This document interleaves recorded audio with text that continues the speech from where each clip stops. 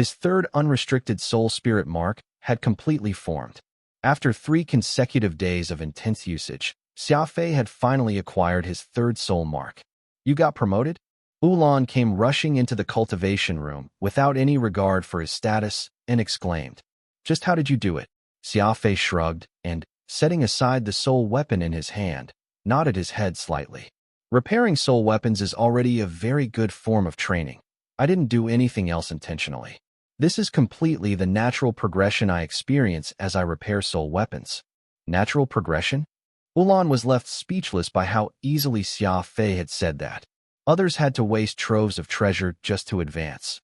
Meanwhile, here was Xia Fei, who could actually earn money while leveling up. In 3 days' time, Xia Fei had earned a total of 600,000 points. Even Ulan felt envious, since 10,000 points was equivalent to 1 standard unit of spirit energy. That much energy was enough for Xia Fei to use for a very long time. Ever since Ulan learned that Xia Fei possessed the rare ability of healing, Ulan had seemingly lost his soul, zealously guarding the cultivation room's entrance, wanting to check on those precious plants inside the room the moment Xia Fei stepped outside. The plants were not simply seeing a spike in their growth rates by basking in the glow of Xia Fei's healing energy. In fact, they were experiencing a full year's growth with each passing day. This was a crazy speed, something Ulan would not have imagined had he not met this Xia Fei. Of course, Xia Fei was aware that Ulan had been taking advantage of him. But compared to the enormous benefits he was reaping while staying here, what little energy he was paying in exchange could be deemed as more than worth it. As such, he did not really mind this small setback. Xia Fei did not say much and continued to carefully record down the unique aspects of each soul weapon, almost as if nothing out of the ordinary had happened. "What are you doing?" Ulan asked, curious. "Jotting down notes," Xia Fei answered simply. Ulan was surprised. "You just got promoted to a spiritualist with 3 soul marks? Why aren't you celebrating a little and still writing notes?" "Never in my long life have I seen anyone advance at such a crazy speed." Xia Fei replied softly without even lifting his head. "This is nothing really. It has always been the case for me, so over time, it has become something I don't feel thrilled about. It's only my 3rd soul mark. Compared to you or Fuchin, I'm still ways off. So really, this isn't anything worth celebrating about."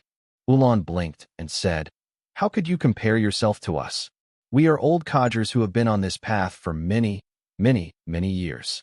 Fuchin, who has actually been in this line even earlier than I have, is practically an old monster. As for you, you've only come into contact with the spiritualist lineage recently, yet you're experiencing such rapid advancement. It's too crazy." Seeing Xia Fei unmoved, Ulan examined his precious plants and then returned to his garden. He appeared to have plenty on his mind. The many plants in the greenhouse had once been Ulan's lifeblood, but now he was finding it difficult to get excited over them. This was because those plants he had placed inside the cultivation room with Xia Fei were growing at a far more ridiculous rate that Ulan had come to spurn these plants outside. Xia Fei's healing ability sure is powerful. It's good that he's decided to stay here with me for now, but what am I supposed to do once he leave? Ulan patted his half-balding pate with a glum look on his face. This was akin to someone who had been introduced to the wonders of automobiles suddenly being asked to walk again. Knowing the difference between the two was pure torture, and Ulan suddenly found himself not wanting Xia Fei to leave.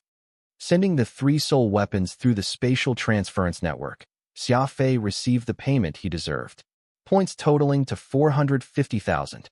With how these people are jacking up the prices higher and higher, I'm afraid that you'll find it difficult not to strike it rich if this continues. Radix burst into gleeful laughter. By this point, Xia Fei's points had accumulated to a shocking sum of 683,000 points. The news of a mysterious person repairing primeval soul weapons had spread like wildfire, and many people had been taking out their prized soul weapons in hopes of Xia Fei being able to repair them. At this time, the number of soul weapons that Xia Fei could repair was limited, so there was no way he could serve everyone.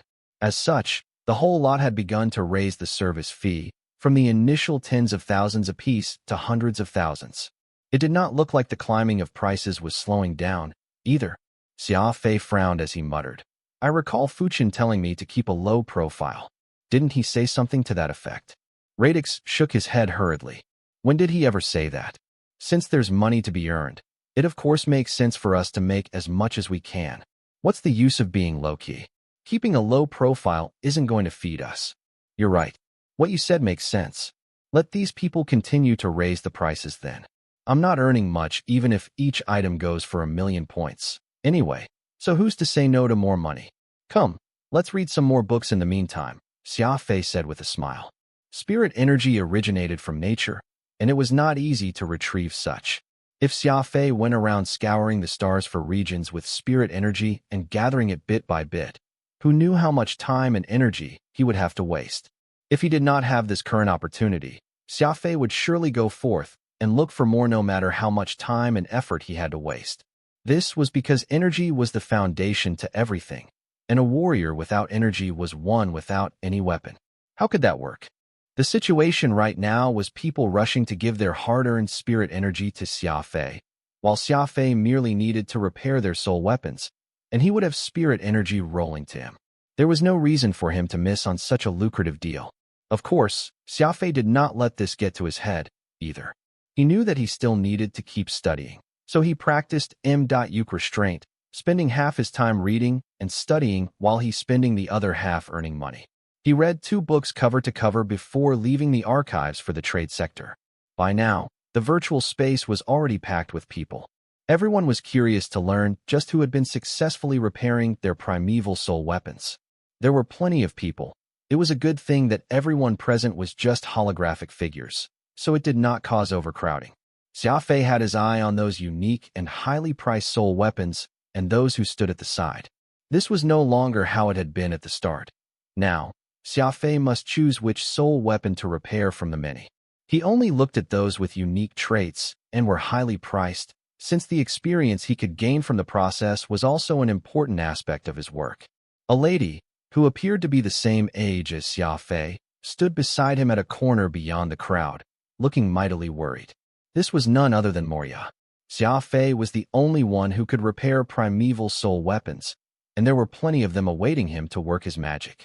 As a corollary, those soul weapons Moria had brought over were easily buried, and Xia Fei had yet to see them, causing this young lady to feel very flustered. Xia Fei inadvertently glanced at Moria once or twice, yet it had unexpectedly caused that lady to fire off a question at him. "Are you here to get your soul weapons repaired too?" Moria asked. Xia Fei looked behind him and saw that there was no one there, only to realize that Moria had directed this question at him. "No, I'm just here to join in on the fun." Xia Fei smiled. Moria nodded her head, a little disappointed, clutching her 2 hands tightly. Xia Fei was curious. "You seem to be very nervous." Moria nodded honestly. "There are too many people and too many soul weapons here. I wonder when it will be my turn. Everyone's prices are climbing higher and higher, and at this rate, I'm afraid that I won't get the chance to." Xia Fei chuckled. "You don't have to worry about that. Actually, that spiritualist isn't only looking to repair the highly priced soul weapons. Look at the record for the past 3 days and you'll understand that he's looking specifically for the unique and well-priced ones. If your soul weapon is different from the others, it will still be chosen, even if its price isn't that high." Moria's eyes sparkled as she looked at Xia Fei with slight admiration. "Oh, why haven't I realized that? Indeed, it isn't the price that decides this spiritualist's hand, but rather the uniqueness of the soul weapon." Moria was pleasantly surprised at first, but her pupils soon dimmed. "If that's the case, I'm afraid that the soul weapons of my clan won't have a chance, either." "Oh, why do you say that?" asked Xia Fei curiously. "Well, we of the Moor clan are well-versed in close combat, and what we have left are soul weapons that require their users to get close. But such soul weapons are no longer very popular nowadays," explained Moria anxiously. Xia Fei found this to be rather interesting. Close combat soul weapons were indeed rarer, and aside from that first primeval soul weapon, 4-star buffeting winds, which he helped fix, he had not seen anything similar in these past few days. Startled, Xia Fei suddenly smiled and shook his head while sighing. "Ah, how could I have forgotten about that?" Moria looked at Xia Fei inquisitively, causing him to ask quickly with a straight face, "Lady, which are your soul weapons?" Moria pointed to a corner opposite from where they were standing. Xia Fei had a decent memory, so he easily recalled just where those soul weapons were without him needing to look closer. Close combat is also considered a fatal fighting technique, Xia Fei mumbled as he quietly exited the system.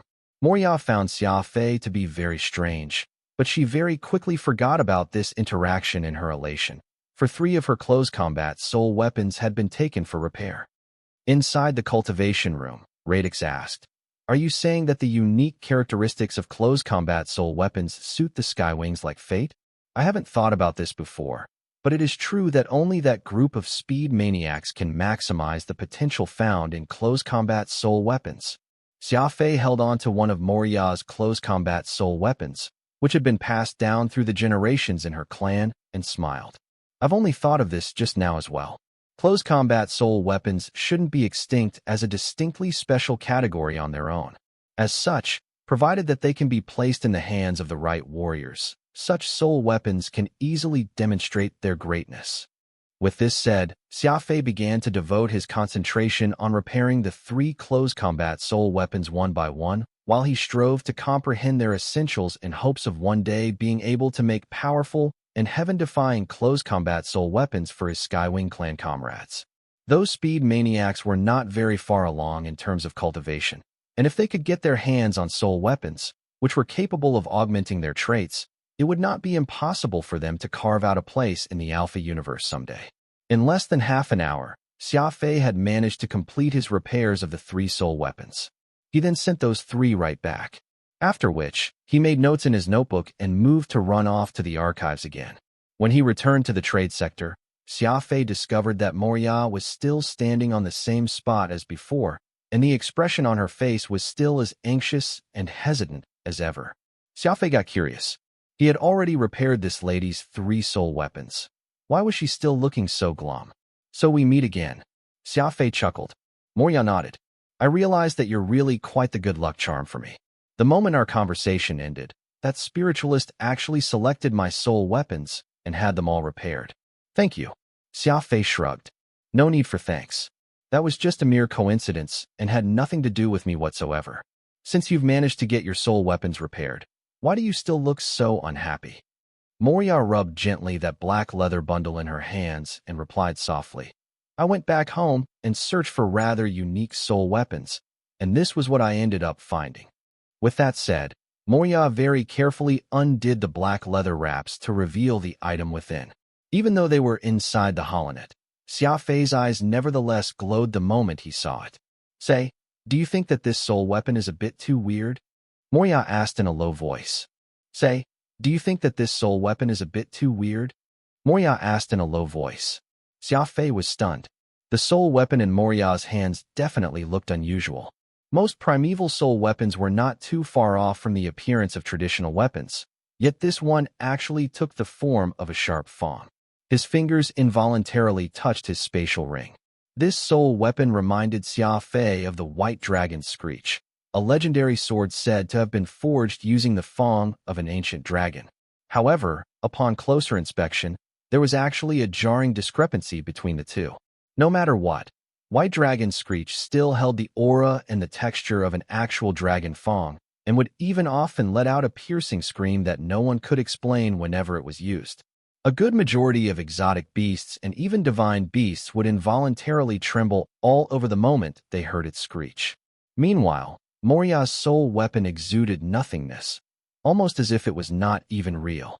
"Indeed, what you've got there is quite strange. Tell me, where did you get this? How is it used?" Xia Fei asked, his interest piqued. Manhwa tugged at her hair and shook her head. "This soul weapon is something I found in my father's study, wedged between the pages of his diary. It was originally a pair of soft gloves, but the moment I took it out, the gloves actually stretched into half a fang, almost as if it had its own consciousness." "Oh, why did it disappear again?"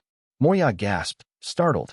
Just as the two were chatting, that holographic representation of the fang turned back into a pair of half-cut leather gloves, looking as tough as crocodile skin. It was as though the item would be very uncomfortable to wear. Xia Fei could find no clue in this simulated environment, but he already had developed a deep interest in the pair of transforming gloves. Thinking for a while, he said, "You'd better put your father's diary together with those gloves." Perhaps that can help the spiritualist if they choose to repair this soul weapon of yours. Put my father's diary alongside it. When my father was still alive, he was very secretive about his diary. Even I wasn't permitted to get anywhere near it. Moya furrowed her brows, hesitant. Xia Fei reassured her. I don't know what you're worried about. Since that spiritualist is capable of repairing primeval soul weapons, I'm sure that they must be someone of upstanding character, so they shouldn't end up squirreling away with your father's diary. At most, he'll likely look at the contents. Moya nodded. She took the pair of gloves with crocodile skin and placed it between the pages of her father's precious diary again. Judging from the considerable attention she paid when doing so, if this soul weapon got repaired, at the very least, it could leave a memory for her ancestors. I believe you. Ever since I met you, my luck seems to have taken a turn for the better. Moya giggled. Oh right. What's your name? You may call me Xia Fei, replied Xia Fei with his signature smirk. Watching his back as he departed, a little voice in Moya's mind went. Why didn't you ask for my name? Ulan's cultivation room. Xia Fei opened the diary of Moya's father and was instantly shocked. The most powerful close combat weapon isn't a soul weapon, but rather a fist. Xia Fei read. Quickly flipping through more pages, Xia Fei's eyes brightened. To think that the Moor clan would be so crazy. Their ancestors have done intensive research throughout their lives just so they could forge the strongest close combat soul weapon. It's truly unexpected that they'd end up choosing the fist. Fist? Isn't that a bit too hard to believe? Radix looked at his two hands and commented. Doesn't this also mean that they've turned themselves into soul weapons? Do they intend to resist all dark energy with their bare fists? Xia Fei was still flipping through the pages of the diary. He had this habit of reading something 100 times till every content would be self-evident to him. Xia Fei was never the type to read important information just once and also never felt tired repeatedly studying something. Only until he had every word ingrained in his memory and every detail between the pages etched in his mind would he stop. Right now, Xia Fei was only on his first read of this close combat diary. Thump. Placing down the diary, Xia Fei heaved a long sigh. It was pretty clear that he felt thrilled, turning hardened fists into soul weapons. This had opened up a completely new line of thinking for Xia Fei. The Moor was truly a very stubborn clan, holding fast to melee combat and not once giving up on this aspect. It had fully researched the pinnacle of close combat.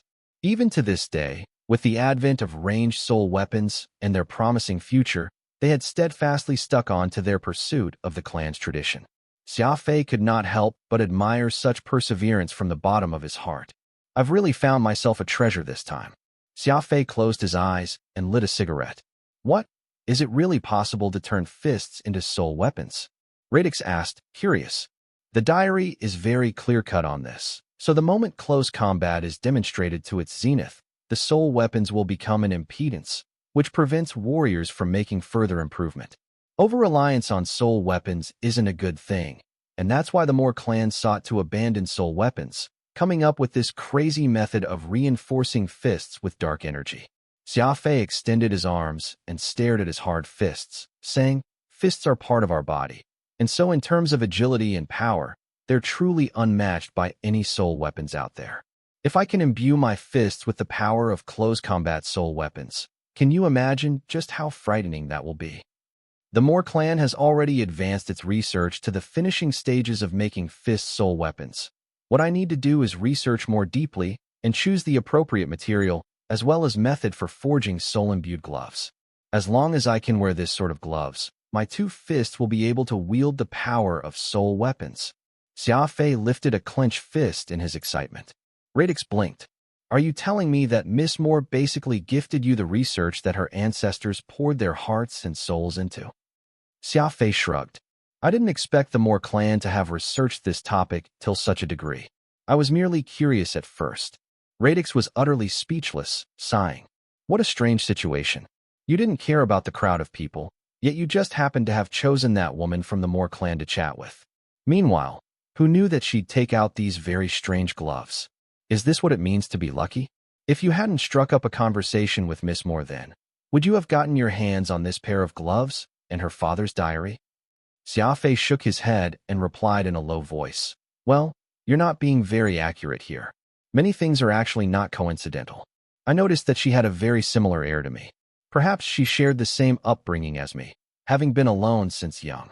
Radix nodded as if he had gotten an epiphany, as if he had seen the truth hidden in the minutiae. Many times, the reason Xia Fei got lucky was his adeptness at observing his surroundings while having a free spirit. Even the people Xia Fei chose to interact with would often have quite the personality. He was never the sort to fraternize with ordinary people. The mysterious spiritualist who could repair primeval soul weapons had disappeared. This news spread internally in the Spiritualist Association. It had been 3 whole days, and they had not heard anything from Xia Fei. It was as if he had come breezing in and out like the wind. Those who had not managed to get their primeval soul weapons repaired were naturally very upset, while those who had 1 or 2 of their soul weapons repaired, instead, felt that they were very fortunate, for they had heard of his arrival early. Though there would be people waiting in the trade sector every day, hoping that Xia Fei would make a return, he did not do that. Gradually, everyone began to lose their patience, and the crowd slowly thinned as a result. Xia Fei did not waste any time in these few days, however. That legacy diary from the Moor clan had inspired him, and he was now organizing his notes, in an attempt to forge a pair of fun-paralled soul-imbued gloves. Master Ulan seemed to have figured something out, and so he was in a fairly good mood. No matter what materials Xia Fei needed, Ulan would take the initiative to scour the trade system to help him purchase those. He did not even make Xia Fei pay for these items and gave them to him for free. Xia Fei quietly marveled at this development. Just what could Ulan be planning to do? Studying the diary, reading books, and attempting to forge a soul weapon were the 3 activities Xia Fei had sunk his time into the entire week. While this week was uneventful, it was very fulfilling. Success. Success. Inside the cultivation room, Radix yelped out of excitement. He gazed at the deep cavity on the wall with apparent glee. Whoosh. Ulan came rushing in, flustered. What happened? It sounded like an explosion had gone off. The entire pagoda shook from that blast. Xia Fei laughed as he glanced at the traces left behind on the wall and said sheepishly, "It's caused by a new soul weapon I came up with. I didn't expect the attack power to be so strong, so I ended up accidentally puncturing a hole on the metal wall of this room." Ulan was surprised, but soon began laughing as if nothing had happened, dismissive of the damage. Here I was wondering what happened. It's just a wall, no harm done. As long as you didn't damage my plants, I wouldn't mind it even if you ended up toppling the pagoda. He had spoken so casually it caused Xia Fei to frown slightly, unsure as to what Ulan's intention was. During this period, Ulan had been spending money on Xia Fei like an open tap. He had made a large number of purchases through the holonet for him, and had even given away many of the plants he was growing in his laboratory, selling quite a lot of them. It had gotten to a point where this large botanical garden was beginning to look rather sparse and empty. It must be noted that the plants here were Ulan's life work, and normally, he would not even let anyone touch them, much less give them away. Ulan strolled off, leaving Xia Fei and Radix staring at the gray, half-cut soft gloves. After many rounds of experimentation, Xia Fei had finally settled on the skin of a rank 9 exotic beast spirit horn rhinoceros to be the soul weapon's vessel. Forging the soft soul-imbued gloves with it, a soul weapon in a class of its own was born. About its combat strength, Radix had seen it in action with his own eyes. The moment the warrior wearing these gloves got into melee range, they could use their fists to blast away their opponent's life and soul with a single hit. Violent. It was completely violent. The strongest melee soul weapon in all of history was born. The fist. It was the most unusual and unexpected soul weapon. A masterpiece in close combat. After storing away this precious experimental item, Xia Fei returned the fully repaired soul weapon and Moria's father's diary to her. After that was done, he headed over to the archives and picked out a trove of books. He then got ready to depart from the Spiritualist Association. In the blink of an eye, 10 days had passed. Old Fuchin must have been waiting impatiently for him on board the Silver Spectre. Ulan's room had something called the Spirit Energy Boon System, which was unique to the Spiritualist Association. As long as anyone placed their arm to it, they would be able to convert points into energy, and vice versa. It was highly convenient. A total of 705 spirit energy standard units. Adding the 62 units you still have in your 7th brain region, you now have 767 standard units in reserve. Radix gushed in excitement after reading the numbers displayed on the screen. When he first arrived, Xia Fei only had 120 standard units of spirit energy left, but now he was departing with more than 6 times that number. This was not mentioning Xia Fei's promotion in terms of cultivation and his acquisition of a unique type of close combat enhancement method. He had truly reaped quite a bountiful harvest here. Without warning, Master Ulan entered the room, too. He rolled up his sleeve and put his arm to the energy boon system. "What are you doing?" Xia Fei asked curiously. "Oh, I'm exchanging all my points into energy and then leaving," Ulan answered breezily. "All of them? Are you done living here?" Xia Fei asked, curious. Ulan did not reply. All he did was look at Xia Fei with a rather strange expression on his face. The Silver Spectre. The moment Xia Fei stepped on board the warship, he could hear the sound of 2 men laughing raucously from the command deck. "Don't you laugh at me. You haven't forgotten about that time you stole 2 ice dragon fruits from Master, causing that old man to go into such a blind rage he spent 3 whole years chasing after you, have you? It's a good thing you're quick, or else given my master's temper, you'd surely have your 2 legs broken or worse." This voice was very familiar. When Xia Fei entered the command deck to look, he was greeted by the sight of Fuchen chatting with Ulan. "Master Ulan, why have you run all the way here to where I'm at?" Xia Fei asked, curious. He had just bid this old man farewell earlier, but in the several minutes he took to return to the warship, he had met the botanist once more. Was this not a tad bit too soon for a reunion? Fuchen chuckled. "Let me tell you a piece of good news. Ulan has decided to leave his lousy pagoda and travel with us. From today onward, no matter where we go, he'll be following along. Though Ulan is a spiritualist of botany, he is very formidable. If we ever fight, I may not necessarily hold a distinct advantage over him." Ulan waved his hand disapprovingly. "Listen to the way you described me. You made me out to be some hitman. We, spiritualists of botany, place a strong emphasis on peace and harmony, so don't either of you expect me to fight and kill like the both of you." Turning his head, Ulan told Xia Fei, "Honestly speaking, the reason why I made my decision is that unique ability of yours. Those plants of mine grew many times faster with you in the pagoda, so as long as you're willing to let my plants remain in your cultivation room, whatever your business will be mine as well." Ulan's attitude was absolutely sincere when he said this. Xia Fei thought about it and smiled. "What more could I ask for with a great spiritualist of botany choosing to travel with me? All you're asking from me is to nurture your plants in passing, and that's hardly an issue. Fuchen and I are on our way to the borderlands to settle a score with the inverse. We'd be more than happy to have your company." Ulan frowned and turned to Fuchen. "The inverse? Aren't they just a minor undeveloped species living in the fringe region? How did they find themselves in your bad books?" Fuchen replied, "That's a long story. I'll explain it to you slowly as we travel." The 3 chatted for a while. Meanwhile, Xia Fei activated the Silver Spectre and began liftoff. Having Ulan around was by no means bad for Xia Fei. He was ultimately a great spiritualist. In fact, plenty out there wished that they could befriend a spiritualist. Since Ulan had come knocking on his front door of his own accord, it made no sense for Xia Fei to drive him away. It was just that Xia Fei soon discovered that Ulan had a very bad habit. Every day, the old man would urge him to cultivate. He had even filled the entire cultivation room with his plants in advance. It could not be helped. The moment Xia Fei used spirit energy, all these plants would automatically experience rapid growth, and for the sake of his plants growing faster, Ulan hassled Xia Fei to cultivate every waking moment.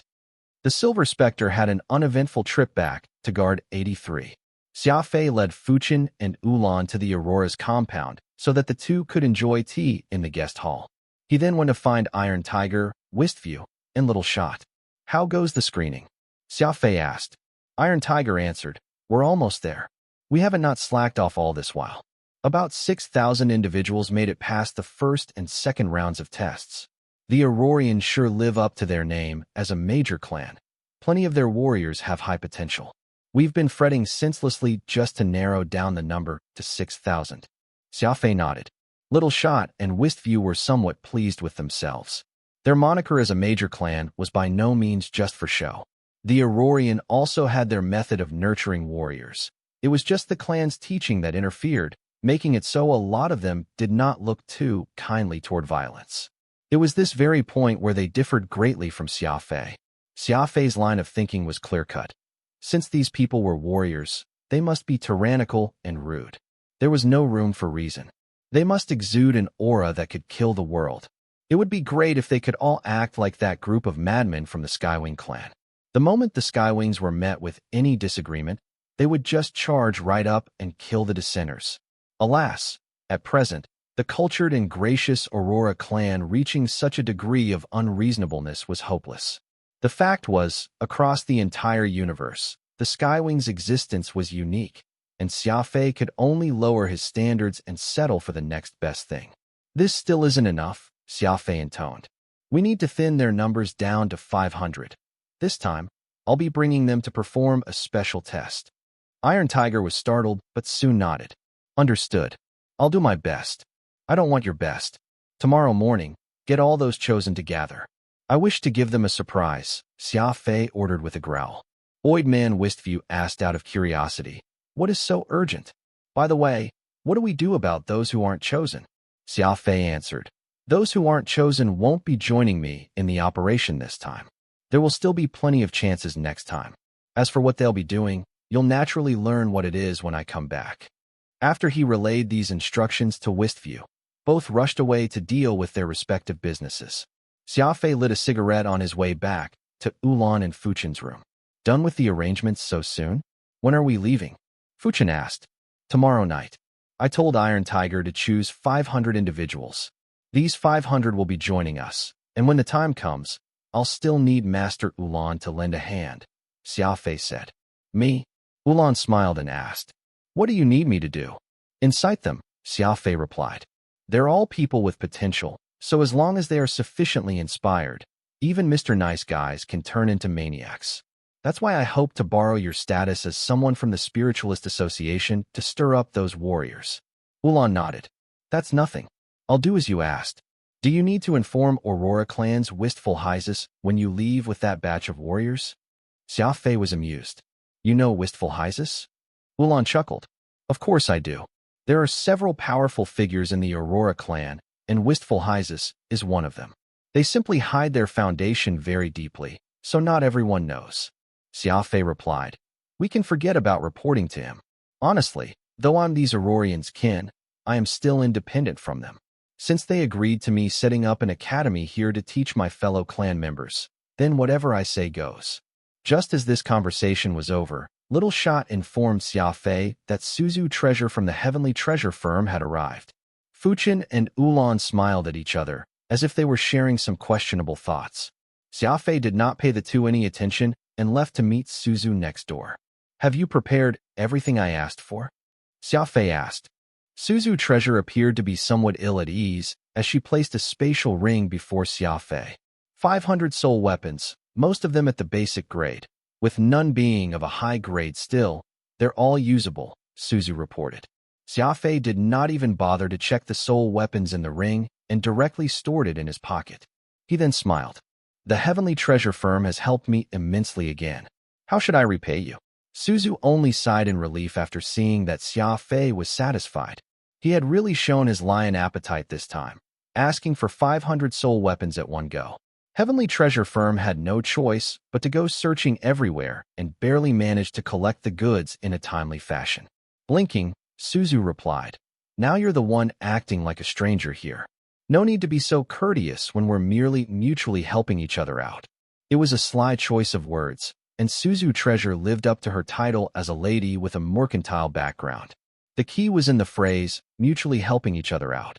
Ever since Xia Fei began a business relationship with Heavenly Treasure Firm, Suzu had helped Xia Fei many times, while Xia Fei had merely given her 2 healing soul weapons thus far. As precious as healing soul weapons were, they were hardly a fair trade for 500 basic soul weapons, and so Xia Fei still needed to provide an appropriate recompense toward this end. Giving the matter some thought, Xia Fei pulled out a few items from his spatial ring, one of which was that pair of golden soul eyes. The moment Suzu saw it, her expression changed drastically. Isn't that a pair of soul eyes from the legends? Suzu gasped, flustered. Xia Fei nodded. That's right. It's a pair of soul eyes. I wonder if these items can make up for the price of soul weapons this time. If it's not enough, I can throw in a couple of healing soul weapons when I have the time later.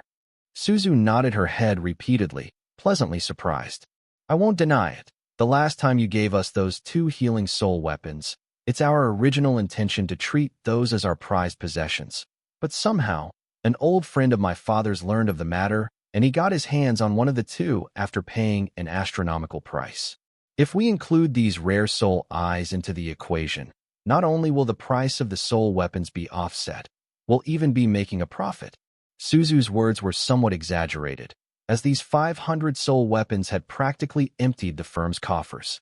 They had only managed to afford everything because they were one of the 4 leading firms in the Alpha universe. However, there was something even more important than money being transacted here, and it was the networking. Because of Xia Fei's healing soul weapons, Heavenly Treasure Firm had managed to forge a relationship with one of the highly prominent figures in the Alpha universe, something that they would never have even considered in the past.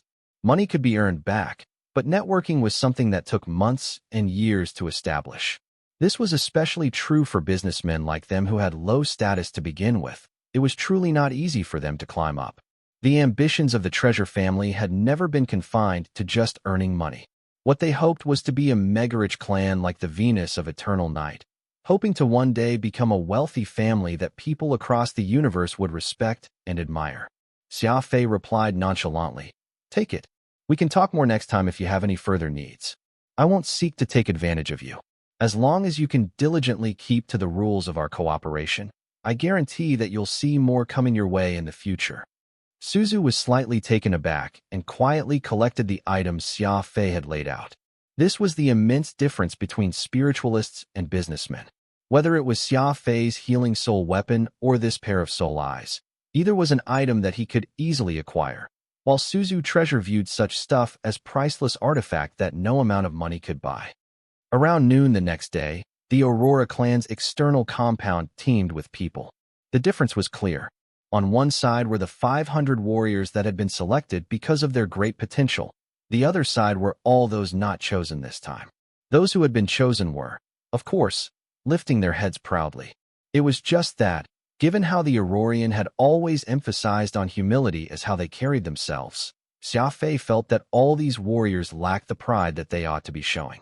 Xia Fei silently made his way up on the platform, sweeping his gaze across those gathered in front of him. He then gave Master Ulan a slight nod, as the corner of his lips curled up into that strange smirk. Ulan sighed. He recited the script that Xia Fei had given him in his mind. Today, he would be putting on a show with Xia Fei to help pump up the blood in these honest warriors. My name is Xia Fei. Everyone here should already know about me, so I won't waste time elaborating. It is common knowledge that this academy in the Aurora clan came to be at the whim of my master. And today, though he isn't here in person, my master's friend nevertheless came in his stead, the level 8 great spiritualist of the Spiritualist Association, Ulan. Xia Fei said with a grin. With that, Xia Fei reached out one hand and did a welcoming gesture. Whoosh. Everyone's gaze swiftly turned toward Ulan, a level 8 great spiritualist from the Spiritualist Association. This was too eye-catching a title, causing everyone's eyes to sparkle at that moment. A level 8 spiritualist, a real figure of importance from the Spiritualist Association. The warriors of the Aurora clan were all shocked. To them, Ulan was a glaring sight, but what they had no clue about was that Ulan was a spiritualist of botany, which was regarded as a very unpopular lineage in the spiritualist circle. Clearing his throat, Ulan's expression turned very severe as he gave off the dignity expected of an important figure. After a minute of pause, everyone began to grow restless. Why had this important figure not said a word yet? Today is the inauguration of this academy established by Xia Fei. I heard that 6,000 candidates have been accepted, and a further 500 elites will have the chance to join us in an important exercise. Ulan finally spoke. Xia Fei frowned, for the speech Ulan was giving was different from what he had prepared for the botanist. The warriors below the platform grew very excited.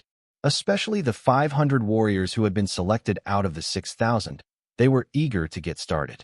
Xia Fei had already admitted before that anyone who managed to graduate from the academy would at least come away with one soul weapon. There was nothing else that could get a warrior excited other than this. This time, I didn't bring anything with me, so treat these trinkets as the welcome gifts that me and Xia Fei's master have for you all. Thump. The moment his speech was over, Ulan lightly brushed his finger across his spatial ring. A crate full of soul weapons then landed heavily on the stage. Soul weapons. These are soul weapons. Oh heavens! There are so many soul weapons. Hundreds of them. Is this real, or am I dreaming? The moment they saw the soul weapons, the warriors under the stage went crazy over those.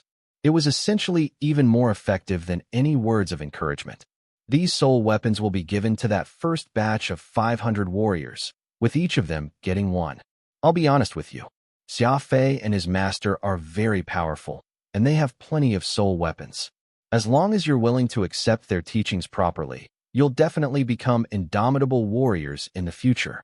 However, you mustn't be too proud. While you all are given soul weapons, they can easily be taken back at any moment. These are just the most basic soul weapons. Don't you wish for even more? Soul weapons of better grade? Then you'd better begin working hard starting now. Roar. 3 cheers. Finally, I got my hands on a soul weapon. The atmosphere was extremely lively, and Xia Fei helplessly shook his head from the sidelines. While Ulan did not follow the prepared script, he could not help but admit that the botanist's method was also very effective. The temptation that the soul weapons brought was simply too great, and when Ulan dropped that crate in front of everyone's eyes, all the warriors present immediately had goosebumps. We will be heading out tonight, embarking on a very difficult assignment. Do any of you have any questions? Ulan shouted with a wave of his hand. No questions. We're willing to go. Ulan burst into laughter. Good. Head back and pack your bags then. The rest of you who will remain here shall train hard as you await my and Xia Fei's return. When we return, anyone who performs well will be well rewarded. Hooray! The entire external compound exploded with cheers. The voices of these people echoed so greatly that they broke the very skies. In the evening, Old Westview prepared a table of good food so that Xia Fei could join Fuchen and Ulan together for a meal. Fuchen's eyes were squinted. He took out that box filled with golden sunflower seeds and placed 6 on his plate. Come, each of us will have 2. Let's have a taste of this absolute delicacy known to man, Fuchen said with a laugh. Ulan furrowed his brows unhappily and sighed. It wasn't easy for me to get these golden sunflower seeds, yet you're actually eating them. If my master were to learn of this, he would surely have your head. Fuchen scoffed, thinking nothing of his comment. Delicious food, of course, has to be eaten. Besides, your master is long dead, so don't try and scare me with him. Xia Fei ignored the playful bickering of these 2 old men and took the 2 seeds from his plate, dehelling them, and then tossing both into his mouth. This was a very vulgar way of eating, and Fuchen actually slapped his own face in his distress. You ought to chew them.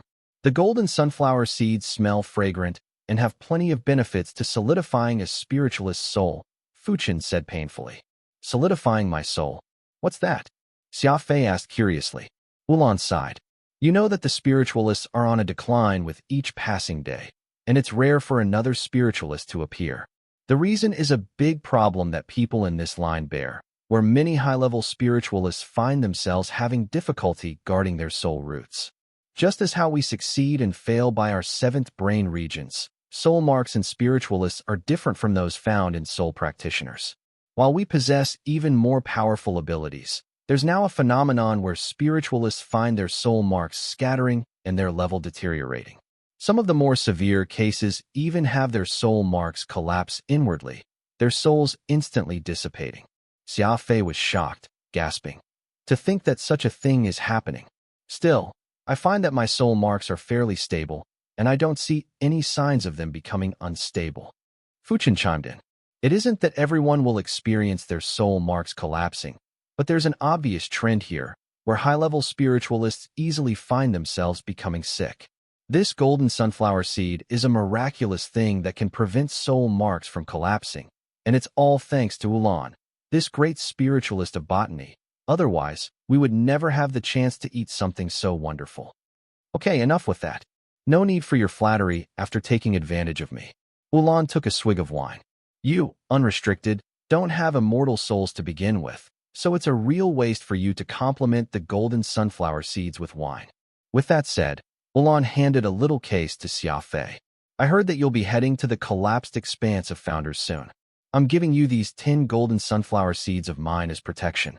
They can help protect you from a dark energy attack in a critical situation, thereby saving your life.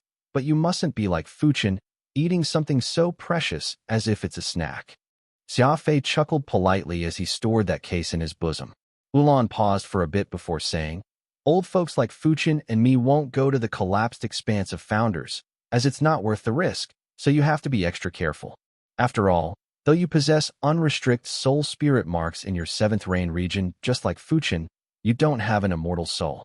Any conventional or dark energy attack can very well take your life, unlike me, who can be reborn if someone deals me a fatal blow. As such, unless a dark energy attack ruins my brain region or soul marks, I'll essentially be able to live forever. Xia Fei nodded. The reopening of the collapsed expanse of Founders was nearly upon them, and this was the main reason Xia Fei was in a hurry to spare the Law Realm from any future threats. After all, the moment he entered that space, there would be no way for him to know just how things were outside. Xia Fei wanted to seize the present, while he still could, to open the cosmic gate and connect the Law Realm to the Alpha Universe, helping the warriors from the Law Realm familiarize themselves with a higher level of fighting styles and also marry Avril. This was why he must eliminate the inverse. Despite the inverse chasing after Xia Fei back then, who he was today could not be more unlike how he had been back then. Xia Fei had since grasped dark energy, and the Law Realm also had more than a few Founders now.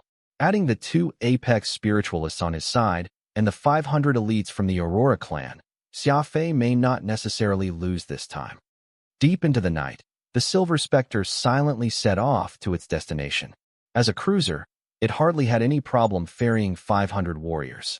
It was just that their accommodations would be slightly Spartan, as Xia Fei had temporarily turned the cargo hold into a place for leisure and cultivation of everyone on board. After they obtained their first ever soul weapons, these warriors were all in festive mood.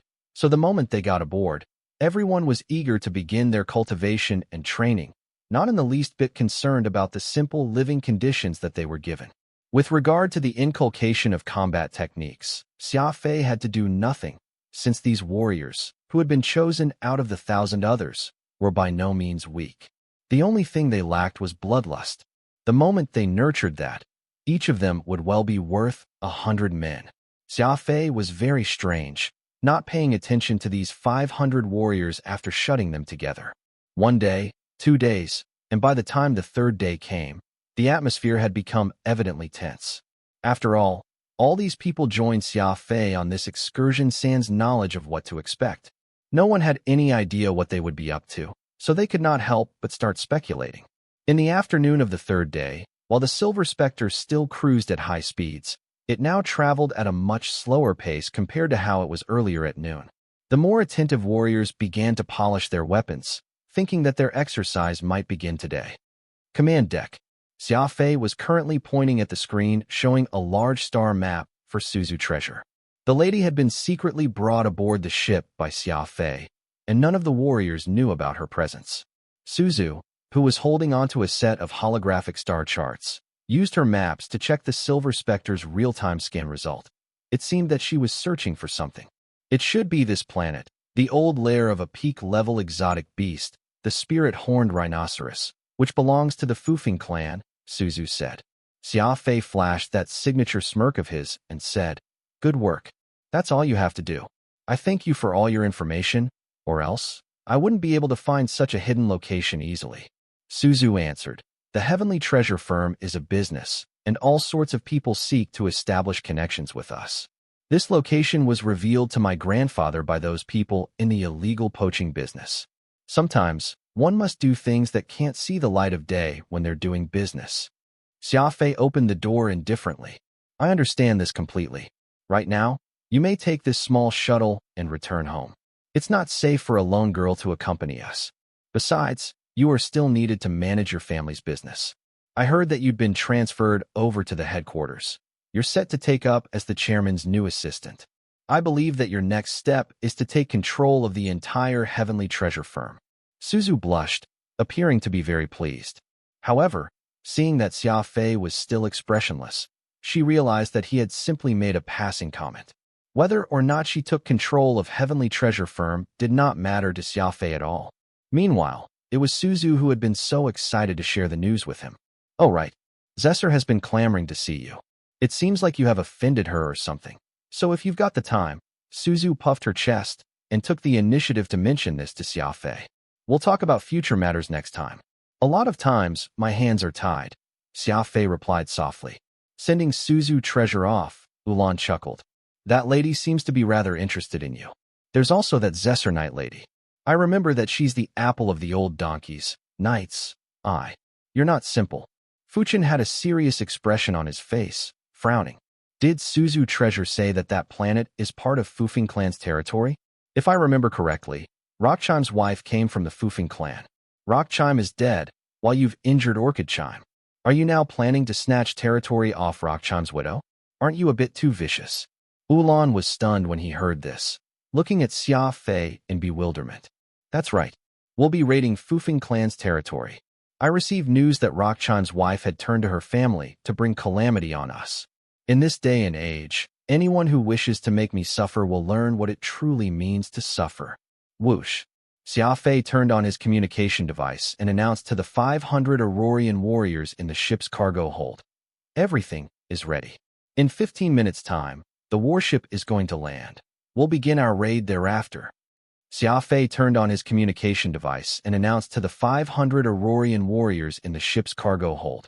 Everything is ready. In 15 minutes' time, the warship is going to land. We'll begin our raid thereafter. This was a fairly simple statement, yet it sent the warriors of the Aurora clan into a state of confusion. Each of their eyes was wide open in complete bewilderment. 20 minutes later, the warship landed on a planet covered in red valleys. The 500 Aurorian warriors were in neat formation, fairly well organized. Xia Fei could not help but recall the pack of wolves from Skywing clan, which were the exact opposite of these people.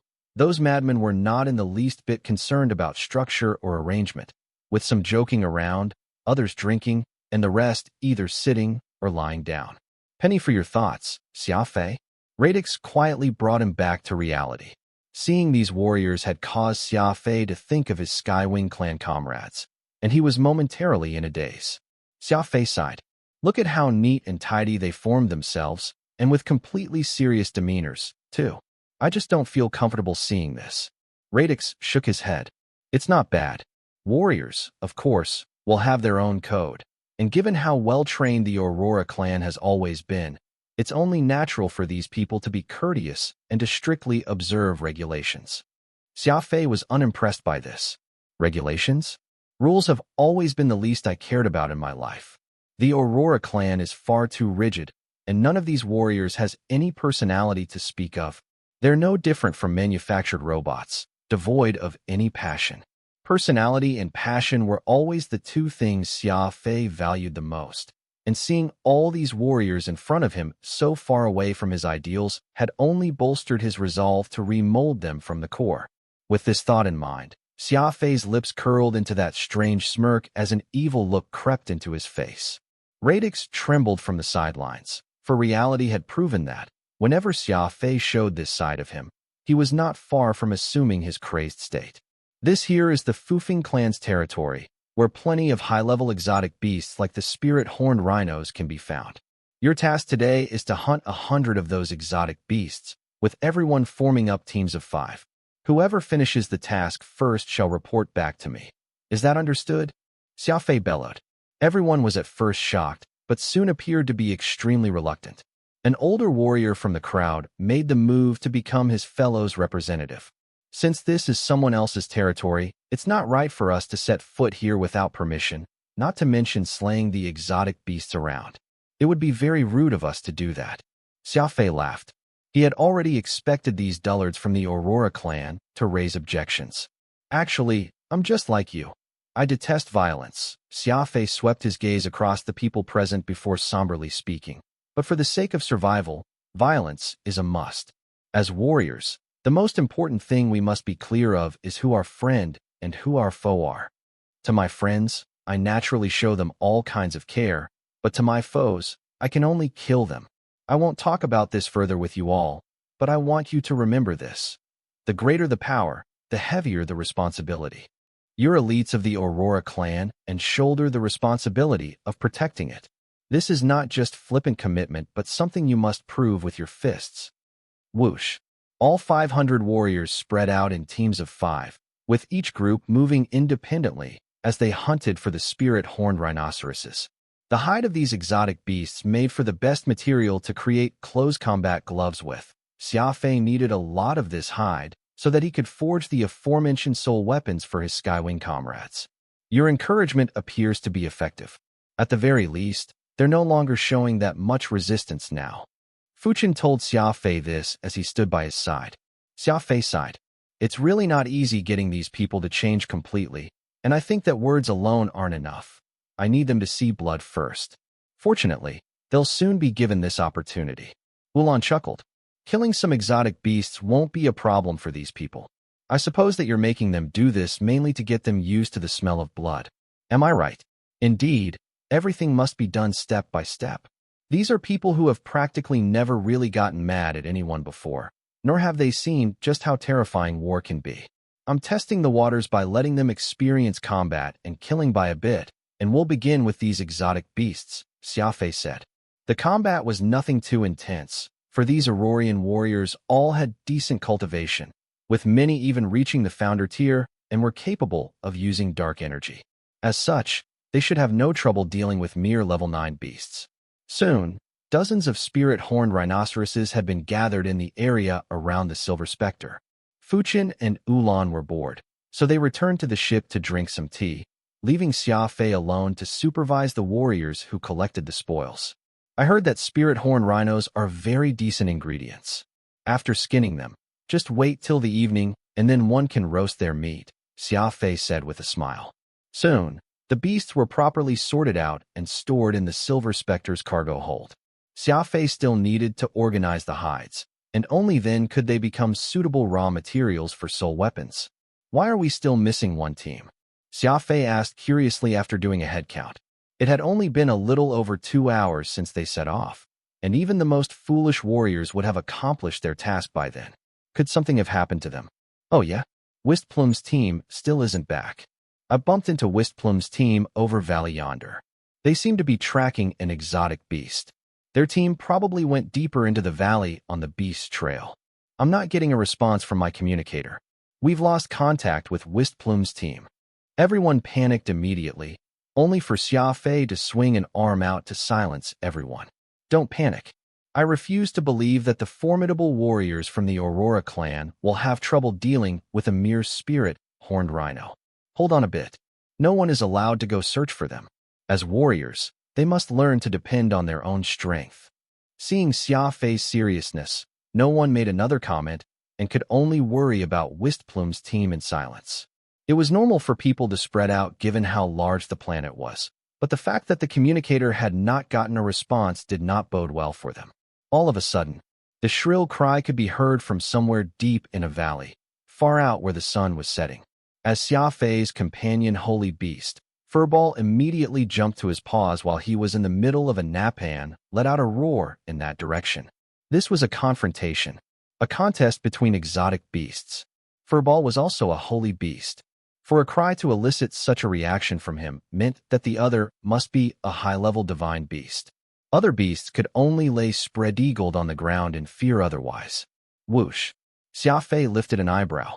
Grabbing hold of Furball, he went dashing toward that valley in the direction of the setting sun. He moved at light speed, covering several hundred kilometers in a second.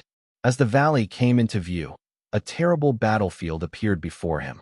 100-year-old trees had been uprooted, the entire length of the valley looking like it had been dug repeatedly, with smoke billowing from several places. Xia Fei somersaulted into the valley with a tap of his foot and followed the traces of battle left behind. He lifted his wrist and checked his communicator. Sure enough, he had lost signal the moment he entered the valley. almost as if something weird was interfering with it. Tap. Xia Fei hid behind a large boulder and kept an eye out for danger. In front of him were the missing 5 Aurorian warriors. They were currently engaged in a fight with a spirit-horned rhinoceros. This spirit-horned rhinoceros was a mutation. It was very skinny and small, resembling a household cat. There was this pink, half-carat horn on its head, too. Its skin was translucent, so Xia Fei could clearly make out its internal organs, its skeletal structure, and its bloodstream. Xia Fei found this to be very curious, for the creature was giving off a killing intent far greater than a normal spirit-horned rhinoceros. Its 2 eyes, which were scarlet red, took up half of its head. Like a tiger that had gone mad, this spirit-horned rhinoceros made anyone who saw it shudder involuntarily. Rumble. This strange spirit-horned rhinoceros launched an attack on those Aurorian warriors.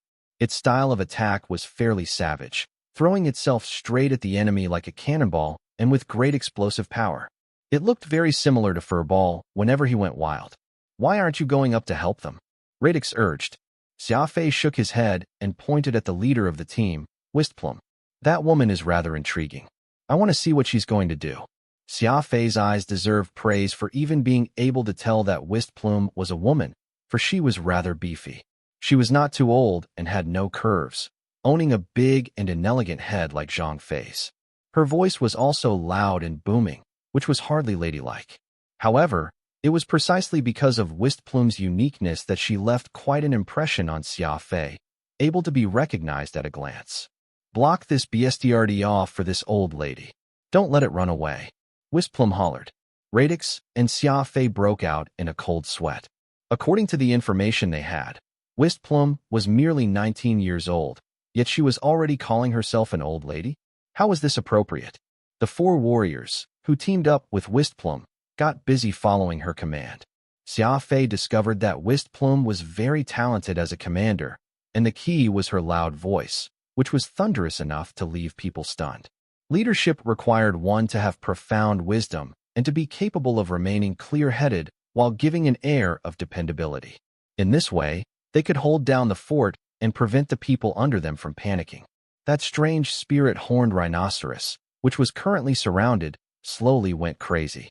Xia Fei saw the beast make a crazed charge to a warrior at its side with its horn in an attempt to bore a hole in that person's chest. Careful! The situation was dire. Xia Fei was about to intercept from where he hid when Wistplum came rushing in, pushing away that frozen warrior and letting its horn pierce her arm. Instead, crunch, the sound of breaking bones. The heart-rending pain caused Wistplum to sweat profusely, but the woman gave a low grunt and got herself upright, continuing to battle despite the pain. Now that's some stout-hearted manliness. Radix could not help but gasp.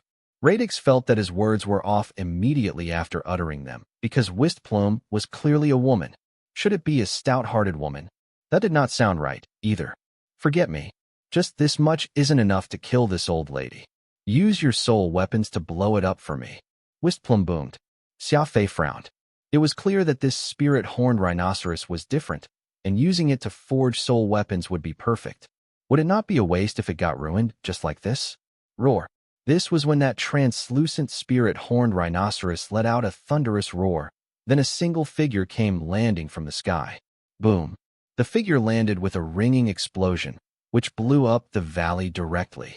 Once the dust and flying rocks had settled, everyone present saw the spirit-horned rhinoceros leaning close to a warrior in silver war armor while looking proud. It seemed that this creature's owner had arrived. Who are you people? To think that you dared to make a move against the Fufeng clan's colorless sky cow. That warrior raised one hand to Wistplum and coldly asked this question. Who are you people? To think that you dared to make a move against the Fufeng clan's colorless sky cow. That warrior raised one hand to Wistplum and coldly asked this. Wistplum yelled her response almost immediately. This old lady doesn't care who you are? In any case, I'm going to take the head of this exotic beast and complete my task. If you dare to get in my way, then you shall die at this old lady's hands. Wistplum acted very domineeringly, assuming seniority by calling herself an old lady while speaking in an uncouth manner. That person from the Fufeng clan had actually been piqued when he heard her. Xia Fei could even tell that the person's graceful and fair face had already turned purple. Radix noticed how thrilled Xia Fei had gotten. He even muttered, "A talent. To think that there'd be a person of such caliber in the Aurora clan." Radix was unamused. Xia Fei would apparently only be satisfied if every member of the Aurora clan was like Wistplum. At the end of the day, the Aurora clan was a legacy clan that had thousands of years of history. Its great reputation had always been geared more toward knowledge and wisdom. So if everyone became as barbaric and unreasonable as Wistplum, just how would they give an account to their ancestors? Minute chemical reaction abruptly took place the moment Wistplum began using foul language, and the four warriors beside her pulled out their own weapons without missing a beat and positioned themselves around Wistplum. As long as she gave the order, these men would pounce on their enemy without hesitation. That's strange. Wistplum is behaving so savagely. Why are these clansmen of hers still protecting her? Radix asked, puzzled. Xia Fei chuckled. That's what it means to have charisma. Just moments ago, Wistplum sacrificed her arm to save her comrade, and everyone saw that. Their hearts have already been completely convinced by her action. This is what it was like to devote themselves willingly to their confidant. Hot-bloodedness is the very lifeblood of warriors. It's just that the Aurora clan has focused its studies on civility and education, burying the hot-bloodedness of its warriors. But some things can't be hidden away forever. When given the right opportunity, these warriors' inert hot-bloodedness will surely resurface. Hearing Xia Fei's words, Radix felt that it made a lot of sense. Xia Fei had never asked to be a leader, but everyone gradually accepted him as one precisely because Xia Fei was good to his people, and he was willing to put his life on the line for them. All these various benefits far outweighed the brutality he showed toward his enemy. This was why, even with Xia Fei's extreme personality, most people were willing to accept him. After all, his crazy side would only be shown to his enemies, and this was what made Wistplum very alike to Xia Fei. Remember, my name is Feng Jianba, and this is the Fufeng clan's territory. I'm going to kill all of you now in the name of my clan. Young Master Jianba of Fufeng clan declared grimly. Fufeng. Facing collapse, the wind shall assist. That Fufeng clan. The Aurora warriors began to waver, but while they had been affected by mention of the Fufeng name, Wistplum showed no change. She was still glaring at Feng Jianba. Of course, the lack of expression could also be due to Wistplum's face being too black to notice any difference in the first place. Xia Fei had checked the data on the Fufeng clan before. Whereas the Aurora clan was part of Chaos Society, Fufeng clan belonged to a major organization called the Grand Flame. Apparently, the various major forces of the Alpha universe had broken apart and even gone to wage a devastating war against one another. Because the Grand Flame's power was insufficient, they had nearly been wiped out by the others. However, right at the critical juncture, the originally independent Fufeng clan joined the Grand Flame, and they survived the catastrophic war, which had lasted thousands of years. As such, the saying, facing collapse, the wind shall assist, came to be. This ascribed to how the Fufeng clan had aided in the Grand Flame's continued survival. In the Alpha universe, the Fufengs were not considered a top-rate clan and were still a little ways off compared to major clans such as the Venus of Eternal Night, but their reputation preceded them, far more so than the humble Aurora gentleman. This was why when Feng Jianba shouted his family name, the Aurorian all began to hesitate. After all, in terms of strength, the Fufengs could be considered giants, while the Aurorian, who had always been taught to be kind to others, forget about offending powerful entities like the Fufengs. They might not even be allowed to harm a passing kitten or a puppy. Unfortunately, these warriors were out with Xia Fei right now. Never in their wildest imagination did they imagine that they were actually in the Fufeng clan's territory. Xia Fei had misled them into joining him in his raid of the Fufeng clan. Wistplum, what do we do now? An Aurorian asked. What else can we do? Accomplish our task, of course. No need to think about anything else. Wistplum ordered. Just as those words left her lips, Feng Jianba made a sudden assault. He could already tell that Wistplum was the leader of these men, so as long as he could get rid of the loud-mouthed woman, the others would naturally scatter. Though Feng Jianba had revealed his identity, he was still afraid of going up against the enemy with their numerical superiority, afraid that he might be unable to deal with them all. Whoosh! With a lift of his palm, a sneaky light shot out from Feng Jianba's wrist and flew straight at Wistplum. The speed of this move was so quick that Wistplum had hardly been able to take any precaution against it. This was when Xia Fei came rushing from the side. With a lithe step, he successfully tugged Wistplum to the left, so that light nearly tore her armor, only scratching her large frame as it passed. That was close. Wistplum gasped in shock. She pointed at Feng Jianba's face and chided, "To think you'd call yourself a foofing clansman. You actually employed such despicable means like a sneak attack." Xia Fei could not help but shake his head. Though Wistplum was much stronger than the other Aurorian, the influence of the clan on her was still deep, actually having the notion that combat must be clean and fair. No need to reprimand him. He's already dead, Xia Fei replied nonchalantly. Dead? How's it possible? I didn't see anyone make any move at all.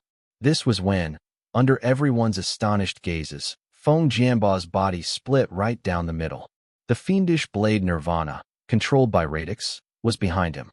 Meanwhile, the colorless sky cow looked like it had died, too, after Furball took a huge bite out of its neck. Everyone was flabbergasted. Just what an awesome display of crazy speed, both in action and movement, that was. Their attention had been drawn completely to Xia Fei saving Wistplum that none of them had seen Nirvana and Furball execute their sneak attacks. Just as Feng Jianba launched a sneak attack on Wistplum, Xia Fei actually launched his sneak attack on Feng Jianba. Everyone only saw the result, but the entire process was a complete mystery. Remember, this is what a real sneak attack looks like. Xia Fei faced these dumbfounded warriors and said genially as he lit a cigarette. Very soon, the people who had been left at the Silver Spectre arrived at the scene. Those warriors who had managed to escape from Feng Jianba's clutches described animatedly how Xia Fei finished off the enemy like a ghost, to the point that none of them saw how he had done it. Well, none of these people were originally too convinced, but after what you did, I'm sure that no one will ever underestimate you from today on, Fuchin said. Xia Fei laughed. Actually, assassination techniques were what I learned when I first started down the warrior's path. It's just that the level of fights I get into and the adversaries I face as I progress higher and higher also become stronger and stronger. Sneak attacks like these have become much harder to execute, which is why I no longer resort to such things nowadays. Today, I guess that person who went by the name of Feng Jianba got unlucky. The most dangerous isn't the enemy in front, but rather the one unseen. The most dangerous opening isn't when waiting in cover, but the moment when someone attacks. This young man was clearly an amateur. Any true killer will always leave themselves a means of escape when attempting a sneak attack. He failed to do just that, so he lost his life as a result. Fuchin and Ulan nodded. Xia Fei, who was considered an expert when it came to assassination, was the most adept at grasping the perfect timing. No matter how insignificant a flaw was, the moment Xia Fei could identify it, he would be sure to fatally exploit it. Xia Fei waved his hand to call Wistplum to his side and gave her some medication for treating her wounds. She looked rather sullen because she would have fallen prey to Feng Jianba's assassination had Xia Fei not intervened moments ago, and this thought sat unpleasantly in her mind. You performed well today. You saved your comrade at a critical moment, and you did not back down an inch even in the face of a strong foe. These are all very rare traits, Xia Fei commended. However, he quickly changed the line of conversation. Still, you must remember, it is not the gallant who will always emerge victorious on the battlefield. Sneak attacks and schemes, as long as they can be employed, there won't be problems with resorting to them.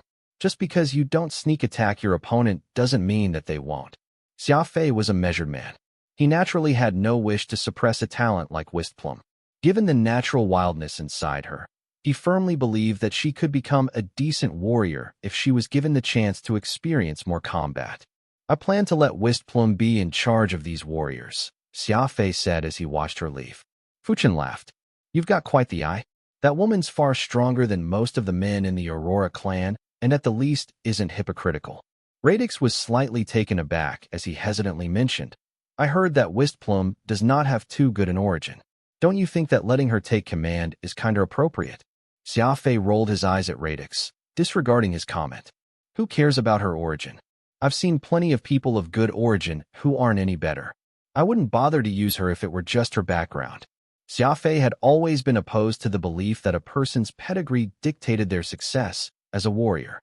To him, being a warrior had nothing to do with one's heart and mind. What truly mattered was whether they were crazy or vicious enough. It could not be helped, for only the most paranoid and the craziest had the hope of living long in this universe. Those who usually died were just not crazy enough. This was when Furball came running to Xia Fei with that strange beast in his mouth, fawning over at him. This pet was too cunning. He used his body to rub on Xia Fei's calf, then placed his prey on the ground, and looked pitifully at Xia Fei, acting all cute. It was as if he wanted to be rewarded. Furball had learned early on that Xia Fei responded better to placation rather than coercion. It could not be helped, for Xia Fei was the unreasonable sort. Furball would end up being kicked aside if he acted too desperately, but if he instead acted pitiful, Xia Fei would be helpless toward his demands. Fine, I get it. Xia Fei smiled as he patted Furball's head. He picked up that colorless sky cow from the ground and said, "This is definitely not an exotic beast, but it doesn't seem like a divine beast, either. Any of you recognize this thing?" Fuchin and Ulan stared at it for a good long while, and then astonishment appeared on their faces. Fuchin asked, "That thing's anything but simple. How did you end up killing it?" "It's an enemy," Xia Fei stated matter-of-factly. In his mind, the word enemy explained everything. Any enemy that crossed his path could only die. Ulan stroked his chin. What a strange beast. It looked very high level, and its brain was developed enough. Wait, look. Xia Fei looked at where Ulan was pointing and saw a minuscule bite mark left on the colorless sky cow's neck, exactly where Furball had bitten it. Furball normally had no teeth, but when it was enraged, a row of diamond-hard teeth would grow on its mouth. Xia Fei was well aware that when Furball went wild, his teeth were more than capable of biting through steel. Nothing could resist his biting force. However, the skin of this colorless sky cow was actually even tougher, able to withstand the full force of Furball's bite, leaving just the slightest trace of teeth imprint. Just how tough was its skin? While the three of them were feeling astounded by what they had just discovered, someone reported that they had spotted a cave. A cave? What's so shocking about that? Xia Fei thought nothing of it. Who knew how many hundreds and thousands of caves there are on a planet? There's nothing surprising about it. No, this cave is very strange. It seems to be a cultivation spot of the Fufeng clan. On this planet covered in red valleys, Xia Fei led the warriors to an unassuming cave and immediately noticed how bright it was inside upon entering. It's evident that people used to live here. The entire cave interior has been altered. There are lights installed, and this place's climate is controlled. There's plenty of advanced equipment, too. Based on the energy feedback I'm reading, this place should be where Feng Jianba resided. There are even traces of energy from other Fufeng clansmen, Fuchin said with a nod. In order to avoid any accidents, Xia Fei called everyone to wait outside and had entered the place with just Fuchin and Ulan. This place was like a hermit's dwelling.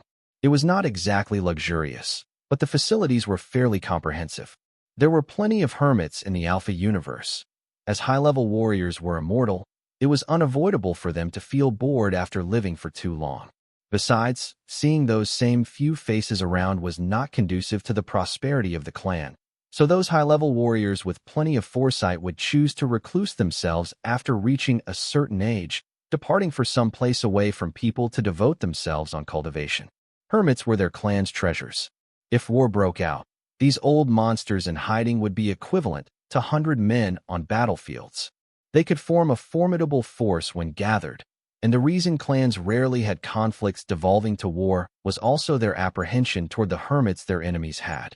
At this point, who knew just how many of such hermits had been doing closed-door cultivations all across the universe? But they actually all joined forces. The ensuing tragedy would be completely unsalvageable. This was why the various major clans treated one another with restraint, allowing all those reclusive old monsters not to show their faces, secretly preserving their strength. A hermit's dwelling? Feng Jianba shouldn't be at that age where he needed to hide himself from the world at large, right? Fuchin said with a furrowed brows. Ulan chuckled. Even an old monster has yet to go into reclusion. What more for someone as young as Feng Jianba? The one who apprised us of the cave's existence said that this could be a cultivation location of the Feng clan. I think that sounds rather logical. Let's take a closer look at things here first. The three split up and searched the place. Xia Fei used ocular cognition, and as a speedster, he naturally took the lead on this. Oh, there are some very interesting carvings here. Xia Fei shouted from deep inside the cave. Fuchen and Ulan hurried over to him and saw a fork in the cave. At this point, plenty of ancient murals could be seen on the rocky walls of both sides. A lot of the images had already fallen off, indicating that these murals had been done a very long time ago. These murals tell of a story, a poacher hunting an exotic beast. He incidentally discovered a very strange creature, and chasing it down to this cave, he inadvertently stumbled upon a legacy from the ancients. This poacher was thus changed forever, becoming a first-rate warrior. Xia Fei examined the art as he attempted to interpret what was being depicted. This first poacher apparently succeeded, becoming a very powerful expert, and then he eventually settled down and sired a child. As he and his clan grew, so did the troubles. Though this warrior and his clansmen were powerful, they still failed to earn the appreciation of various major forces, for they lacked a long history and were considered a relatively new power. Later, when war broke out, this first poacher thought of an ingenious idea. They didn't seek shelter with the major forces, but chose to side with a weak organization, which was facing the threat of extinction. Their addition ultimately revived the organization, and as a result, he and his clan became famous following this war. At a later date, this ancestral founder of the clan became heavily injured, but before he died, he set a rule. The descendants of the clan shall come to live in this cave when they're young, just like their ancestors had before them. They must spend 3 grueling years on reflection and cultivation before they're allowed to return home. Everyone understood at this point. This was the pioneering history of the Fufeng clan.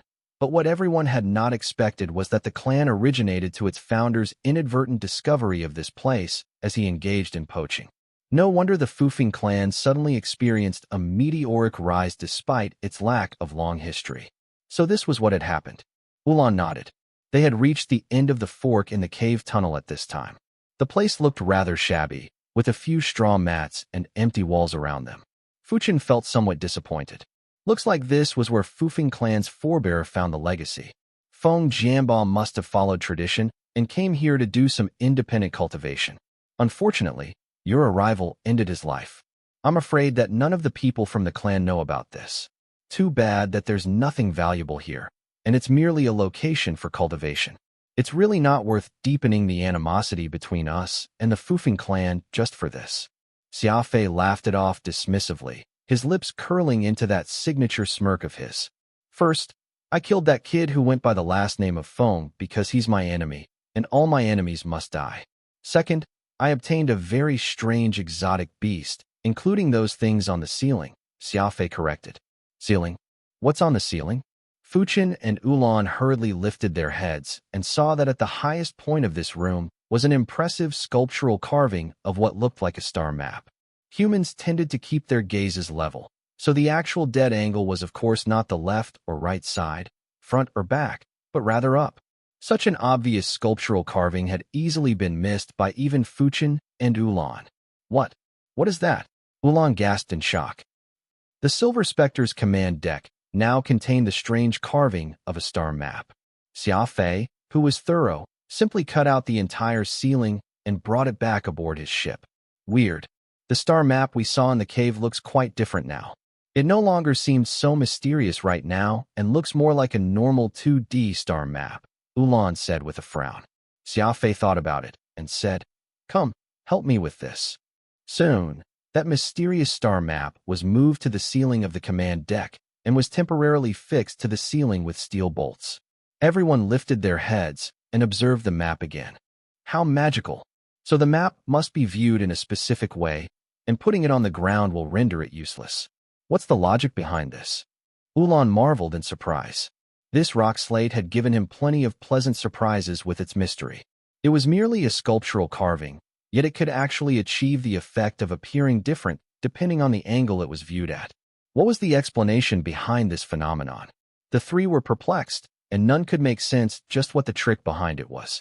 I believe that the ancestor of the Fufeng clan passed down the order for his descendants to cultivate where he had made his discovery for some reason, and this star map might be part of that mystery, Fuchen said.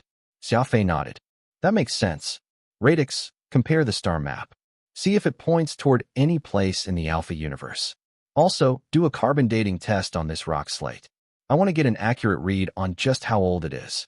Radix proceeded to use his AI system to do a map comparison as he began the test. The result of the comparison is as follows. Across all known star regions in the entire Alpha universe, no star maps match. Also, I encountered problems with the carbon dating test. The rock has no carbon-14 element at all. Radix reported his findings. The Alpha universe is vast, and the star maps aren't complete. It doesn't mean anything if we can't locate where this star map is, but for this piece of rock not to have a single trace of carbon-14. What does that mean? Wulon wondered. Carbon-14 was an important element when dating objects. As time passed, the carbon-14 atoms in items gradually decayed. Humans had learned how to infer the age of an item from the degree of decay. However, this rock slate had no carbon-14 at all. This fell far beyond existing knowledge and was hard for anyone to fathom. Fuchen and Wulon became engrossed in this matter. They spent an entire night just poring over the mysterious star map above their heads. There seemed to be some kind of attraction toward it, making it hard for them to forget. Eventually, both felt fatigued and decided to lie down on a blanket, chatting as they still looked at the star map, even having a serving of snacks and tea while they were at it. Xia Fei was not as unrestrained as those two. This time, their destination was inverse territory, and they were about to wage war against those vicious creatures. He still had plenty of things that needed dealing and preparing. Suzu Treasure had already prepared everything Xia Fei needed prior to departure, so all he had to do was follow along step by step, and that would be all. What made Xia Fei feel heartbroken the most was that colorless sky cow. That extremely tough, translucent skin, which was impossible to peel no matter what tool Xia Fei used, was an unprecedented conundrum that he found himself facing. Every tool that Xia Fei could possibly use in his spatial ring had been used. Unfortunately, the colorless sky cow's skin was simply too tough that even his legendary sword, the White Dragon Screech, was useless against it. Let me try. Use Nirvana, Radix said. Xia Fei shook his head. Nirvana is a draining weapon, so even if it can cut open the colorless sky cow, the skin will end up getting absorbed into nothingness, and that's just too bad. Radix shrugged. Well, we can't carry on this way either. If even the White Dragon Screech is useless against it, then I really can't think of any other method. All I know is that this will be an extremely risky move, but it doesn't mean that there's no chance of success, either. This creature's skin is exceptionally tough, and if you can't use it to make a pair of gloves, perhaps it can be used as a top-grade material for something else. Letting it go to waste by doing nothing is the real shame. Xia Fei naturally knew just how precious the skin was, but he did not think that it was right to use Nirvana for this. It was a blade that absorbed anything and everything indiscriminately. Suddenly, Xia Fei had an idea and reached out to touch that horn on the colorless sky cow's head. The logic that all things exist to overwhelm each other. Perhaps the solution to this problem lies in this ugly carrot-shaped horn on the colorless sky cow's head, Xia Fei said in his excitement. Crack! Xia Fei slashed with the White Dragon Screech. As someone who would act the moment a thought came to him, there was not even a hint of hesitation in his action. He severed that pink horn in a single swing. It felt light in his hand, and compared to the colorless sky cow's skin, this horn was much more brittle and could not even withstand White Dragon Screech's single slash. This pink horn looked quite ugly, and there were fine shell patterns all over it. Like a piece of rock that had been submerged in sea water for millions of years, plenty of parasites could be found attached to it. Xia Fei only wanted to experiment with it, so he casually used this horn to do a light brush over the head. Something miraculous happened. The pink horn gave off this burning warmth right on the tip of the horn the instant it cut across. It was like a laser, but was in fact hotter than that. Whoosh!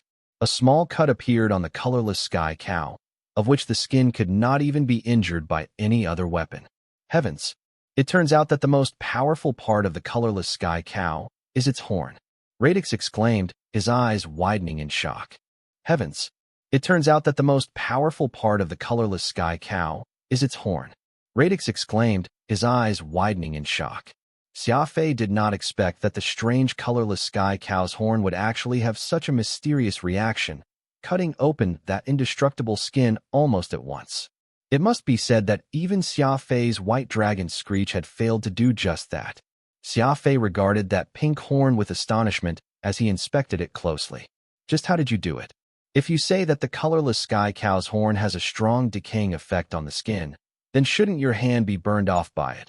But your hand clearly didn't have any burns even after you cut the skin with the horn, Radix said, curious.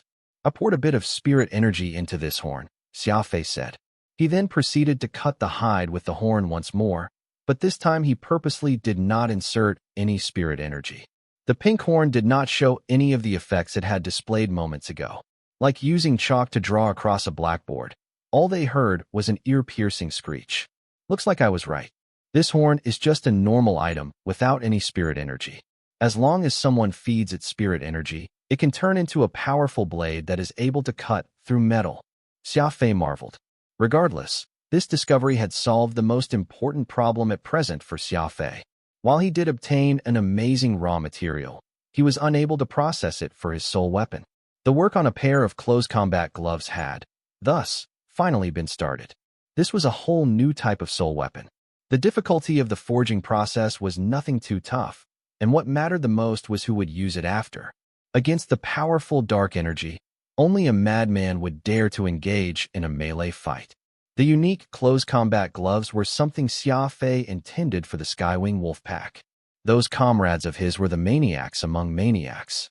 They were the only ones who could utilize the potential of close combat soul weapons to their full capacity. Anyone else would hardly be able to understand the profundity behind these weapons and do them justice. His spirit energy rapidly got used, but Xia Fei did not feel that it was a waste at all. Just thinking of how greatly the strength of those Skywing's madmen would skyrocket with these gloves, Xia Fei even found himself chuckling as he worked. There was nothing more reliable than those comrades of his, and helping them was as good as helping himself. 2 days later, 50 complete sets of close combat gloves had been forged. At present, the Skywing clan did not have too many founders, so 50 sets were already more than enough for them to use. It was only the pair of transparent gloves, which he had forged with the colorless sky cow's hide, that did not look like a success. It was like a sea sponge soaking in water, constantly absorbing spirit energy from Xia Fei. How much spirit energy has been used by you? Radix asked nervously. Now, he knew just how important spirit energy was for Xia Fei and felt very concerned about the reserves the latter had left. About 130 standard units. 100 have gone to all the normal gloves, and 30 to this pair of transparent gloves alone. Xia Fei replied solemnly. 30. So the normal gloves only consumed 2 standard units each, while this one has actually absorbed 30 so far. Radix exclaimed in his astonishment. Xia Fei let out a bitter laugh. I'm afraid that this is just the beginning. Even now, I have yet to see this pair of transparent gloves take shape. Radix pouted. It was not easy to obtain spirit energy, yet this transparent set of gloves took so much spirit energy to the point of ridiculousness. However, thinking back, the more spirit energy being absorbed by a soul weapon, the more powerful it would turn out to be once it took a form. Thus, everyone was waiting with bated breath to find out just what kind this pair of transparent gloves would be. In the evening of the 4th day, Xia Fei was on the verge of losing his mind. This was because he had used up more than 200 spirit energy standard units on the pair of transparent gloves. Those were 200 standard units. Someone could easily destroy an entire star system if they unleashed that much energy at once. Xia Fei originally earned 767 spirit energy standard units from the Spiritualist Association, and it was completely unheard of for someone to use up a full 300 units in such a short time. Xia Fei could not help but wonder if he should stop this seemingly endless work that he had gotten himself into. The forging of soul weapons emphasized on doing it all in one fell swoop. Thus, if Xia Fei stopped now, it meant that the 200 standard units he had already invested would go down the drain. In the worst-case scenario, such a move could even end up wasting those precious raw materials. I'm going to see this to the end, Xia Fei told himself. People might easily hesitate when facing such a situation and give up halfway, but that was not how Xia Fei did things. 202, 203, 204, 205. Spirit energy was rapidly being consumed till a strange, yet violent reaction suddenly occurred to the set of transparent gloves. A great amount of energy surged wildly, catching Xia Fei off guard and sending him slamming onto the Silver Spectre's metal wall. Whoosh whoosh. At the same time, two figures dashed into Xia Fei's room. They were none other than the two great spiritualists, Fuchen and Ulan. What happened? We were by the door moments ago when we heard a commotion in your room. You gave us a fright. Both Fuchen and Ulan spoke one after the other. They saw a rather exhausted Xia Fei wipe his mouth with his sleeve and then heard him say, "I succeeded. The soul weapon is now complete." Still, that huge reaction far outstripped what I expected. Fuchen and Ulan were stunned. They hurriedly looked around and saw that the entire room was empty. Where was this soul weapon? Xia Fei, are you daydreaming? There's nothing in this room at all. Fuchen shrugged. Ulan's expression turned strange, and then his hand shot out. Wait a sec. Don't you smell that scent of something burning? I can even hear small crackling sounds. Fuchen pricked up his ears and listened carefully. Yes, I do hear the strange sound of something crackling. It seems to be coming from that corner. Xia Fei picked himself up from the ground and excitedly told the two men, Yes, you two can't see it because these gloves are completely transparent. It has no color, basically making it invisible. Invisible? A pair of invisible gloves. Fuchen and Ulan felt surprised, finding it to be unbelievable. Peace returned to Xia Fei's room. The three sat cross-legged on the floor and stared forward. It did not look like there was anything there, but the three knew that a pair of invisible close combat gloves was in front of them. This is interesting. That colorless sky cow sure was an odd creature. Never mind the fact that making this cost you more than 200 spirit energy standard units. It even turned into an invisible soul weapon. Fuchen, have you seen anything like this before? Ulan asked between laughter. Fuchen shook his head. I haven't, nor have I heard anything like it. Since Xia Fei forged this following standard procedure, this must be an issue with that colorless sky cow. We don't have much understanding of the Fufeng clan. I'm afraid that we'll only be able to understand this matter if we ask that clan's core clansmen. Ulan concurred. You're right. I'm afraid that that colorless sky cow was a creature born with a genetic mutation and was somewhere between a divine beast and holy beast in terms of level. It's probably very strong, just that it unfortunately encountered Xia Fei's ambush, so it failed to demonstrate its full strength before dying. We've always assumed that it was a mutation of the spirit horned rhinoceros, but while it's true that it has a rather strange horn, it's actually completely different from a spirit horned rhinoceros. Fuchen patted Xia Fei on his shoulder. In any case, you got yourself a very good soul weapon. Equip it all the time as no one will even notice that it's there. The gloves had been quiet after that initial explosion. Ulan also quipped, soul weapons that people can see inevitably stand out, but soul weapons that no one can see are lethal. Cherish these invisible gloves, for I doubt if there's a second pair of such. Given your style of combat and personality, you'll perhaps be the best at displaying its full potential. Xia Fei nodded. Anyone could tell just how precious these gloves were. It was just that he still had to do some experimenting to find out just what sort of combat power they possessed. The two of you came searching for me for a reason. Did something happen? Xia Fei suddenly recalled what Fuchen had said and asked. Little Goldie's back. It's playing with Furball on the command deck at the moment, Fuchen informed. Little Goldie. Xia Fei shouted as he dashed to the command deck. All he saw was Furball and Little Goldie biting each other. Naturally, the two were not really fighting, but were just having a very playful romp. Whoosh. The moment Little Goldie heard its master call its name, it went hurtling right at Xia Fei's side, diving into his open arms, displaying great affection. Little Goldie had accomplished his task, safely making his return to the law realm. Xia Fei was of course delighted. It appeared that the seal was not completely sturdy, for even Little Goldie could make its way past that. Xia Fei took the spatial ring, which contained messages, leaving Furball and Little Goldie to resume their roughhousing. Furball, who was already a level 8 holy beast, tied or was slightly stronger than Little Goldie or Peacock Blue. That was why its attitude had changed immensely. In front of Little Goldie, It acted like a legendary expert, and given how simple-minded little Goldie was, it naturally fell for this act, becoming Furball's lackey as a corollary. How's things on their side? Fuchin asked. Avril agreed to my engagement proposal. Xia Fei laughed. My friends truly gave me face and threw a grand gesture on my behalf. Ulan smiled and congratulated Xia Fei, while Fuchin shook his head. I was asking about their combat strength. How many Founder-tier warriors are there in the Law Realm right now? Xia Fei replied, not quite bad. Under the Aurora clan's Golden Blade, Hosu's direction, the Law Realm's combat might has been rising rapidly. Since ancient times, the Law Realm has never had any lack of good warriors. Too bad those DMN founders colluded with the inverse, using all means to suppress the Law Realm inhabitants' strength. With the suppression gone, the Law Realm experienced a round of explosive growth. Apparently, more than 50 warriors broke through to the Founder tier. Just my Skywing clan alone has 11. Fuchin nodded. That's interesting.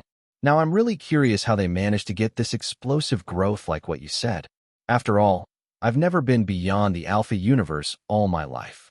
Ulan also felt rather excited at the prospect. The cosmic gate leading to the Law Realm had always remained hidden. It was also among the rarely seen, unstable sorts. Usually, breaking out of a cosmic gate was by no means an easy feat, and so Ulan and Fuchin were both very interested in traveling to another universe to look. Though the Law Realm was substantially lower in level than the Alpha universe, it was still an unfamiliar universe, and being able to traverse through a cosmic gate was already considered an important step to great spiritualists like Ulan and Fuchin. Set a date so that we can all coordinate and have the inverse wiped from the very stars they inhabit. Killing intent suddenly radiated strongly from Fuchin as he growled. We're definitely snatching away those pairs of golden eyes. Killing intent suddenly radiated strongly from Fuchin as he growled. We're definitely snatching away those pairs of golden eyes. Ulan was stunned, asking curiously, golden eyes? What are those? Fuchin retrieved the golden soul eyes from his spatial ring and showed them to Ulan, saying, the inverse have some high-level warriors who have grown pairs of golden eyeballs. We can use those to forge soul eyes. Soul eyes. Ulan anxiously held the soul eyes in his palm and stared at them for the longest time before grumbling. Now these are truly very powerful stuff. Too bad that we spiritualists of botany don't have the ability to forge soul eyes. Fuchin shrugged and pointed at Xia Fei. I didn't make this set of soul eyes, Xia Fei did. Ulan gasped as he said hurriedly, Xia Fei? I recall that he only got 2 soul marks when he was staying at my pagoda, and now he only has 3. How could he forge such a high-grade soul weapon? Fuchin casually answered. Indeed, this soul weapon was something Xia Fei had forged when he used to have only 2 soul marks.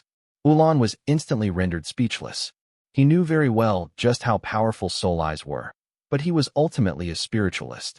In his view, Xia Fei successfully forging such a high-grade pair of soul eyes with just 2 soul marks was far more impressive than the item itself, and he truly had no idea how this young man had managed to achieve that. Ulan regarded Xia Fei with a strange look, which made the latter feel somewhat uncomfortable. Xia Fei said quickly, we'll definitely harvest their golden eyes, but more importantly, we must eradicate the inverse, roots and all. I have no desire to let them go underground, only for them to trouble us in the future again just because we get sloppy in eliminating them. Ulan gave the matter some thought and said, I know of the inverse. They're just some insignificant alien species in the Alpha universe, and wiping them out won't be the problem. But they do have extremely strong reproductive capabilities, so I'm afraid that Fuchin will have to pull out a major killing weapon in order to thoroughly vanquish them. Fuchin suddenly appeared and, as if struggling with himself, repeatedly waved his hand. What are you looking at me for? I already used a large number of soul weapons in that fight with Shu Yuha last time, so neither of you should look to me for help in that matter this time. What items I have left are all precious treasures to me, and I won't ever them for just this operation eradicate the inverse. Fuchin turned to regard Ulan.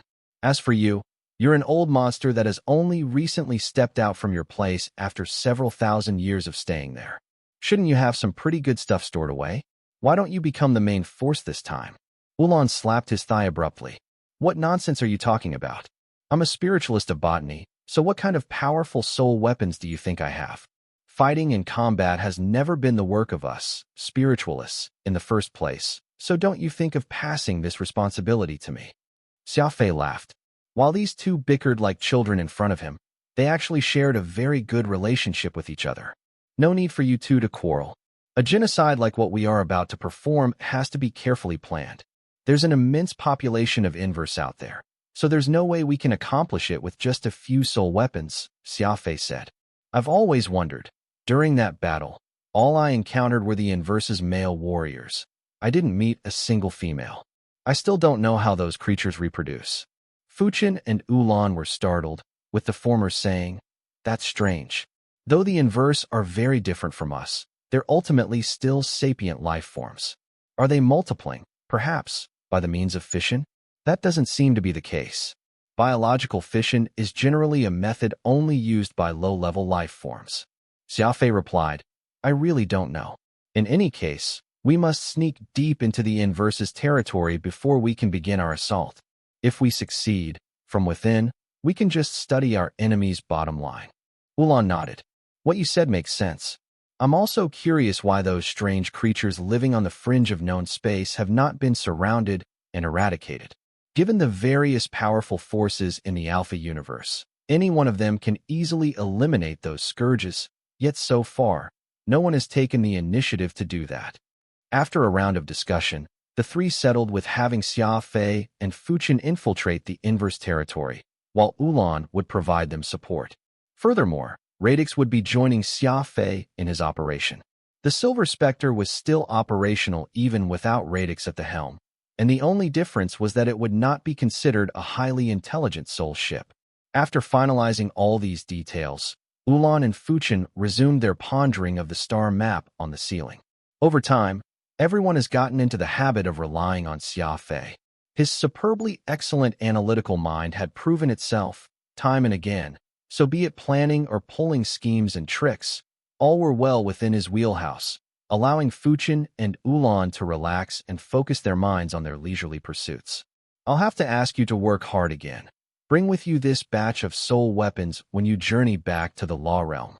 Xia Fei rubbed little Goldie's head as he spoke to it. He was rather reluctant to send it off on its way again when it had only just returned. Little Goldie immediately looked up, a serious expression on its face. Though it was rather dull, it was intensely loyal. The moment it heard that it had been given a new assignment, it instantly became excited. The demon chrysalis was completely unlike Furball, who would skive off any task every chance it got.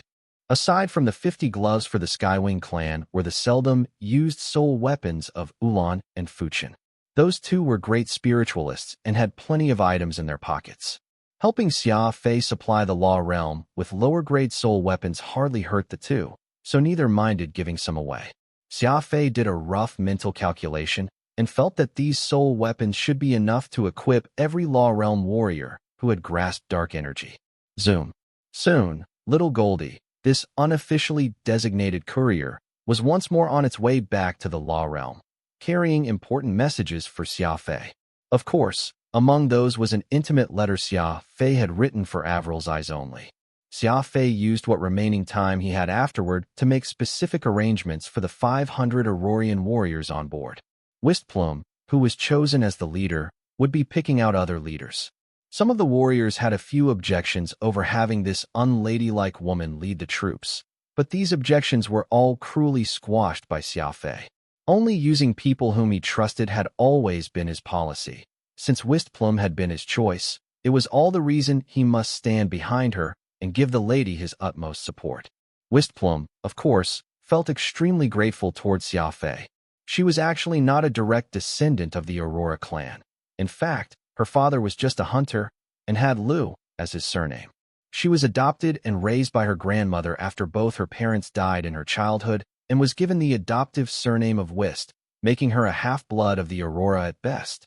It was all thanks to Xia Fei's academy, choosing merit over legacy, that Wistplum had gotten the chance to join and prove herself. Now that Xia Fei had given her a boost to take center stage, becoming to so many warriors, it was practically a huge opportunity she could not miss. As they got closer to the inverse territory, the atmosphere on board the Silver Spectre became even more tense. The warriors, knowing that they were there to eradicate the inverse, gave it their all and stepped up their training. Truly, none of them had thought that Xia Fei wanted to go rob the Fufeng clan and kill the inverse when they first set off on this voyage. Rumble. The inverse territory. A weird silver-colored warship blasted past, an apocalyptic plume of fire shooting out from its engine thrusters as it hurtled through space at an unimaginable speed. Against such a terrifying warship, the inverse could only watch in bewilderment. No one had ever seen something like this before. To think that a warship could reach such speeds, traversing through space like that. It was a completely irresistible assault. This was the Silver Spectre, the #1 warship in the Alpha universe.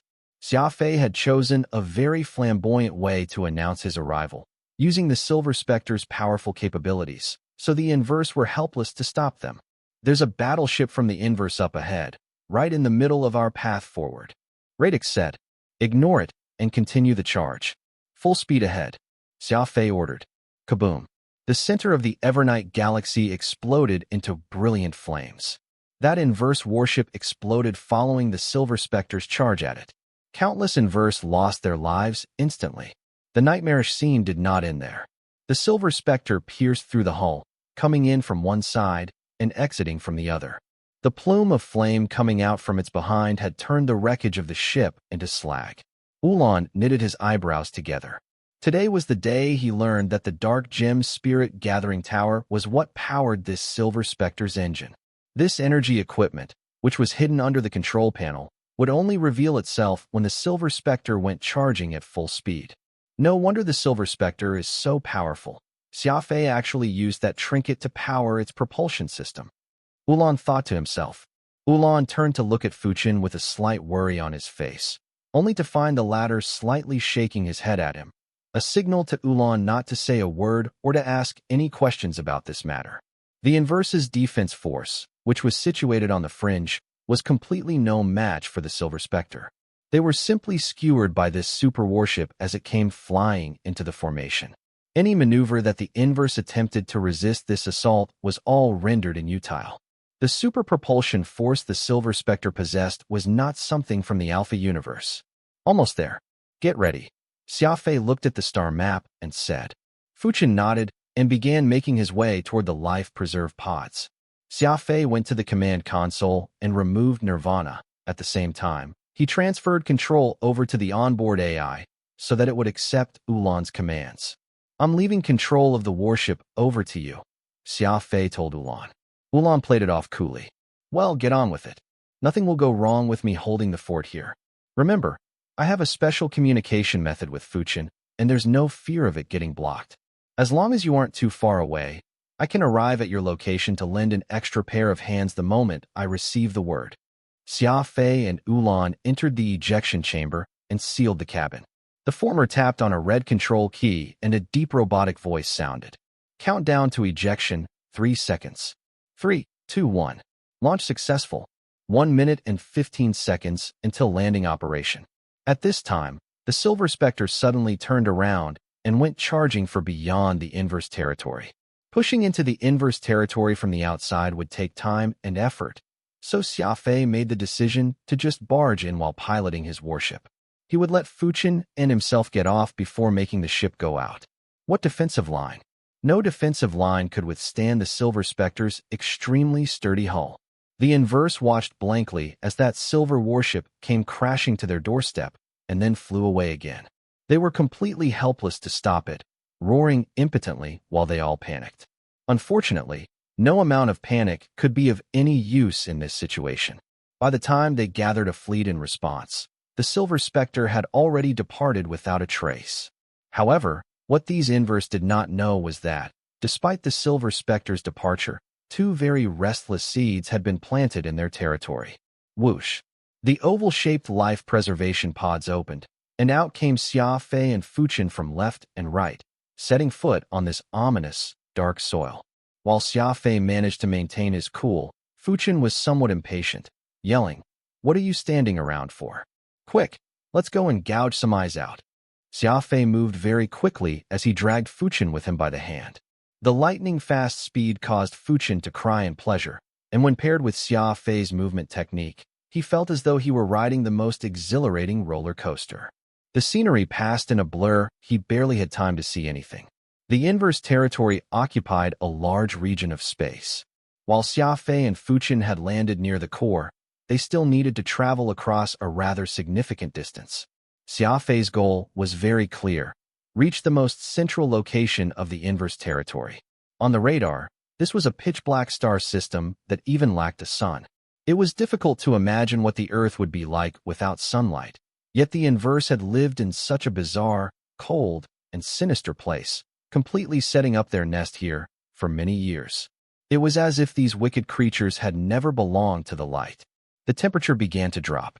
This star system comprised 9 planets, with a dead star at its very center.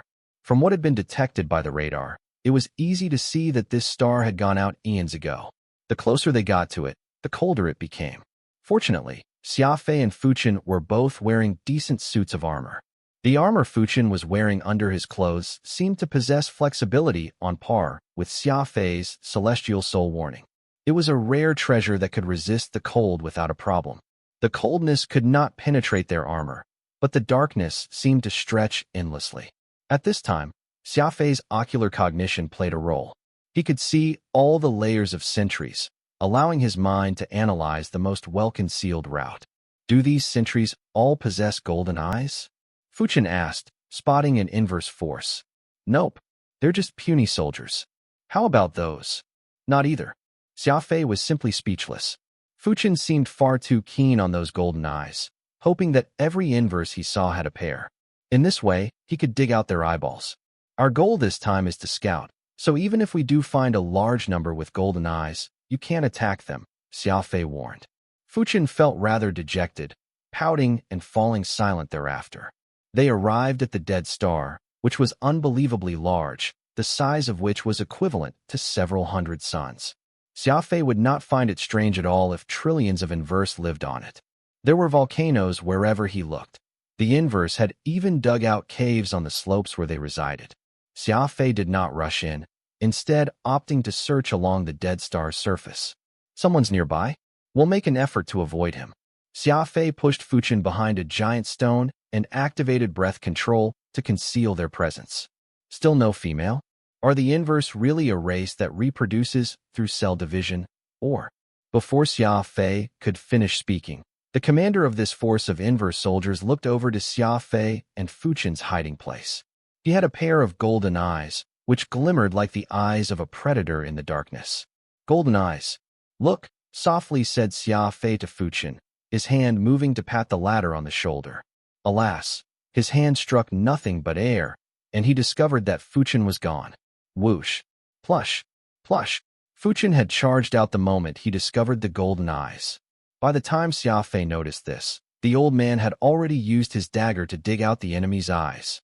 Such a troublemaker. Xia Fei grit his teeth and rushed forward at the inverse force. There were 11 soldiers in all, and they soon became his prey under the fiendish blade Nirvana, leaving behind no traces. What are you doing? Didn't we already agree on us being here to scout? Why attack? Xia Fei questioned Fuchen. Fuchen nonchalantly weighed the golden eyeballs in his hand and smiled. I couldn't help myself. These eyes, which are exceptionally good materials, are extremely valuable to us spiritualists. If we can build a stockpile of these, we'll be rich. Xia Fei sighed. It seemed like Fuchen really liked the golden eyes. The old man's eyes even shone as he spoke. Don't make so much trouble next time. Now isn't the time for killing. Completing our mission takes priority. Xia Fei frowned and sighed. Fuchen nodded, but just as Xia Fei was about to give Fuchen some more warning, the latter pointed at an extinct volcano and said, Gold. More golden eyes. 1 pair, 2 pairs, 3 pairs. In the space of a few seconds, 3 golden eyes had appeared halfway up that volcano. So many. Is this a base of golden eyes for the inverse?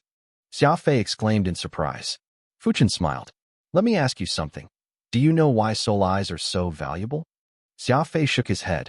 Technologically speaking, soul eyes could be considered portable soul arrays, but while they were powerful in function, they were not that amazing. Their functions did not match up with the normal people regarded them with. First, It's not easy to get the materials to make soul eyes. Second, soul eyes have a more powerful use. If one has many soul eyes, they can be combined into a powerful, moving, offensive soul array. In short, the value of soul eyes is far greater than it seems. Do you understand? Golden eyes have an extraordinary value, Fuchen said solemnly. Xia Fei was not surprised. Given the awe people showed soul eyes, it was not hard to estimate their real value. Fuchen pointed at a cave midway up the volcano and said, "That place is probably a nest of golden eyes. Let's go inside and look. I need to know just how many inverse have these golden eyes." Several minutes later, Xia Fei and Fuchen appeared in front of that pitch-black cave midway up the side of the extinct volcano. There's wind blowing out from the cave, meaning that these caves are connected, though I don't know how far they extend into the mountain, Xia Fei said. The two swiftly sneaked in. Although there were no guards at the entrance, Xia Fei knew that they were truly entering the tiger's den. After all, this was a real base of the inverse, their mother planet. Whoosh! An inverse appeared in front of them, and Fuchen stepped forward and ended that creature's life at once, not even giving the other a chance to make a sound. Xia Fei swiftly followed suit, using fiendish blade nirvana to absorb the inverse and turn him into dust, leaving no evidence behind. Xia Fei was surprised. Though they had infiltrated this place, Fuchen was still showing some impressive combat power. His movements were instant yet methodical. The two of them quickly built up a good rapport, Fuchen killing and Xia Fei getting rid of the corpse. "Let me," Xia Fei said. A fork had appeared in the path, and at the intersection were three slack-eyed inverse guards. As they were rather far, Fuchen would risk exposing himself, for he was no speed warrior. Thus, Xia Fei had decided to attack. Fuchen smiled and waved off Xia Fei. "You're looking down on me too much. I don't need your help with this." Fuchen opened his mysterious bracelet, releasing his personal soul servant, Wraith. Whoosh! Wraith, like a white streak of light, passed through the three inverse. As it was a soul, Wraith did not deal any physical damage, but with his sharp claws, he dragged out faint black masses from their bodies. Those were the souls of the inverse. Wraith had seized their souls. Creatures naturally could not survive without their souls. Before the corpses could fall, Nirvana flew out in a perfect arc and turned them all into ashes. Wraith quickly returned back into Fuchen's bracelet, apparently afraid of meeting Xia Fei. Xia Fei frowned. He did not like Wraith, but he and Fuchen had agreed that he would not attack the soul as long as Fuchen lived, so he decided to act as if he had not seen anything. "Three paths. Which one shall we take?" Fuchen whispered. It was rather strange. They had seen at least 3 golden eyes inverse appear, but once they were inside, they did not find a single one, though they had already traveled a dozen or so kilometers into the branching caves. Xia Fei pointed at the center path. "This one, you're sure?" Fuchen asked. "I'm certain." 2 of the 3 guards were standing in the middle, their gazes intersecting over this entrance. "I'm thinking that they're all just guarding the center path," Xia Fei said. Fuchen was surprised and then went in. For Xia Fei to have been able to tell what way his enemies were looking before attacking exhibited a level of observation that few people had. There would be no problem with trusting him. Heavens, this is a treasure house. Fuchen cried in shock not long after he went in. The passage suddenly opened up. Several dozen inverse were sprawled out on the ground, and around them were statues, fountains, etc. There was even some piercing and bizarre music playing in the background. The main point was that these inverse all had golden eyes. All of them possessed pairs of golden eyes. It seems that eye color decides the intelligence of the intermediate. These inverse with golden eyes aren't as dumb as their lower-class comrades. They know how to enjoy life and know how to live in elegant surroundings. They don't seem very violent when they're not doing anything, Xia Fei commented. Most inverse had pitch-black eyes, and those were bestial existences. All the lower-class inverse knew to do was eat, drink, and fight, but these one with golden eyes were clearly on a much higher level. There are still no women even among the higher class with golden eyes. I really don't know how this wicked race reproduced to the point of establishing such a massive presence in the universe. Xia Fei shook his head and muttered, feeling rather uneasy for some reason. Inverse were very different from humans and all other sapient life forms. Fuchen smiled and said mysteriously, "I may have a guess. But before I come to any decisive conclusion, let's go deeper and look for more clues first. We have two choices. Keep going by going through these in verse with golden eyes, or go back and take another route with fewer enemies. After some thought, Xia Fei pulled out the fiendish blade Nirvana. Let's kill them and take a few eyes. Fuchen was very happy, taking out his soul weapon as well. That's exactly what I was thinking. Your mind is pretty sharp. The moment you heard that these ones with golden eyes have extraordinary value, you decided to kill them, Fuchen said with a smile. It was not too long ago that Xia Fei had been advising him not to be rash, but now the other was going to slaughter all these enemies. It must be because Fuchen's reason had convinced him. However, Xia Fei shook his head and said, value is only one of the considerations. What's more important is the current situation. Look, all these warriors with golden eyes before us are resting. This is our chance.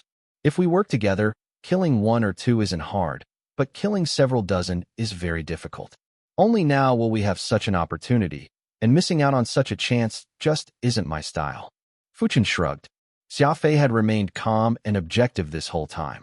He was cautious when it was time to be cautious and made a lethal assault when it was time to attack. This ability to react to the situation and this resolve to kill were precisely why Fuchen appreciated Xia Fei. He was one of those warriors who had both talent and formidable mental fortitude. 1 minute later, the rest chamber of these in verse with golden eyes became empty. Xia Fei and Fuchen beamed. We're rich. 47 pairs of golden eyeballs for each of us are an enormous fortune, Fuchen said as he stored the golden eyeballs in his spatial ring and chuckled. This old monster, Fuchen, was a great spiritualist, so there must be a reason he valued the golden eyeballs so much. Although Fuchen was normally rather petty, always asking Xia Fei to pay his bills, Xia Fei knew that the old man actually did not care much about money. If the items in this old monster's ring were sold, they would fetch an astronomical price. Thus, he was not completely sure why Fuchen liked these golden eyeballs so much. Still, it was not a bad idea to gather these things, which the old man valued so much, even if they could only be used to make soul eyes meant for defense. Suddenly, just as the two were about to keep going, Xia Fei tottered for a moment. What's wrong? Fuchen asked in concern. Nirvana is getting stronger and stronger. After its recent advancement, it seems to have started sharing more energy with me. Maybe because I received too much energy at once or the golden eyes, but there's some turmoil in my seventh brain region. Still, it's no problem, Xia Fei replied, shrugging. Fuchen was confused. These inverse with golden eyes weren't that strong. None of them had a soul mark or was capable of using dark energy. How can you be suffering from energy disorder now? Maybe it's because you're too sensitive to energy. Maybe, right? What was the rank of that first one with golden eyes you fought with? Fuchen asked suddenly. Xia Fei shrugged. He might have had 6 or more soul marks, a real expert. I had to go to some pretty great lengths to finally kill him. That's a little weird. These were all juvenile with golden eyes, but they didn't seem all that different. It's only when they actually attacked that we could tell they're pretty weak. Fuchen waved his hand and said, forget it. Let's not think about these things and keep going. Whoosh. The two left the rest area and traveled farther into the inverse base. A bizarre energy began to permeate their surroundings, and the place was frighteningly quiet. It was as if they had arrived at some mysterious deserted planet, which was devoid of life. There was only deathly stillness, with no signs of life. Suddenly, Xia Fei grabbed Fuchen. He then strengthened his breath control to spread out a force field. Xia Fei used his hand to tell Fuchen that he needed to be quiet, for there was strange movement up ahead. Fuchen was unconvinced. He did not believe that Xia Fei was so sensitive he could sense danger before him. It had been proven, time and time again, that Xia Fei rarely made mistakes. The farther they went, the louder the sound, and this was a very weird sound, like a mix of a rumbling machine and roaring beast. Light appeared, the inverse appeared, and a miracle appeared. Xia Fei and Fuchen did not dare to believe their eyes. This enormous star, the size of several hundred suns, had actually been hollowed out. Its center was completely empty. It had probably taken countless years for the inverse to do so to this massive dead star, and even more unbelievable was that this massive space was being used to build a warship. It's nearly done. Even the last layer of defensive armor on the outer shell is complete. Now, they're in the middle of dismantling the aerial platforms used in construction. If my guess is right, the super warship will be able to set out in 2 days, Xia Fei said with a frown. You're sure that this is a warship? Fuchen asked. They were located at the very top of this enormous space, and from the top, this thing looked like a humongous spiked ball. It has to be.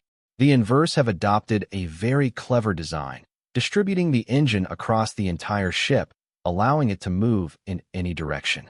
It has no such thing as a prow or a stern. This carapace armor can withstand a lot of impact force, and the warship also has energy shields, allowing this warship's defenses to reach absurd levels. Xia Fei said with a frown. What about inside the ship? Fuchen asked. He was no specialist, but he understood that a good ship was not just about its outer shell. It required powerful electronic systems and firepower to unleash its full power. I'm not sure about the interior, but from the exterior design, I can conjecture that the Inverse who designed this enormous ship wouldn't neglect the interior parts. They have that ability at least, Xia Fei said. It was clear that the technology level of this warship was extremely high, even surpassing the production height of the Alpha universe. If the exterior was this good, the interior would not pose any difficulty to the Inverse. This super warship was extremely powerful. Fuchen sighed. If it can take flight in 2 days, I have to wonder, where is this super warship bound for? He turned to look at Xia Fei, who had adopted a gloomy countenance at this point.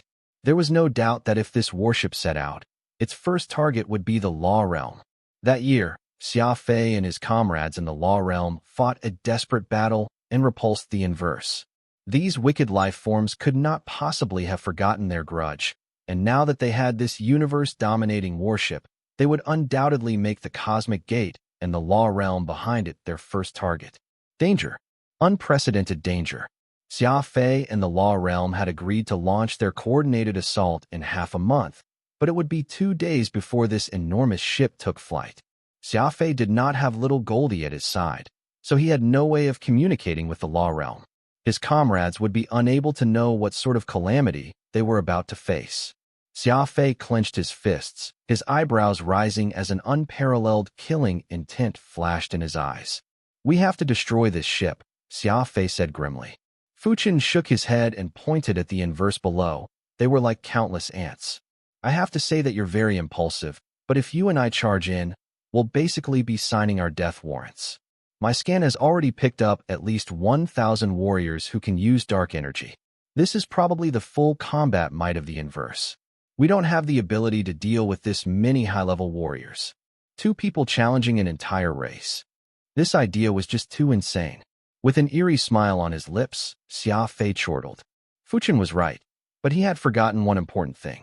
While Xia Fei was normally a cold analyst, at times of danger, he could explode in insanity. Furball, follow me, Xia Fei said coolly.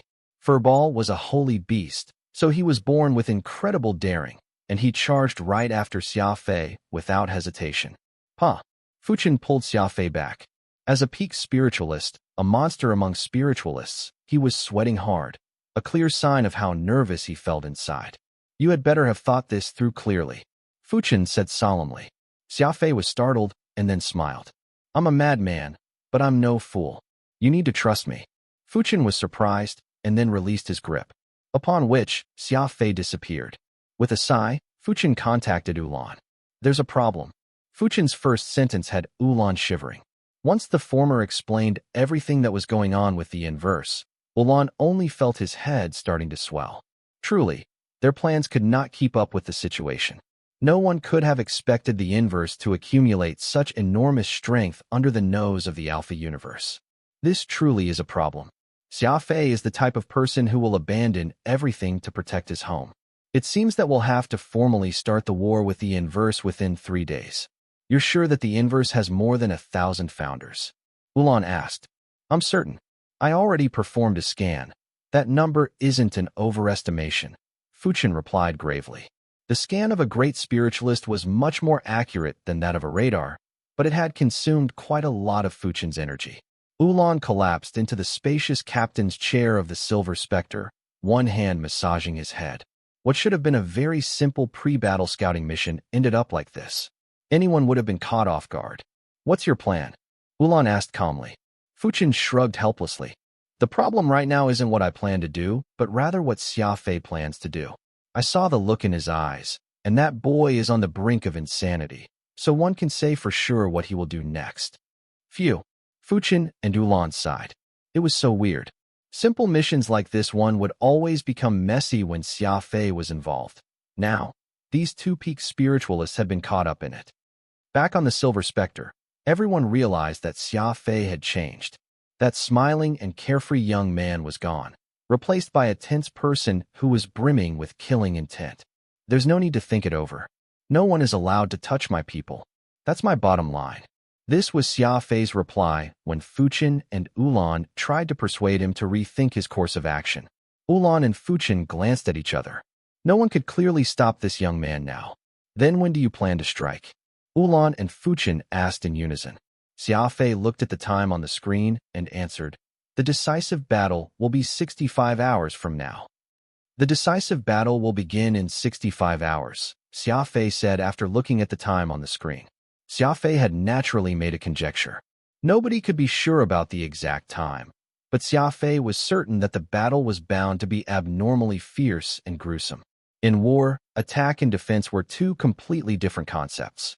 The offensive side needed to make meticulous preparations and strike only at the weak point of the enemy, while the defensive side would be caught completely off guard, disadvantaged be it in terms of morale, time, or place. Xia Fei had been thinking about using a blitzkrieg strategy on the inverse this time. Alas, he discovered that the inverse had secretly built an ultimate weapon to use against the law realm. This made the situation much messier. I really don't understand it. The inverse aren't some highly intelligent and advanced race, so how did they manage to build such a massive warship? Ulan looked at the video and information Fuchin and Xia Fei brought back and asked. Fuchin replied, Maybe some master is helping the inverse out?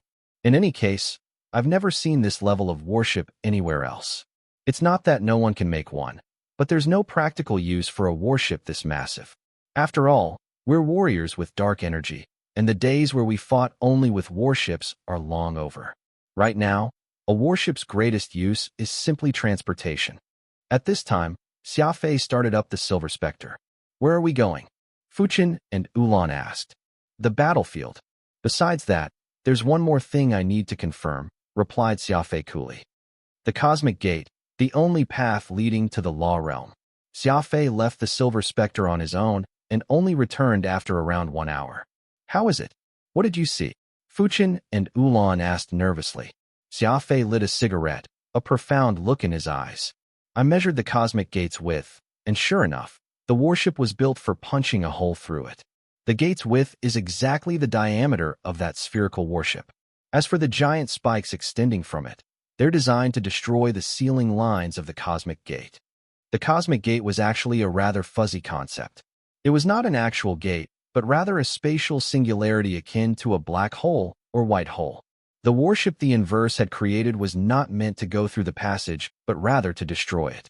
It was like the main gate of a mansion, but rather than going through the gate, one destroyed the walls connected to it. Instead, once the passage had been widened, the inverse could use their advantage in numbers to sweep through the law realm. Last time, they had been blocked off at the entrance by the law realm warriors led by Xia Fei, something that had left the inverse feeling very frustrated. However, if the passage was made extremely wide, it would be much more difficult to block it up with concentrated force. This time, the inverse would come completely prepared. Once Fuchin and Ulan understood the situation, they asked, The plans of the inverse are clear, so what do you plan to do? Xia Fei smiled, pointing at the distance node, which linked this universe to the law realm. The plan is very simple. We will engage in a second decisive battle with the inverse at the Cosmic Gate. The orders were sent out, and the Aurora clan warriors were all shocked. Xia Fei was too bold, fighting a decisive battle with an entire race. Here, even the most imaginative warrior could never have imagined this. Ulan had to appear again, encouraging the Aurora clan warriors to bravely join the battle. After an excellent speech, Ulan joined Fuchin in the command deck for some tea. How are things down below? Fuchin asked. It's okay. The Auroras aren't some clan without combat power. In these 500 warriors, around 120 have obtained their soul marks, approximately one-fourth of the total, and only the bolder members of the clan have been selected, Ulan said. So you're saying that these warriors are pretty decent fighters? Fuchin stroked his chin and asked. You also know that the Aurora clan is a cultured and refined clan, not exactly combat material. Even after selection, these warriors are still very far from being ruthless fellows. I think that it will be good enough if they can at least maintain their composure and hold off the inverse attack. We can't expect too much of them beyond that, Ulan said with a sigh.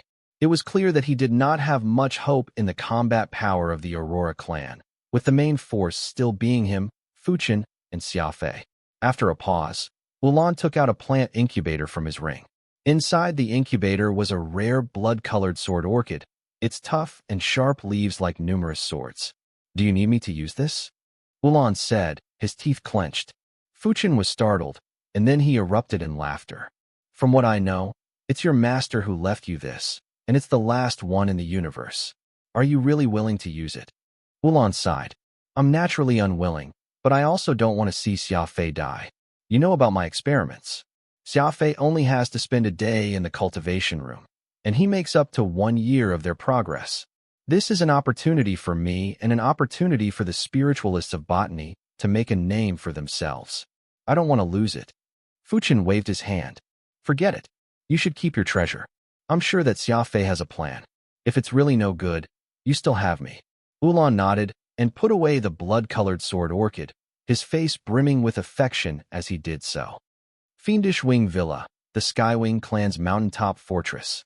The weather was bright and clear, and the snowstorm that usually engulfed the fortress year-round had surprisingly given way to sunlight, the warmth of spring in the air. Grand Ancestor Xia Guqing was sharing a boisterous laughter with his grandchildren in the rear courtyard. The Skywings had never cared much about the rules, so everyone from old to young, particularly the Grand Ancestor, liked playing around. All right, you little cubs, stop messing around. Xia Fei sent over some soul weapons specifically designed for us. Those can be used in close combat. I already tried some out, and they're astonishingly powerful. As such, I'm planning to issue one to everyone, which is why I've gathered all of you here. Even those who can't use them for the moment should get used to the special attributes of soul weapons. Once you obtain soul marks, you can come and find me to get one, Xia Guqing announced. Everyone instantly became serious. The entire Law Realm was talking about soul weapons. Everyone knew that those weapons were extremely powerful, and the divine weapons of the past were nothing compared to soul weapons. At present, the elders of the Law Realm, who had already mustered the use of dark energy, all had soul weapons, causing their power to multiply. The entire Law Realm was discussing this, and with Xia Fei having sent a batch of soul weapons made specifically for the Skywing clan, the eyes of the elite clans burned with desire and joy. Whoosh! Xia Guqing took out a pair of gauntlets from his spatial ring and said, "These are called the Twin Wing Roar." Xia Fei gave them this name. Twin Wing Roar. That's a good name.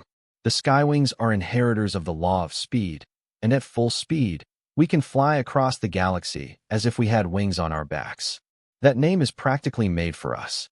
Of course, Xia Fei is part of our clan, so he naturally has to name this weapon after our clan's specialty.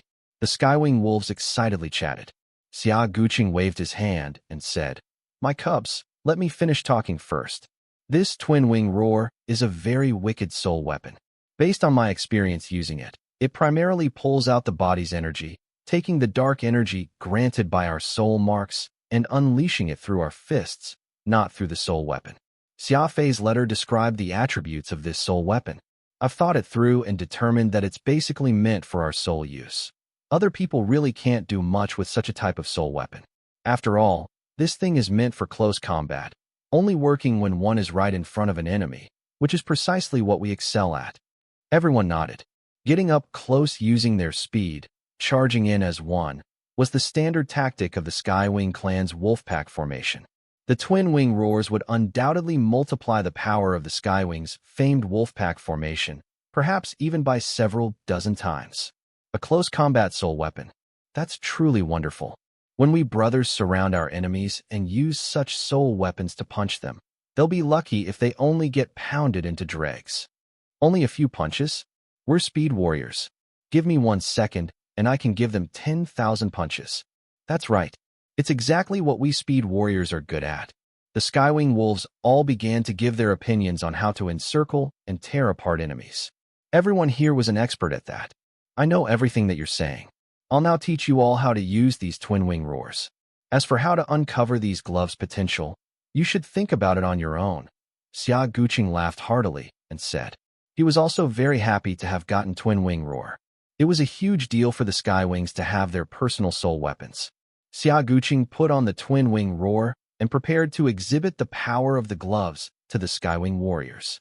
At this moment, the thundering of drums resounded through Fiendish Wing Villa. The demonic wing token. Grand Ancestor, the demonic wing token is flashing red. Our people are in trouble.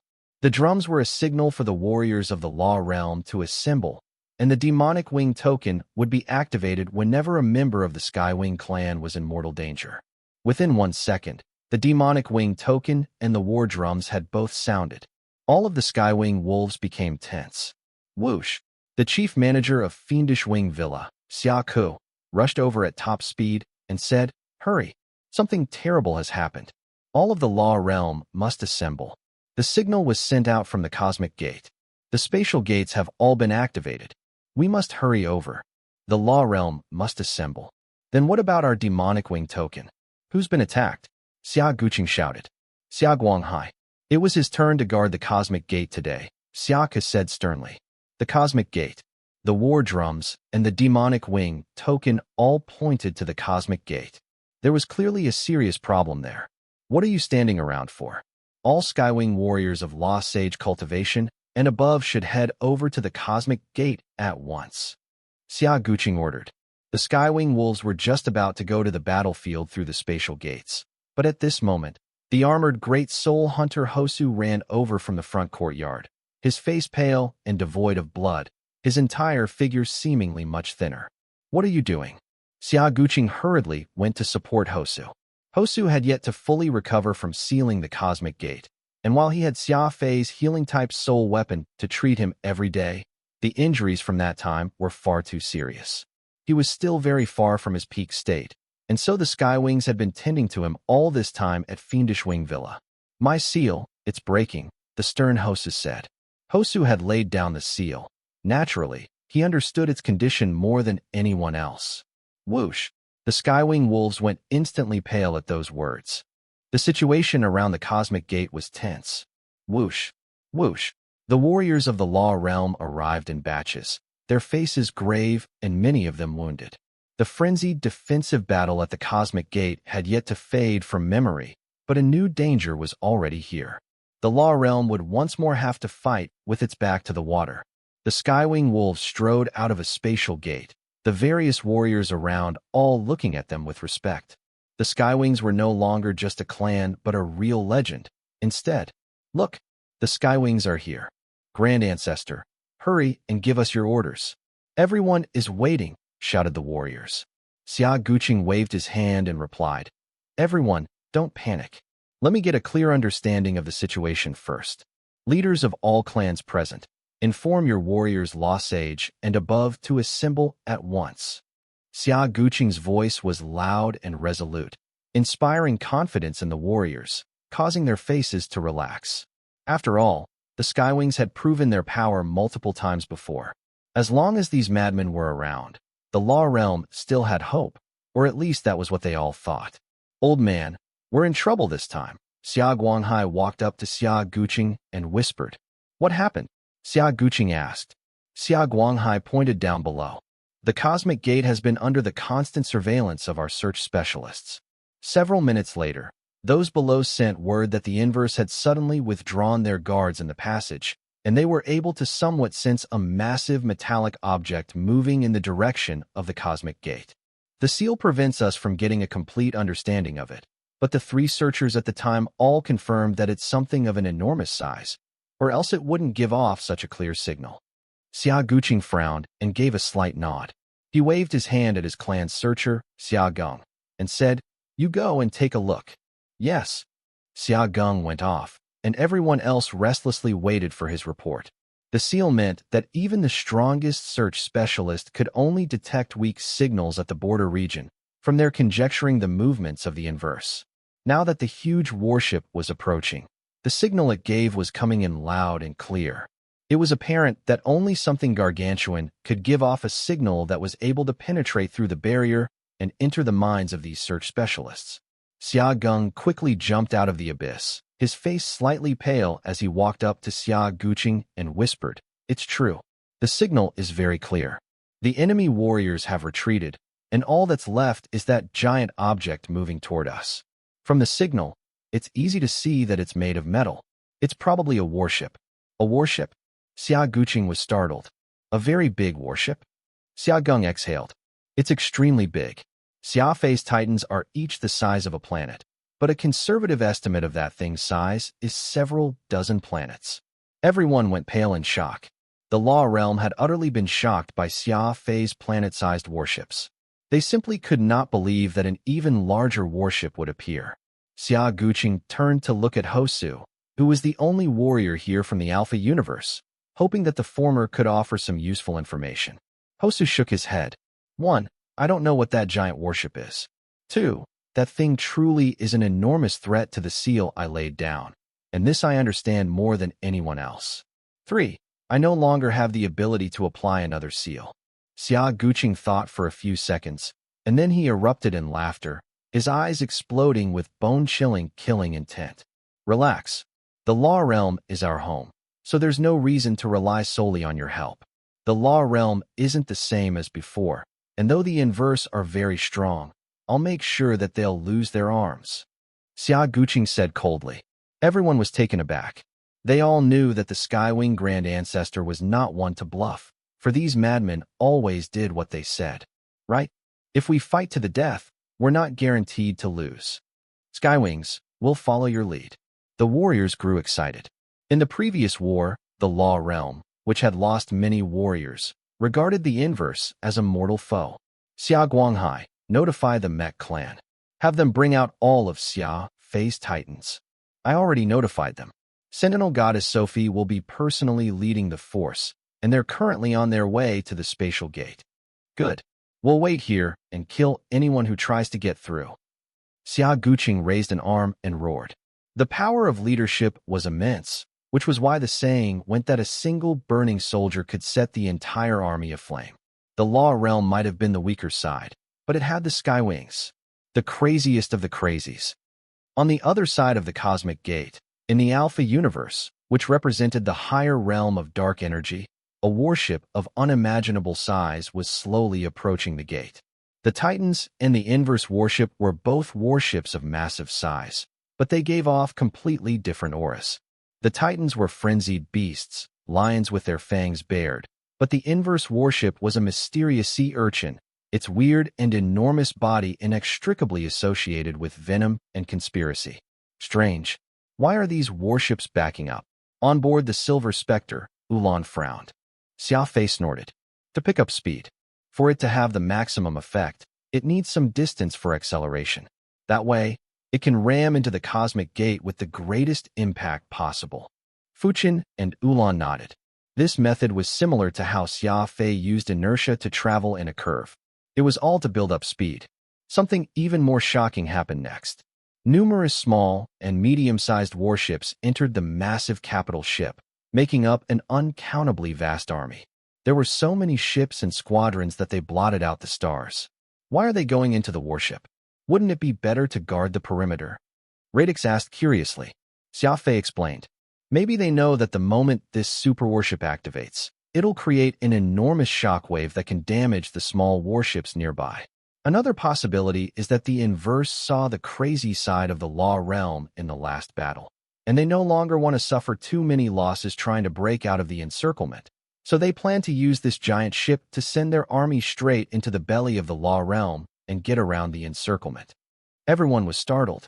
Both of these conjectures implied that the inverse had put some thorough research into the Law Realm this time, which was not good news. However, Xia Fei surprisingly smiled. He lit a cigarette and said indifferently, "You brought this upon yourselves. Don't blame me for this." The immense warship moved slowly. Moreover, Moving around an army was not easy, so Xia Fei ended up waiting a whole 4 hours. A tense mood filled the inside of the warship. In the cargo bay, the Aurora clan warriors waited. They had no idea what they were about to face, only that they were probably going to break the clan's law against killing. Xia Fei, Fuchen, and Ulan were also waiting for what Xia Fei believed as the ideal moment. Strangely, Xia Fei had yet to give the order, allowing the inverse to complete their prep work. The Silver Spectre was like a venomous snake, quietly lurking in an asteroid belt. Rumble. The sea urchin-like ship began to spew dazzling flames. 1 flame, 2, 3. The entire back half of the ship was fitted with several dozen thrusters, all of them activated, creating sounds like the roars of a monster. The speed began to increase, the strange warship moving faster and faster. The warship was shaking. All of space was shaking. In this situation, Xia Fei still remained incomprehensibly calm. He silently smoked his cigarette, a sinister glint in his eyes. Xia Fei was very calm, but Fuchen and Ulan could no longer hold themselves back. They did not know what Xia Fei's plan was, but they all felt like he was in the middle of losing his last chance. You're still not doing anything. It'll be too late soon. Trust me when I say that this guy's energy value is terrifying. The cosmic gate won't be able to stop it. The 2 spiritualists offered their opinions, but Xia Fei just closed his eyes and said, "In my home, there's a saying that success can only be achieved when on desperate grounds. Trust me, what I want isn't a win, but rather to wipe that wicked race off the face of the universe. As such, we must take on the maximum risk." Although Xia Fei's eyes were closed, his voice brimmed with a resolve that transcended all. No doubt that Xia Fei was a crazy gambler, and he was taking a gamble this time as well. He was gambling with his fate and the fate of the law realm. Ulan and Fuchen sighed and forced themselves to keep watching. Their overly nervous states prevented them from noticing that the normally talkative Radix had not said anything for several hours now. It was as if he were holding himself back, just awaiting Xia Fei's order. Rumble. The ship soon reached maximum speed, a speed enough to ram through space. The sea urchin ship turned red as it slammed into the cosmic gate that protected the law realm. The law realm. The fabric of space trembled, fiercely trembled. It was a sound that could break the mind. Even the inverse army of trillions from last time could not even match 1,000th of this sound. Pressure. Unbelievable pressure. No one knew what would emerge from the cosmic gate, and fear had many of the warriors verging on insanity. "Xia Geng, what in the world is it?" Grand Ancestor Xia Guqing asked grimly. It was clear that the law realm's strongest war god was being rather serious right now. I don't know, responded Xia Geng rather frantically, merely repeating his words. Rumble. Finally, that giant warship rammed through the cosmic gate, its bizarre form flying through space. Frenzied, killing intent engulfed the stars, as if countless death gods were looking out from the massive ship, staring at each one of them. It's down. The cosmic gate is down. We're done for. Someone covered their head and yelled this. Everyone's hearts constricted, the blood in their veins freezing. The cosmic gate had finally fallen under the attack of the inverse. A sea urchin-shaped warship of titanic size had rammed apart that spatial node. Like a giant behemoth, it charged in from that other universe. The shattering of space created unbelievably huge shockwaves, and many people were pushed into the depths of the universe by the ripples, as if they were nothing but helpless ants in front of a hurricane. The entire defense line had collapsed. For a whole year, the Law Realm had shipped over all the resources it could to the Cosmic Gate to set up a defense line, which had numerous weapons and defensive measures installed. Alas, with the entry of this super warship, more than half of these weapons had been destroyed, depriving the defense of its combat power. In the distance, the shockwave had also ruined the formation of the Titan fleet. Although the Titan fleet was swiftly getting back into formation under Sophie's orders, these Titans were large and slow creatures, so they could not present any combat power for a short time. Whoosh! Whoosh! A warrior crawled out of the ruins, dragging an old man with him. Patriarch, are you okay? The warrior roared. Forget about me. Hurry and reorganize our men. Go into battle. Their eyes suddenly widened, for the sea urchin-like inverse ship had already stopped in space. Countless firing ports opened up on every angle of the ship, a 360-degree coverage. Huh! With a clack, the countless hangars within the ship opened, and countless inverse warriors poured out. After executing their meticulous plan, the inverse army had finally made landfall in the Law Realm. The Law Realm warriors were in the middle of getting back to their feet, not expecting that the first thing they would see was such a despairing sight. The inverse army flooded through space, blotting out the sea of stars. As the inverse warship accelerated, the Silver Spectre hidden in the asteroid belt quietly removed its disguise. Like a cunning hunter, it traced the route of the giant warship. Rumble. The inverse warship was traveling at maximum speed, giant flames coming out of its thrusters. The enemy has reached maximum speed. Radix reported nervously. Xia Fei raised an eyebrow and said severely, "Engines at 50% power, activate." Whoosh! The Silver Spectre silently moved out of the asteroid belt, following the back of the giant inverse warship. Though it was only at 50% speed, the Silver Spectre was much faster than the inverse warship. Their positions were very distinct, the giant warship in front and the Silver Spectre trailing right behind. Rumble. Without any sort of suspense, the inverse warship rammed through the cosmic gate. At the same time, Xia Fei sent out his order. Begin overclocking. Engines at 150% power. Prepare the escape pods. Radix immediately adjusted the Silver Spectre's energy distribution, and the Silver Spectre accelerated, resulting in a stunning sight. This ship was not too large, but it advanced at such an incredible speed it began to shudder visibly. It was as if it could fall apart at any second. Right now, it was even dragging a long tail of flame behind, more majestic than the trail of 1,000 comets. The speed was just too fast, and in 1 second, the Silver Spectre had caught up to the inverse warship. At this time, the inverse warship had just released its warriors from its hold. Before they had any time to attack, they were set upon by this crazy and weird warship. "All of you can go now," Radix said sternly. Xia Fei gave a slight nod. After taking one last glance at the determined Radix, he pulled Ulan and Fuchin to the escape pods. Radix, this single soul, was left alone in the command deck of the Silver Spectre. This was not important. What was important was that Radix was looking very fervently at the giant sea urchin-like warship. His tall and thin figure standing next to the window, Radix felt like he really had flesh and blood, as if he was still alive. "Young lord, I'm coming." Radix glanced at that warship, his eyes brimming with killing intent and disdain. Radix returned to the fiendish blade Nirvana, and the Silver Spectre continued to accelerate madly. Enter unlimited acceleration mode. Radix muttered to himself. Although Xia Fei was not at his side to give orders, he gave himself orders out of habit. Unlimited acceleration meant sending all energy to the engine without caring how much the ship could handle. This was naturally very dangerous, but Xia Fei had calculated everything out. Only the craziest of methods could turn the tables at one go. The inverse warship was far too large, so large that nothing could shake it. It was like using a hammer to pummel the earth. What damage could a little hammer do to a planet? The only hope was speed. Crazy and reckless speed. With the power of speed, even the small Silver Spectre could deal a lethal strike to such an enormous warship. Thus, Xia Fei had decided on this crazy plan. Warship versus warship. The fastest ship in the universe, the Silver Spectre, would ram into the inverse mothership at a speed never achieved before. The result was impossible to predict, but Xia Fei knew that if he did not do this, he and the Law Realm would not even have a ghost of a chance. Radix, as the controller of the Soul ship and the Silver Spectre's hyper-intelligent AI core, had bravely accepted this most dangerous job. Under his control, the Silver Spectre would complete this crazy assault.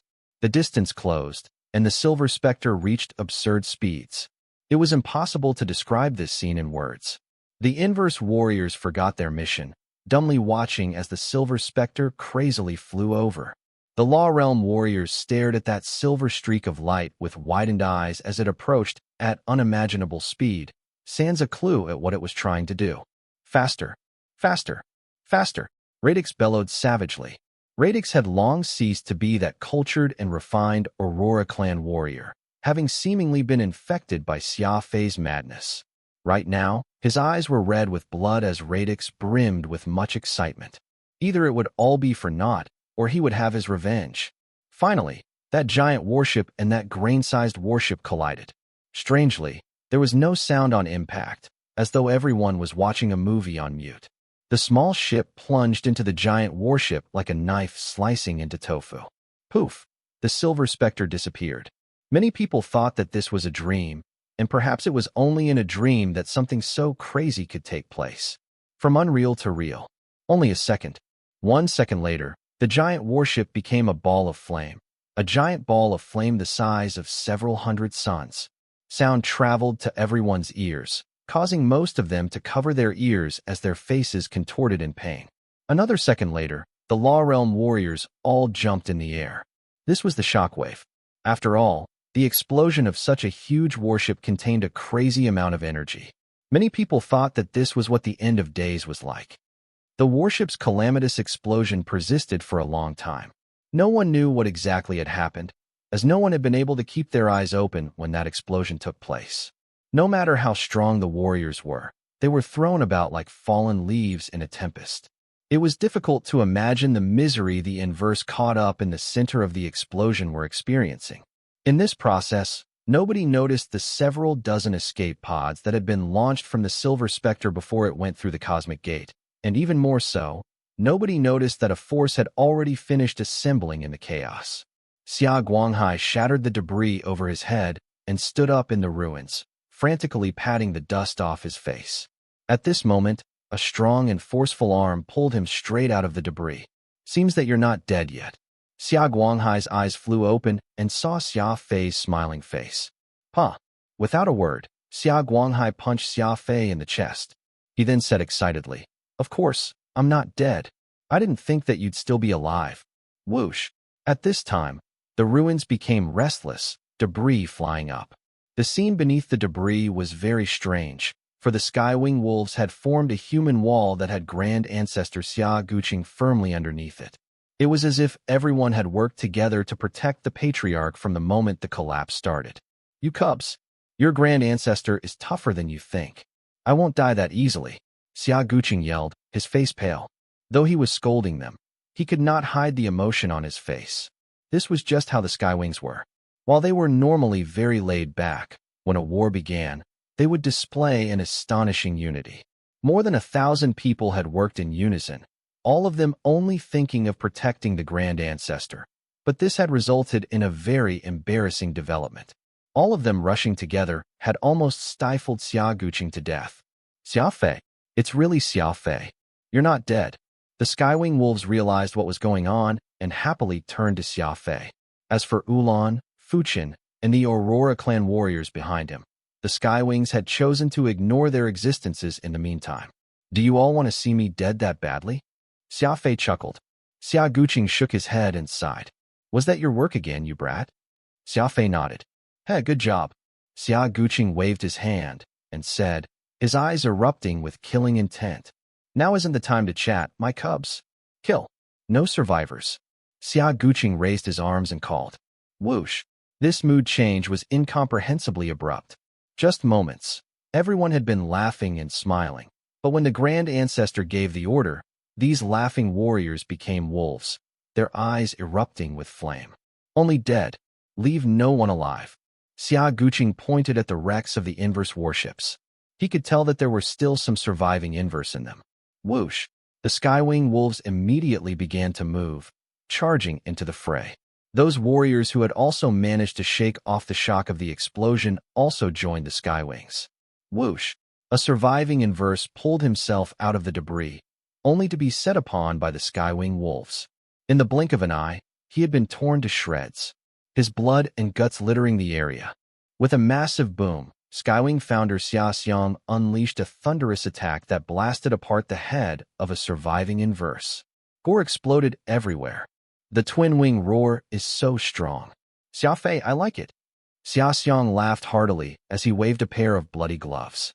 As a peak law god of the Skywing clan, Xia Xiang had long ago ascended to founder, tapped into dark energy, and learned how to use a soul weapon.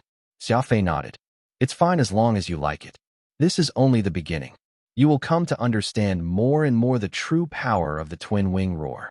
Xia Xiang gave Xia Fei a heavy pat on the shoulder before turning around and throwing himself back into the fight. Fuchen and Ulan came up to Xia Fei. Ulan said in surprise, "Is this the Skywing clan that you spoke of? These madmen are really quite powerful.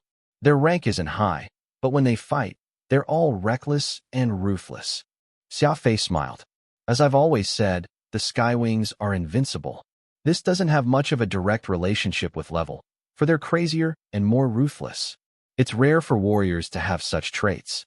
And besides, the clan already has more than 10 founders. 1 year ago, when I left, the Grand Ancestor was the sole founder." Dust nodded. This sort of situation is known as level explosion.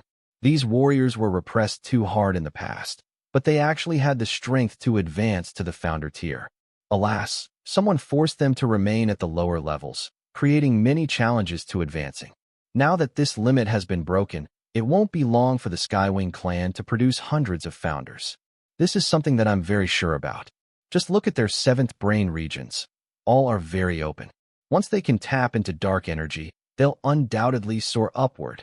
Xia Fei also appeared to be very excited. Not just the Skywings, the Law Realm as a whole was much stronger than before. In the past, several founders had kept the Law Realm under control, but now, the Law Realm had several hundred founders. In 1 year, the number had even surpassed 1,000. To call this phenomenon level explosion was not an exaggeration at all.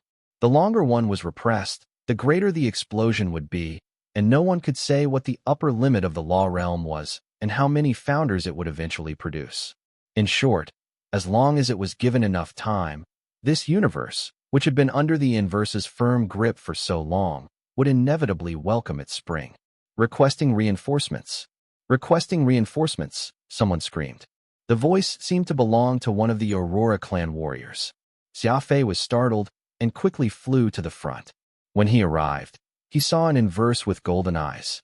This high-level inverse had exploded with much killing intent.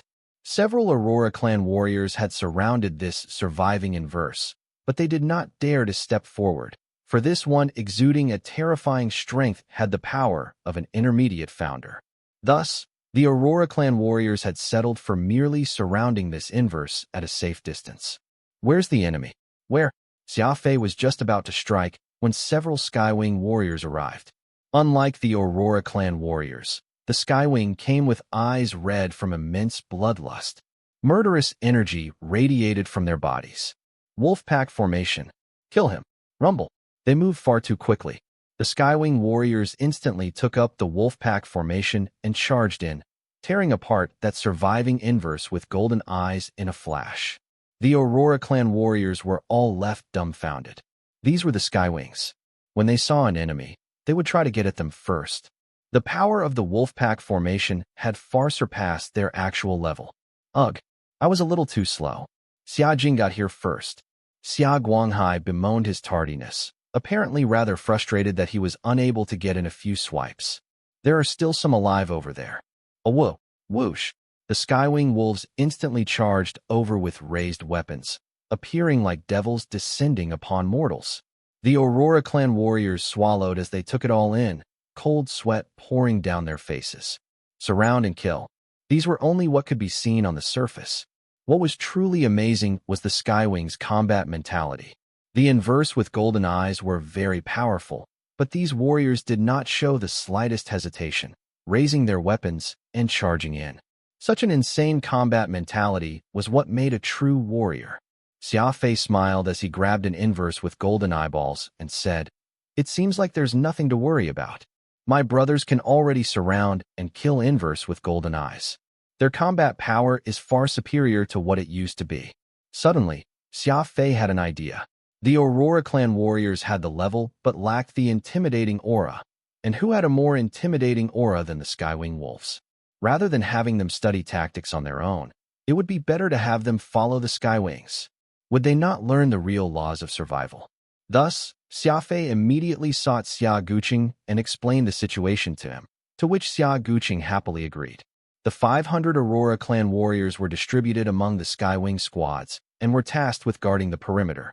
Any warrior would feel alarmed upon first contact with the Skywings. These reckless and unreasonable madmen were definitely unique in the universe. They seemed to have been born for battle, and when they revealed their savage side, the universe would pale. The shock was even greater for the refined and cultured Aurora clan warriors. Even the Alpha universe had never heard of such crazy warriors. They used soul weapons to attack, hands to tear, and teeth to bite. The Skywing wolves did not care as long as they could kill their enemies. Skywing's business. Those uninvolved can scram. Someone shouted the clan slogan, and more people began to crazily recite this slogan in the sea of stars. The arrogance, the unparalleled madness, was all on full display. Xia Fei's heart thumped. He felt like he had returned to the era where he fiercely battled alongside his brothers, where the Skywing wolves shouted this slogan and slew anything in their path, dismantling the law realm and rebuilding it. After a while, Xia Guqing called Xia Fei over. Xia Fei introduced Fuchen and Ulan to the Grand Ancestor. This was the first time they had met, but they were all rather affectionate with each other. Fuchen had always liked Xia Fei's persistence and unwillingness to take a loss, and now that he had encountered this group of warriors who were all like Xia Fei, he naturally took a liking to them, too. Ulan, on the other hand, was very shocked. Xia Fei, what level are you at right now? Xia Guqing asked with a smile. 3 soul marks, Xia Fei replied. Xia Guqing was startled, an embarrassed look on his face. After all, he had only reached 3 soul marks himself. It was quite shameful for the patriarch to let a clan member catch up to him. What about your fiendwing? Xia Guqing asked. It was Xia Fei's turn to be embarrassed. For some reason, Xia Fei was stuck with one fiendwing. The other one had yet to unfurl despite how high his level was. Xia Guqing shook his head. While dark energy is good, you can't disregard what has been passed down by our ancestors. Have you been cultivating the law of speed lately? Xia Fei scratched his head and replied. I really haven't been cultivating the law of speed much. There's been plenty demanding my attention recently. Xia Guqing said. Your problem is that you're dabbling in too much, but that's not a bad thing. After all, that's your specialty. There's no one in our clan with as broad of a skill set as you. But speed is the Skywing clan's foundation and root. You're the only other fiendwing other than me, so I hope that you can unfurl your second fiendwing soon. When the time comes, you might make many new discoveries. Xia Guqing mysteriously blinked his eyes at Xia Fei.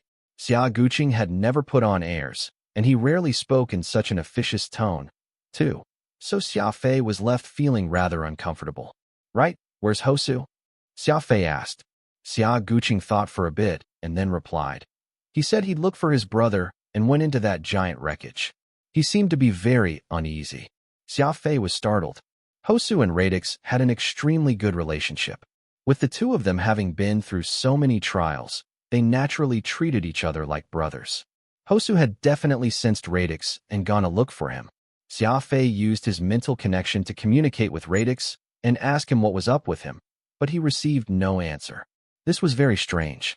Xia Fei could sense that Radix was not very far from him, but for some reason, he could not establish contact with him. This situation had never happened before. Something must have happened, Xia Fei muttered. He shot off toward the wreckage of that gargantuan warship, Xia Guqing, Fuchen, and Ulan following him in confusion. Plush, with a thrust of his white dragon screech, Xia Fei killed a surviving inverse and strode into the wreckage. The inverse's giant capital ship was huge and tough. In fact, the explosion triggered by the Silver Spectre's impact had failed to blast apart the outer shell. At this time, it was a giant lump of black metal, riddled with holes as it floated in space. The insides of the ship had been obliterated, the equipment and instruments within had been blasted out into space, leaving behind a large space. The Silver Spectre's prow was buried in the wreckage, leaving the rear half sticking out like a spear in the dirt. Xia Fei arrived quickly and saw Hosu dumbly standing outside the ship. Despite the massive explosion, the Silver Spectre had only suffered some frictional damage. The outer shell was still intact, a sign of just how tough the warship was. Where's Radix? Xia Fei asked. Hosu shook his head. There is no Radix. I don't know where he went. Xia Fei was stunned, crying in dismay. Impossible. It can't be.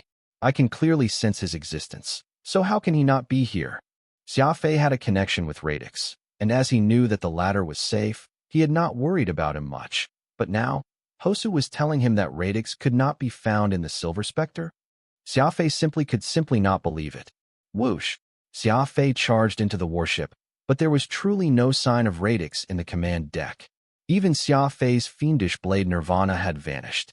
What's going on? What the hell is going on here? Xia Fei yelled. Radix, hurry and answer me. Where are you? Alas, there was still no reply to Xia Fei's shouts.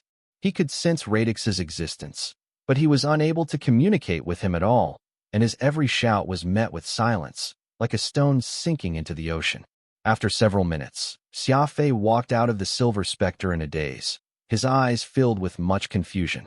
He looked back at the warship, which might have come from beyond this universe, and suddenly felt as if he did not recognize it. This ship, just how many secrets does it have? I'm not wrong. Radix has to be inside. Xia Fei muttered incomprehensibly. Before one wave had settled, another had stirred. Just when Xia Fei thought that he had won, he suddenly found that he had lost his personal soul servant along with his fiend blade.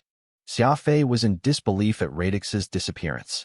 If Radix was still a soul, which was a mysterious and profound existence, so anything could have happened.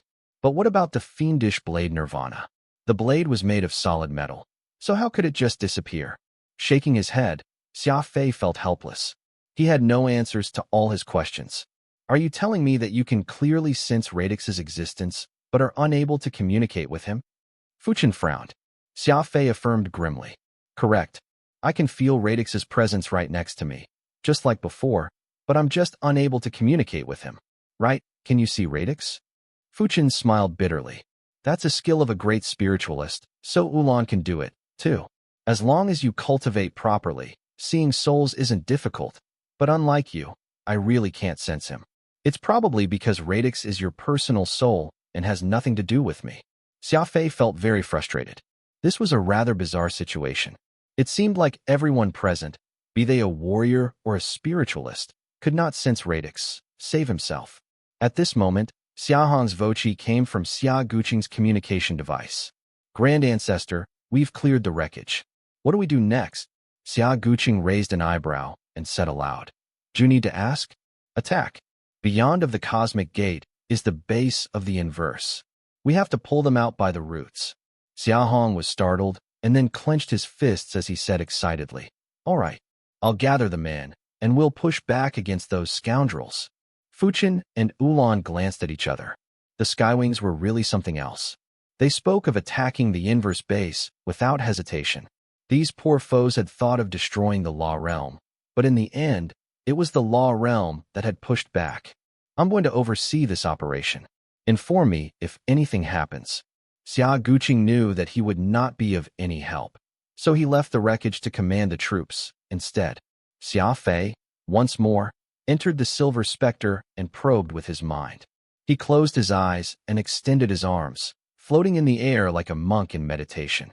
Several minutes later, Xia Fei put down his arms, his brow furrowed.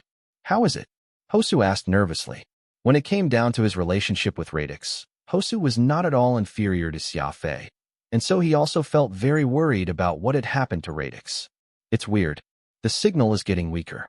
It's as if Radix is moving away from this place, but no matter what I do, I'm still unable to find him, Xia Fei said. It was a very strange affair, which was only getting stranger. It was as if the fiendish blade Nirvana and Radix had entered a parallel plane and were gradually becoming lost to him. Nobody knew what to do about this situation. After all, none of them had ever experienced anything so bizarre before. After a while, Xia Guqing suddenly contacted Xia Fei. I think that you need to take a look at this, Xia Guqing said. What thing? Something even weirder, Xia Guqing said solemnly. Rumble. The Silver Spectre charged out of the wreckage. Xia Fei inspected it and found that the explosion had only left some scratches to it, with the insides completely intact and undamaged.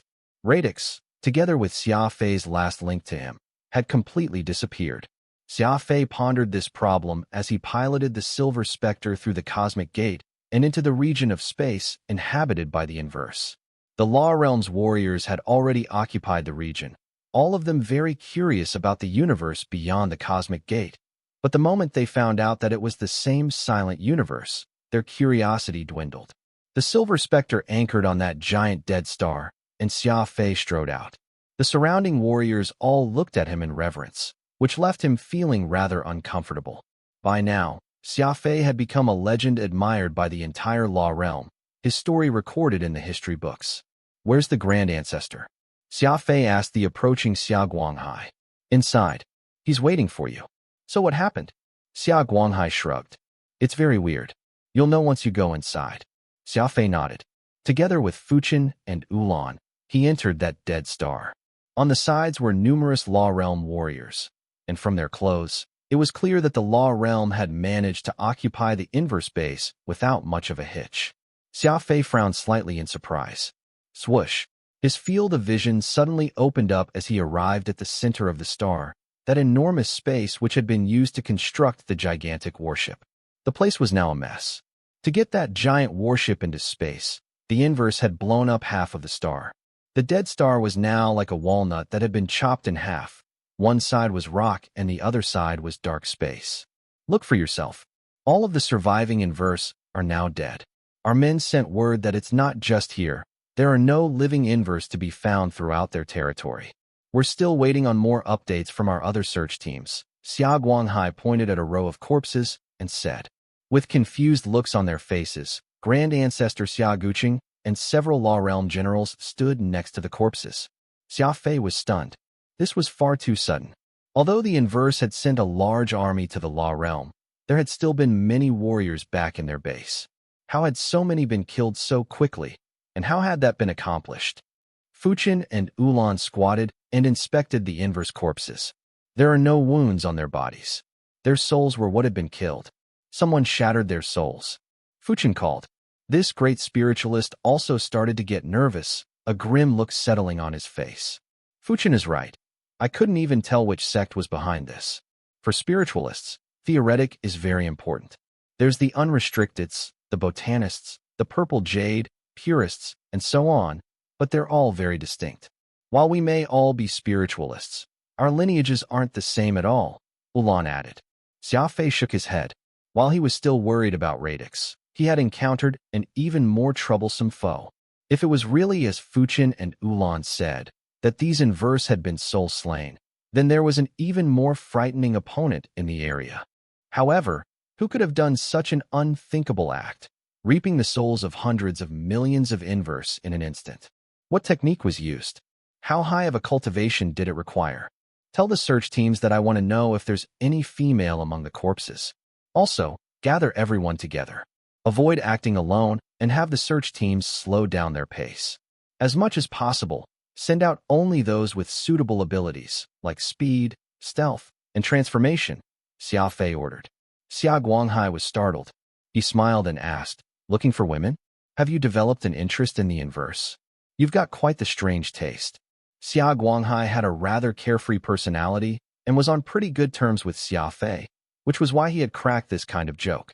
Alas, Xia Fei really was not joking, nor was he in the mood to joke. "Do as I say." At once, Xia Fei said coldly. Xia Guanghai scratched his head awkwardly, realizing that this really was not the time to joke around. Somehow, Xia Fei had taken the reins of command from the Grand Ancestor. It was all very natural, and nobody questioned or objected to this, a sign of just how much the Law realm trusted Xia Fei. At key moments, he also did not dither around and boldly took command. Taking an inverse corpse, Xia Fei fished out White Dragon's screech and cut off the outer layer of its armor. He then threw the corpse on the ground and carefully inspected it. "Look, what's that?" Xia Fei pointed at the corpse's neck. Fuchen and Ulan hastily dropped their heads and saw a pink little dot, like an insect bite, on the corpse's neck.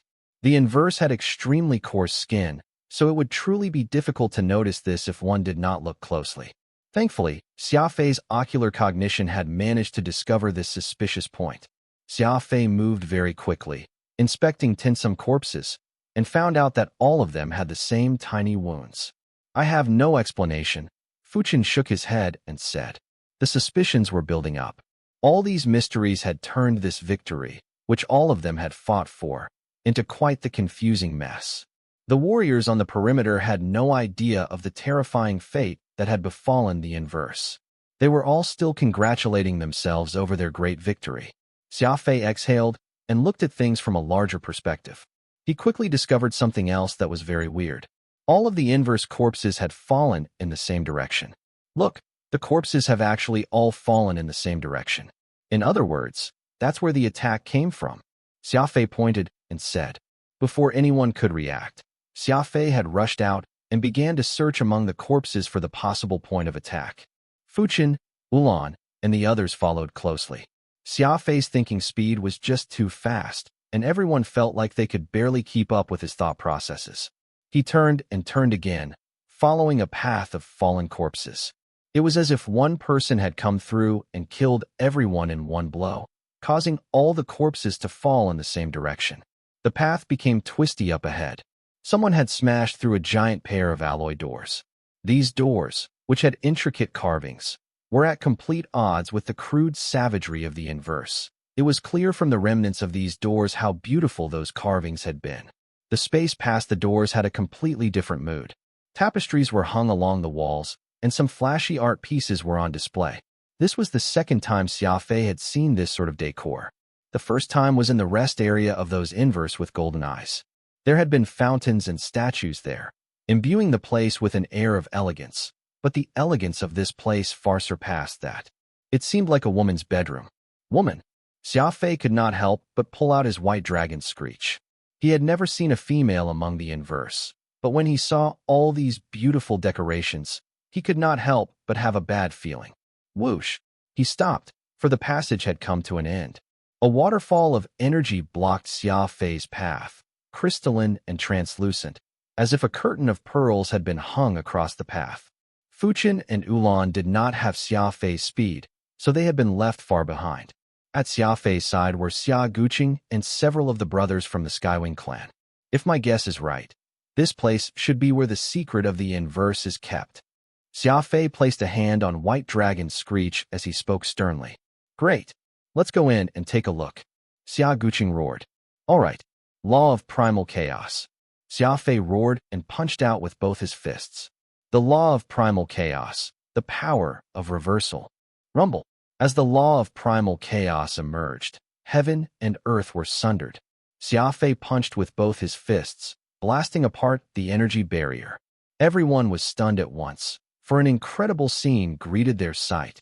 A mysterious woman was battling with someone who was completely sealed in black armor, light and shadows dancing around them in a frenzy. Shock. An indescribable shock. The sight of these two experts battling was just too shocking. With every second, the wailing and howling of soul-slaying arts could be heard. The level of this battle simply unheard of. That woman had a bizarre face. Her left side was fair and white, but her right side seemed to have been burned. It was covered in dark red wrinkles and was terrible to behold. There was also the right eye, as if someone had scooped out half of it, drooping off to the side of her face. At the very center of this red eyeball was a wriggling little insect. Anyone who saw this, I would feel the urge to vomit. Angel and devil in one body. This description was no exaggeration. On one side was a gorgeous face. On the other side was a nauseating appearance. It was hard to imagine an incident that could make her face into something like this. As for the person she was battling with, they were completely sealed in armor, which obscured their face. Xia Fei even felt as if this person did not actually have any substance. They were like empty air or a sinister wind, their body radiating an eerie aura. Their body might not be real, but their attacks could alarm heavens and earth. The moment the energy barrier broke, the air resounded with deafening explosions and energy howlings. All of this had emerged because of Xia Fei's palms effused with the law of primal chaos. What do we do? Xia Guqing gritted his teeth and asked. Even he had been stunned by this unbelievable battle. Wolf pack formation. We'll take them together. Xia Fei roared. Wolves were born to be pack animals, without needing training. Of course, Xia Fei, as a lone wolf, was an exception. Xia Guanghai, Xia Jing, Xiao Hong, Xia Helen, Xia Lianning, and Xia Guanghai, the 6 strongest wolves of the Skywing clan swiftly assembled into a formation. Xia Fei was startled. All of them were founders. Particularly Xia Guanghai. Xia Fei recalled that he had not even been a law god yet when he left the law realm. but the man had jumped all the way to level 1 founder. It was truly a level explosion. This wolf pack was even more powerful and intimidating than before. Together with Xia Fei, this most vicious lone wolf, the wolf pack formation could only be frighteningly powerful. Pull 1 and strike. Our target is the black-armored warrior, Xia Fei shouted. The Skywing wolves rushed onto the battlefield. In this situation, it was probably the inverse empress who was on the back foot.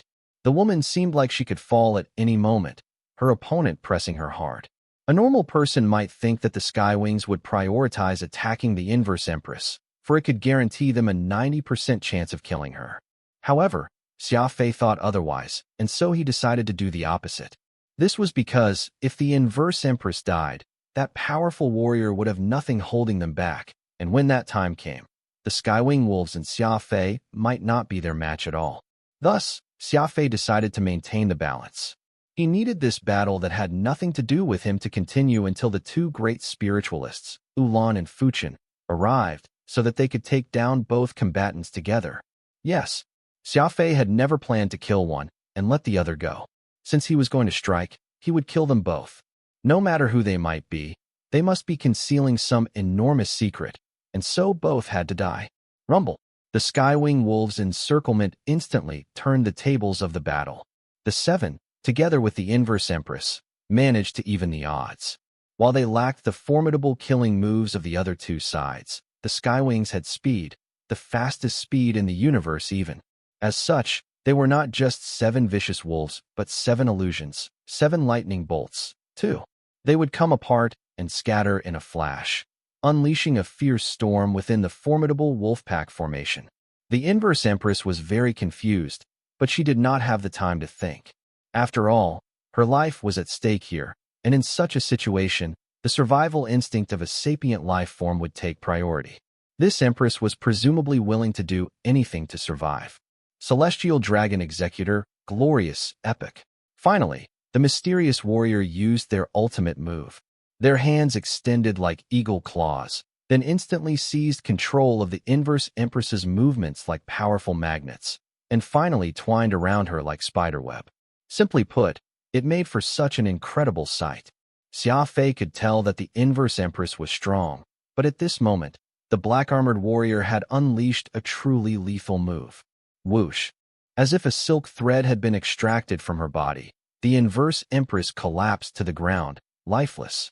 This had happened so suddenly that even Xia Fei was caught off guard. A chance. Attack!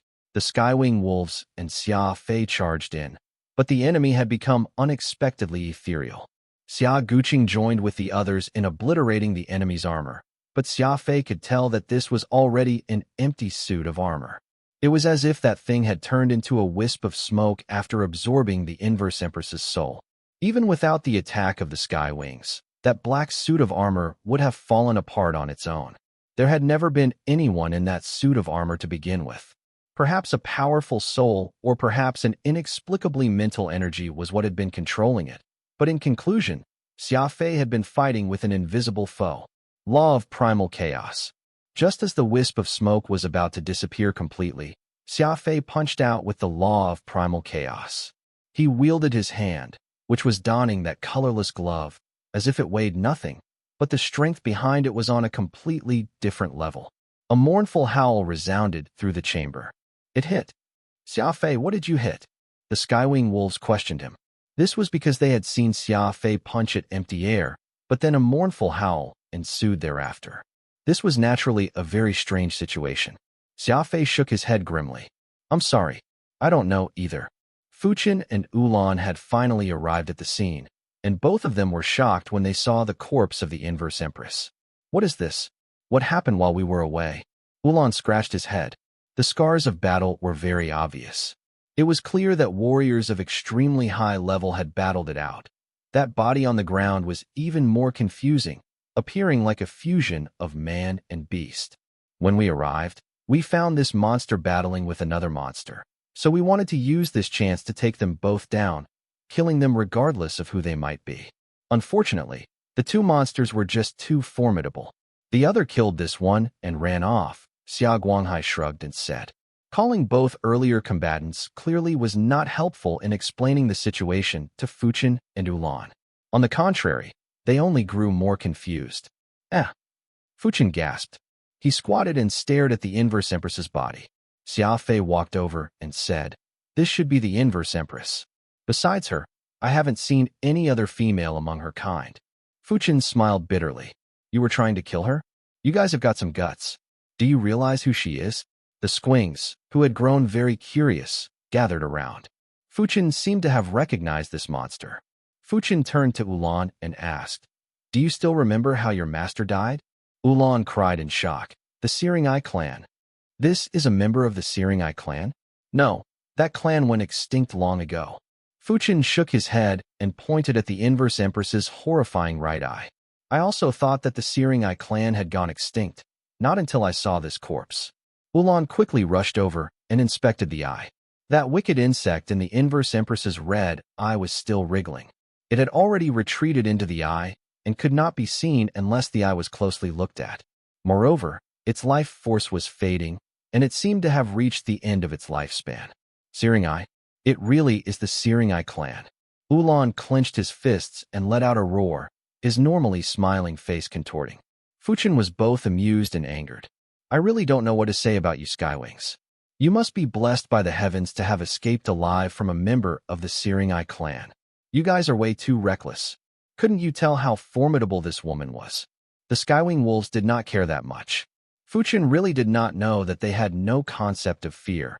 All of them had only previously felt that it was a good plan to seize this opportunity to kill both monsters. Fuchin's eyes suddenly turned ablaze, shining like bright moons as the excitement began to get the better of him. "Still, it's also thanks to you madmen that we've finally got the Eye of Shauna.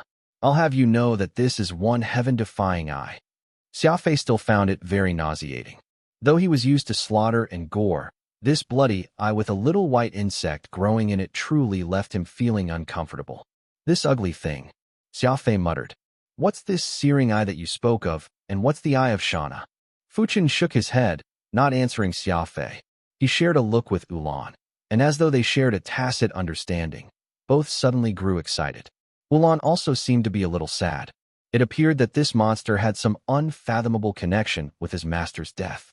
Xia Fei slapped himself on the head. It was Xia Fei who had gone crazy when he decided to try and kill the two peerless combatants. But now it was Fuchin and Ulan's turn to go crazy. "You want to try?" Ulan gritted his teeth and asked, his voice shaking a little.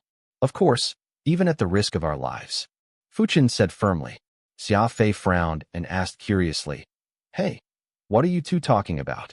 What do you mean at the risk of your lives? It's only a disgusting eye. You can just dig it out." Fuchin and Ulan turned their heads and looked at Xia Fei with eyes burning with passion. "Xia Fei, are you afraid of death?" Fuchin whispered. "Xia Fei, are you afraid of death?" Fuchin whispered. Xia Fei was taken aback. He chuckled and countered.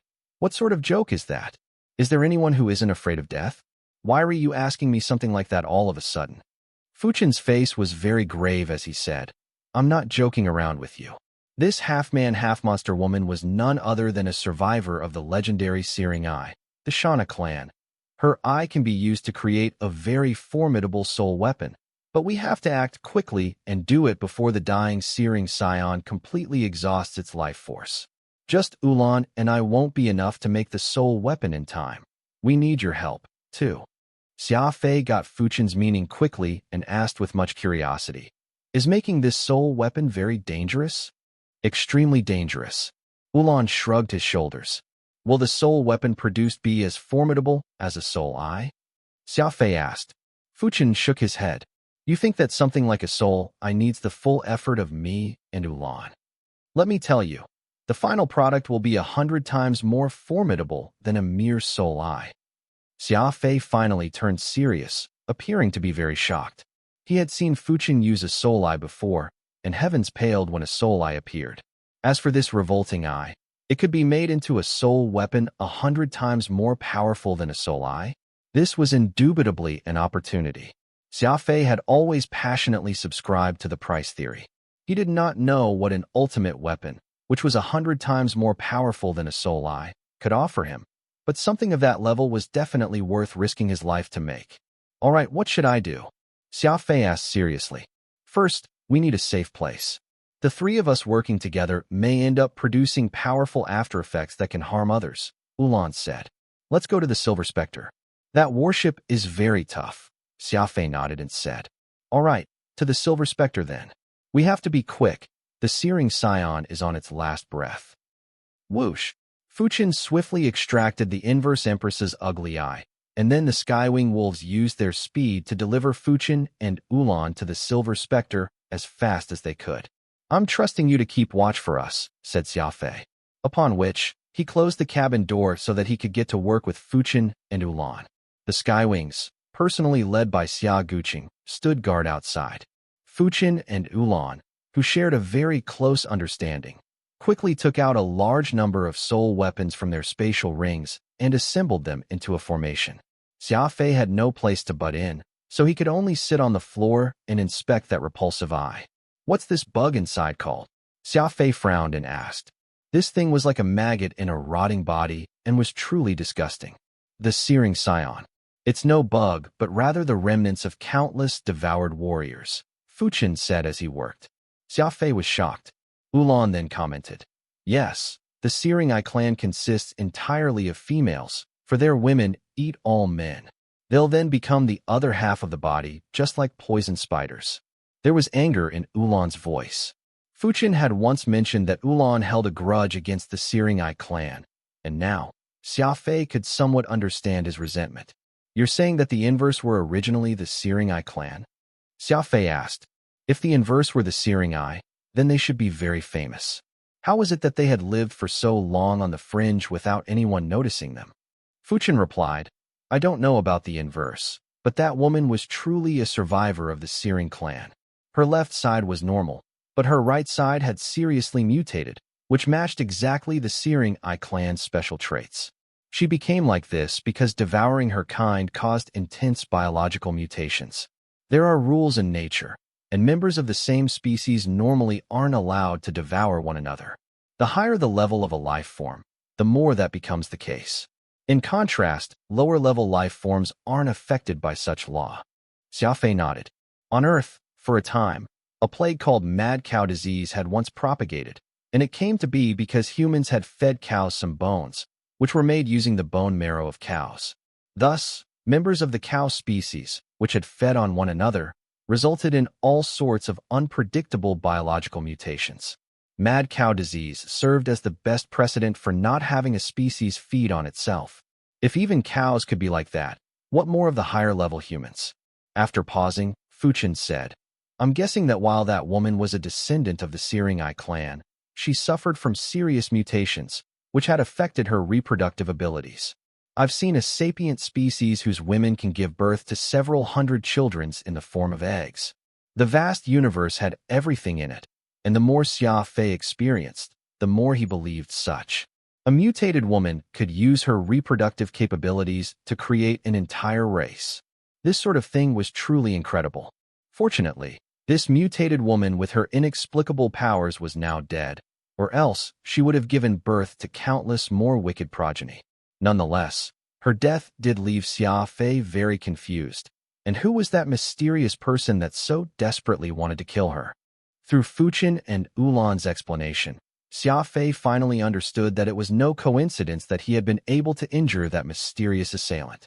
That fellow had decided to risk their life just so they could kill the Searing Eye woman, even foregoing offense in favor of unleashing their ultimate technique, which was what had given Xia Fei the opportunity to strike. Pursing his lips, Xia Fei massaged his temples. Far too many strange things had taken place, and he was somewhat unable to handle everything. That expert who had escaped had no substance, which made Xia Fei very curious. Also, the Inverse Empress, who had come from the Searing Eye clan, was even connected to the death of Ulan's master. There was even that matter of Radix, as well as the fiendish blade Nirvana, mysteriously vanishing. These incidents had come one after another. Xia Fei felt his head swelling from immense confusion, but all he could do was sigh. The universe was the universe, full of existences that one could not possibly imagine. After leaving Earth, Xia Fei felt like a frog at the bottom of a well, and as he walked farther on the road, the things he saw grew increasingly bizarre. We don't have the time to talk about these things. Now listen closely.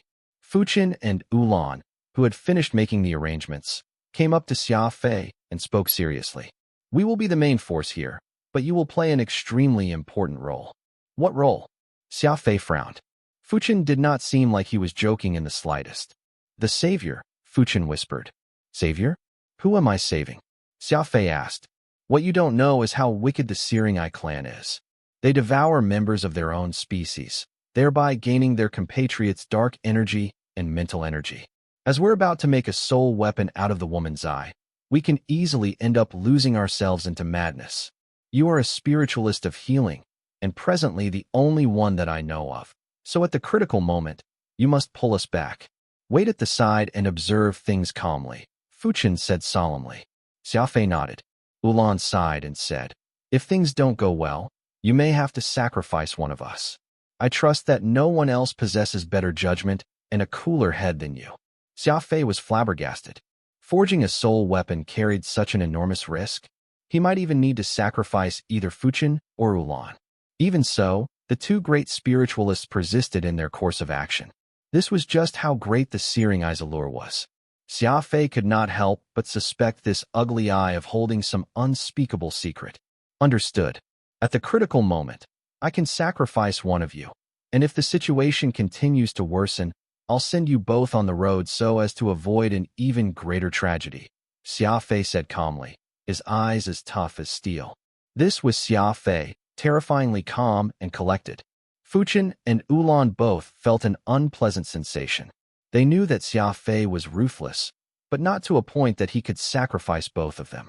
In this universe where danger lurked everywhere, it was probably because of this incomparable resolve to kill that Xia Fei had been able to live this long, and also why he had stirred up so much trouble. Incredible.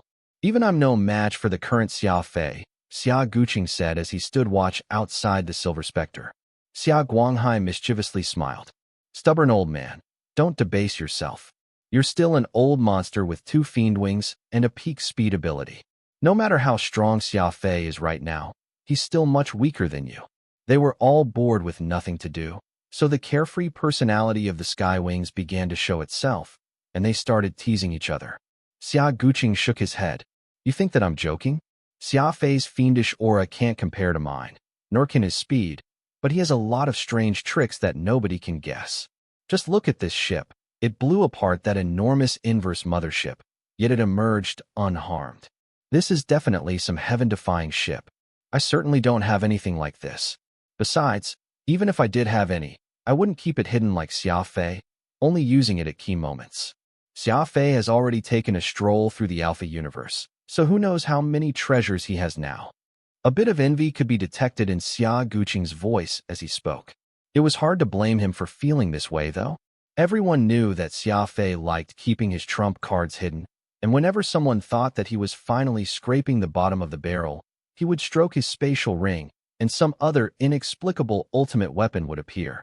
The taciturn and grim great soul hunter Hosu sighed, and said, Xia Fei is different from us. He got to where he is now all on his own, so he has a very strong sense for danger and doesn't easily trust others. He's quite a cruel and ruthless fellow. These are all things rooted in his bones, and no one can just imitate them. Xia Guanghai very seriously nodded. Makes sense.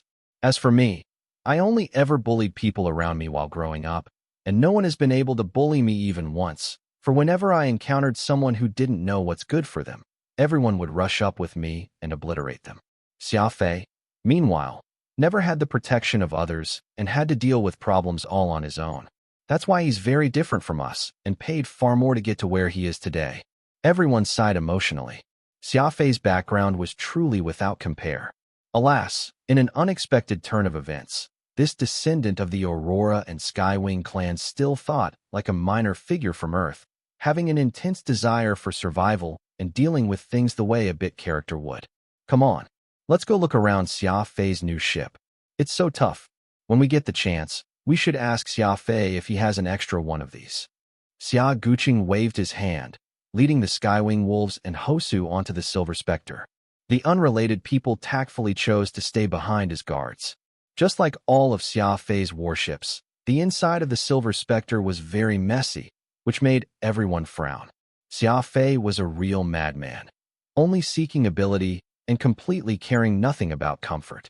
As they entered the Silver Spectre's command deck, the stone carving hanging overhead immediately drew their attention. Haha, why does Xia Fei have the map to the Heavens' Eye mountain constellation over here? Does he plan to go to that barren land to look for treasure? Xia Guanghai laughed. Everyone else laughed as well. The Skywings were very adventurous people, and many of them had traveled the Sea of Stars and seen many bizarre and interesting things. Thus, quite a few of them recognized this star map. Xia Fei, including Fuchen and Ulan, could never have imagined that this mysterious star map, which had left them utterly baffled, actually pointed to a location in the Law Realm. The work of forging the soul weapon was extremely difficult to begin with. Fuchen and Ulan quickly pulled Xia Fei into their tempo. This phenomenon was made possible by the two peak spiritualists working unison. It was like a dream dimension Fuchen and Ulan had constructed, where both men had complete authority over what happened within. Xia Fei found this all very fresh and new. Long ago, Phantom had used illusions to control Xia Fei's mind and show him scenes that left him full of yearning. The dimension, which was as vast as the Sea of Stars, that the two spiritualists had conjured was on an even greater scale. This is a necessity. Although it uses up quite a lot of energy, we must be completely isolated from the outside in order to best control the searing eye. Ulan wiped the sweat off his face as he spoke. They had not really gotten started yet, but he and Fuchen were already very tired. Xia Fei frowned and plucked a star from within the dimension. No need to be so curious. Once you have your 7th soul mark, you'll be able to create your own dimension, too. Why do you think people who have dark energy are called founders? It's precisely because we have the ability to create worlds, Fuchen nonchalantly said. Matter and life are both made from positive and negative energy. Warriors who are still stuck at the level of laws can never create worlds no matter how strong they may be. That's because they haven't gained control of dark energy, so the most they can do is use the law of space to open dimensions and use illusions to fool their enemies. Meanwhile, our dimension is made of real matter. As Fuchen spoke, he grabbed the star in Xia Fei's hand and crushed it, sending him flying out. Xia Fei swallowed. No doubt that this was all real. Masters of dark energy had the ability to create matter. What about life? Can we create life? Asked Xia Fei hurriedly. No. Life is a higher level of matter and requires an even stronger control of dark energy. We still don't have that strength, Fuchen said. So in this aspect, the creation power of higher-rank warriors is actually just an upgraded version of the law of matter. The two of them stopped conversing with Xia Fei, placing their hands around the searing eye. The insect in the eye was on its last breath. Just when its flame was about to go out, Fuchen and Ulan exerted their power, and the insect grew lively once more. However, it was full of hostility and madly shrieked at both great spiritualists. Xia Fei's job was to protect Ulan and Fuchen, but he did not see any danger right now. Thus, he began to examine the dimension that the two had created. This dimension seemed vast, but it was actually not that big. As a real world, it was modeled with countless little stars and had actual air and matter. None of it was an illusion at all. Xia Fei, get ready, Fuchen grunted. His face was already turning a little green, and he appeared to be having a tough time. Xia Fei had not expected the danger to come so fast. It had only been a few minutes, but these two great spiritualists were already approaching their breaking point. What do you need me to do? Xia Fei asked hurriedly. This thing is very strong. I really can't tell how many of its species it consumed to reach this stage. Its counterattacks are very sharp and effectively prevent us from sending in spirit energy. Get ready. We're going to pull you into our dimension, Fuchen said. As he spoke, Xia Fei felt his soul being pulled out of his body. This was dark energy, also known as soul power. In ancient times, there were often tales of a person dying yet their soul still lingering and disturbing the living. Most people considered these to be mere tales, but they were actually not. Wandering ghosts were none other than powerful souls. While a person might die, their soul was inextinguishable. For the first time in his life, Xia Fei had entered a world of dark energy, guided by two peak spiritualists. Transformed into a white wisp, Xia Fei saw himself and also the souls of Fuchen and Ulan. You too, Xia Fei yelled in shock. Don't be afraid. These are our souls, forms of pure dark energy. We're actually quite normal. But you? Fuchen could not say more. Alas, there was no mirror, so Xia Fei could not see what he looked like. But from the look in the eyes of Fuchen and Ulan and the tone of their voices, his appearance was either very unique or very terrifying. Everything caught Xia Fei completely unprepared. Now that his soul had left his body, he could only use dark energy. Plush. Fuchen and Ulan collapsed to the ground, their faces pale. Things started to get unpredictable. They originally planned to take responsibility for crafting the searing eye, while Xia Fei served as their support, but now, the tables had turned. Xia Fei had taken over their jobs, his two eyes holding that terrifying eye as he sent in spiritual power. What's going on here? We were pushed out. Can you believe that? Ulan said in frustration. He had lived for long, but had never experienced anything this humiliating before. Gritting his teeth, Fuchen stood up and stared at Xia Fei. Surprisingly, the latter was very calm, as if this was just an ordinary occurrence. Crafting soul weapons tests not only a person's dark energy, but also their mental energy and soul. It seems like Xia Fei has stronger mental energy compared to us. This has nothing to do with his level. It just so happened that we can't get accustomed to those crazy souls, Fuchen said coldly. Ulan firmly nodded. The searing eye had been formed by devouring many of the same kind, and naturally, these souls were brimming with resentment. They vented their anger on those in their vicinity, and as Xia Fei was currently near them, he had to endure hellish flames. Without the restraints of the body, Xia Fei fully unleashed his mental energy. His opponents were unseen. The eyeball had consumed far too many souls, which were not loyal warriors like Radix, but rather through and through demons. Taking possession of the searing eye meant slaying these demons first. Unconsciously, Xia Fei had become the main force. He was not even aware that Fuchen and Ulan had been ejected by the dimension, and right now, there was only one word playing in his mind: kill. Wherever his blade pointed, gods and demons got slain. Xia Fei did not know that when he was freed from the shackles of the body, the nature hidden within his blood could be fully unleashed. True warriors had violence flowing through their veins, and nothing could halt their desire for victory. While Fuchen and Ulan were powerful, they were no warriors. They had the cultivation, but they lacked the experience of fighting through a living hell. Thus, when they fought against countless wicked souls, they felt like they could not gather their mental energy and were quickly defeated. Xia Fei, in contrast, had been able to hold on. Fighting was as simple as drinking a bottle of mineral water to him, and so these heart-freezing howls came across as no more than melodious serenades. It was late at night, and the Silver Spectre was quiet. Fuchen and Ulan watched as Xia Fei slowly opened his eyes, his lips forming his signature smile. "What are you two staring at me for?" Xia Fei asked. Fuchen and Ulan swallowed. This day had been far too stimulating. The shifts on Xia Fei's face alone were like a movie. As time passed, and Xia Fei's brow relaxed, Fuchen and Ulan exhaled in relief. They knew that Xia Fei had taken control of the situation. "Did you finish cleaning up?" Fuchen and Ulan asked in disbelief. Xia Fei nodded and looked at the searing eye. This ugly eye was no longer home to a wriggling insect, and was now just scarlet red. It was red down to the finest detail, as if having bathed in blood for eons, so red it seemed to be about to bleed. "I used spiritual power to seal this thing, but I don't know if that's okay." Xia Fei recalled what had happened and recounted. "I didn't have too many choices earlier. All those things flailing their claws and teeth at me really didn't give me much room to think." Fuchen sighed and said, "You didn't do anything wrong. The first step was truly to seal the searing eye. Those things that attacked you, just like Radix, were immortal souls, but they're vengeful ones and not as easy to get along with as Radix. We can no longer help you. As you sealed it wholly through your power, you have to complete the job by yourself." Xia Fei nodded. "I originally assumed that Hosu sealing the cosmic gate hadn't not been that hard, but when I sealed this searing eye, I realized that it's no easy feat." Fuchen said, "Regardless, you solved the first step. Next is the most important step.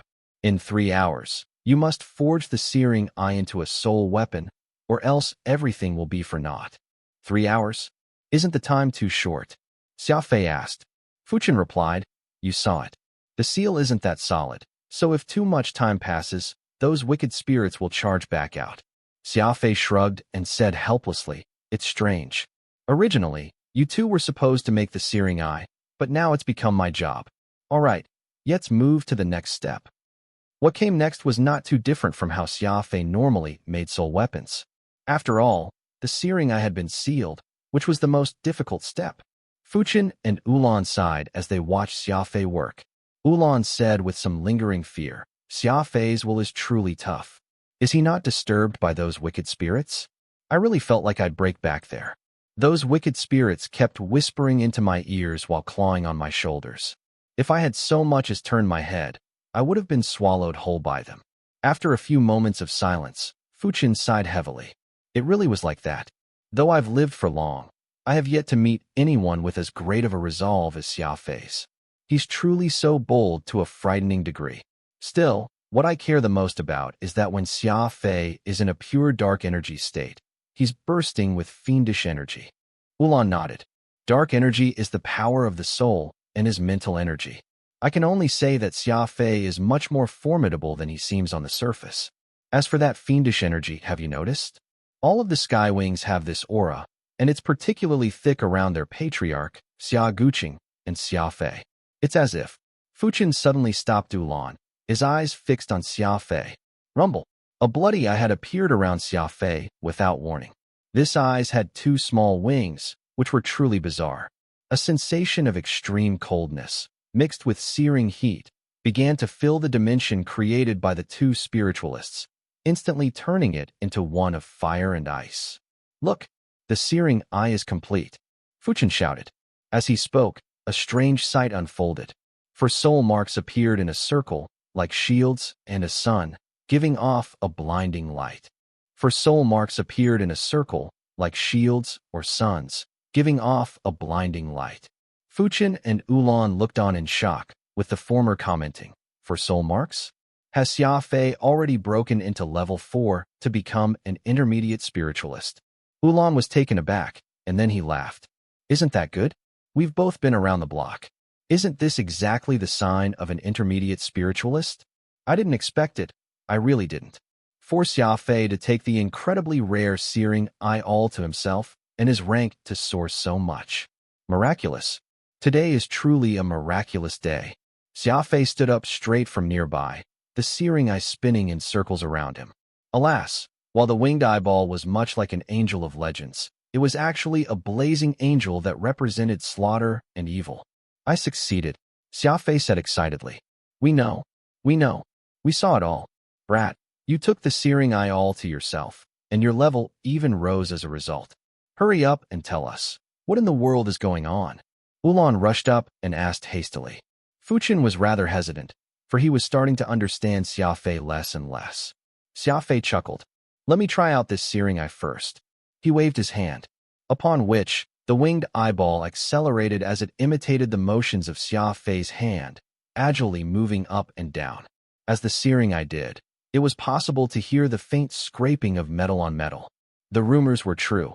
A soul weapon made from the searing eye really is the best weapon for dealing with lone souls. Be it your Radix, Fuchen's Wraith, or my Green Leaf Fairy, they'll all be trembling in fear from the sight alone. Ulan laughed. Xia Fei understood. The searing eye was a weapon specifically aimed at immortal souls.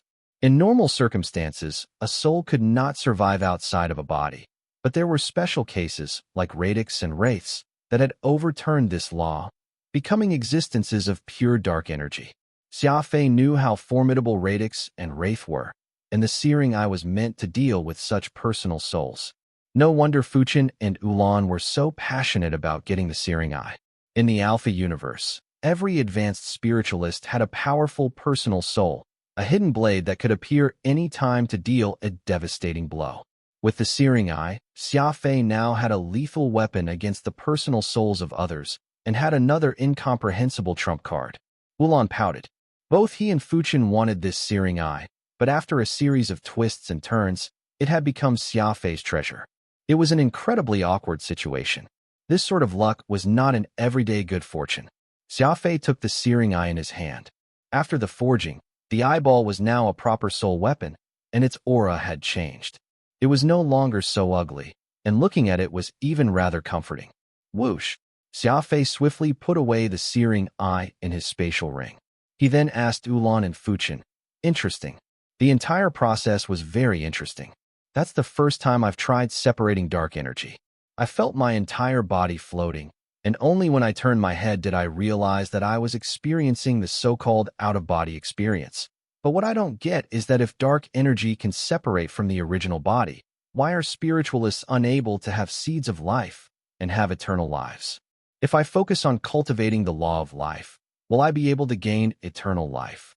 Don't do it. You mustn't. Xia Fei had just been casually speaking, but he had triggered stern reproaches from Fuchin and Ulan. The two of them seemed very grave and solemn. It was your fortune that you didn't cultivate the law of life, or else you'd never be able to step into the spirit path or obtain an unrestricted soul spirit mark. The law of life is very powerful, but you must understand that there's an intrinsic fairness to the universe. Anything too heaven-defying can't all belong to the same person, Fuchin said tensely. Ulan added, "That's our destiny as spiritualists." You really think the unrestricted soul spirit mark is that easy to get? Go and ask Fuchin. He spent countless years researching the subject, but he still hasn't figured out every ability his soul mark is capable of, or how many there are. Xia Fei turned to look in shock at Fuchin. Fuchin represented the orthodox spiritualist lineage, but even the great spiritualists of it had failed to discover all the functions of a soul mark. This was just absurd. This was akin to giving a caveman a gun. While a caveman could learn how to shoot with the gun, they would never understand how the gun was made. After all, there was too much physics and chemistry knowledge packed inside it, which were far beyond the understanding of a caveman. Fuchin shrugged helplessly. That's how things are. Not just the orthodox lineage. Other lineages can't solve this problem, either. To put it simply, nobody can explain how the seventh brain region is made up. In any case, you just need to remember to not learn the law of life, or else you'll be in for some pain. The three of them talked as they walked out of the dimension. As he left, Xia Fei took a few more looks at this place. Xia Fei was very excited at the prospect of creating such a dimension without learning the law of matter. As expected of founders, endowed with the ability to create worlds. One day, I also want to try my hands at it. Maybe even try creating life, Xia Fei thought to himself. He had obtained the searing eye, and the vigorous exercise had also unlocked his fourth soul mark. Xia Fei was naturally very happy.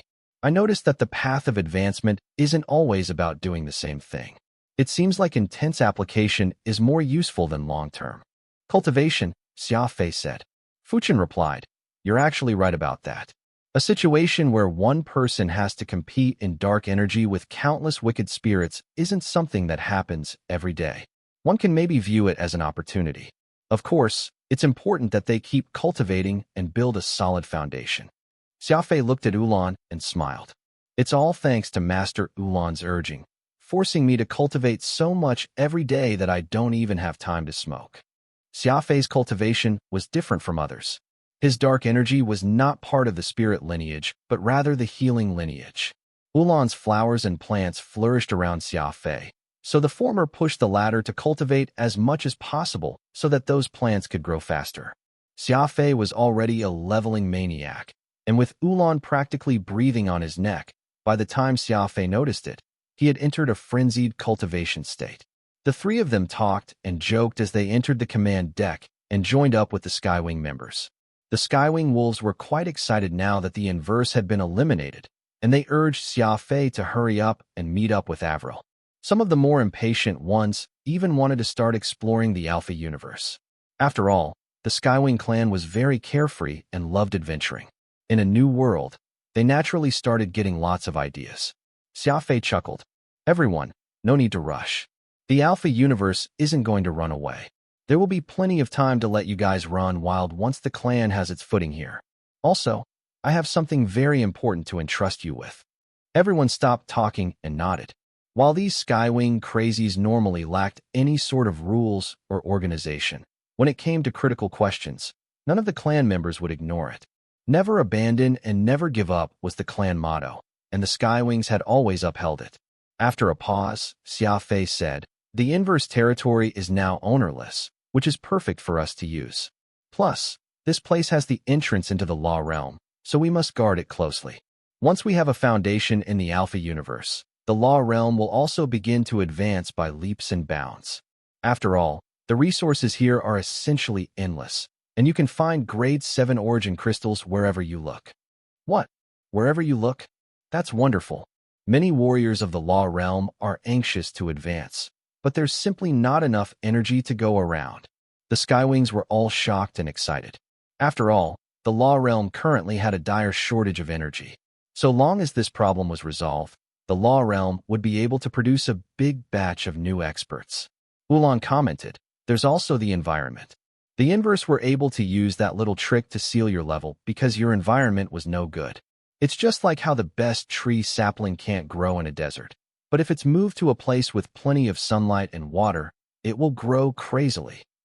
As expected of a spiritualist of botany, Ulan used a tree sapling as an example, but regardless, it was a rather good analogy. The Skywings were all emotional people and easily got excited. They became red in the face as they talked about how they would develop in this new universe.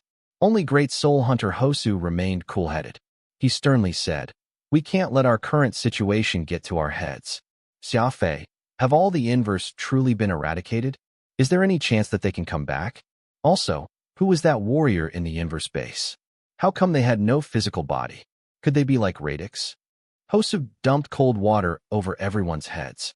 Yes, the inverse were dead, but they had left behind many questions.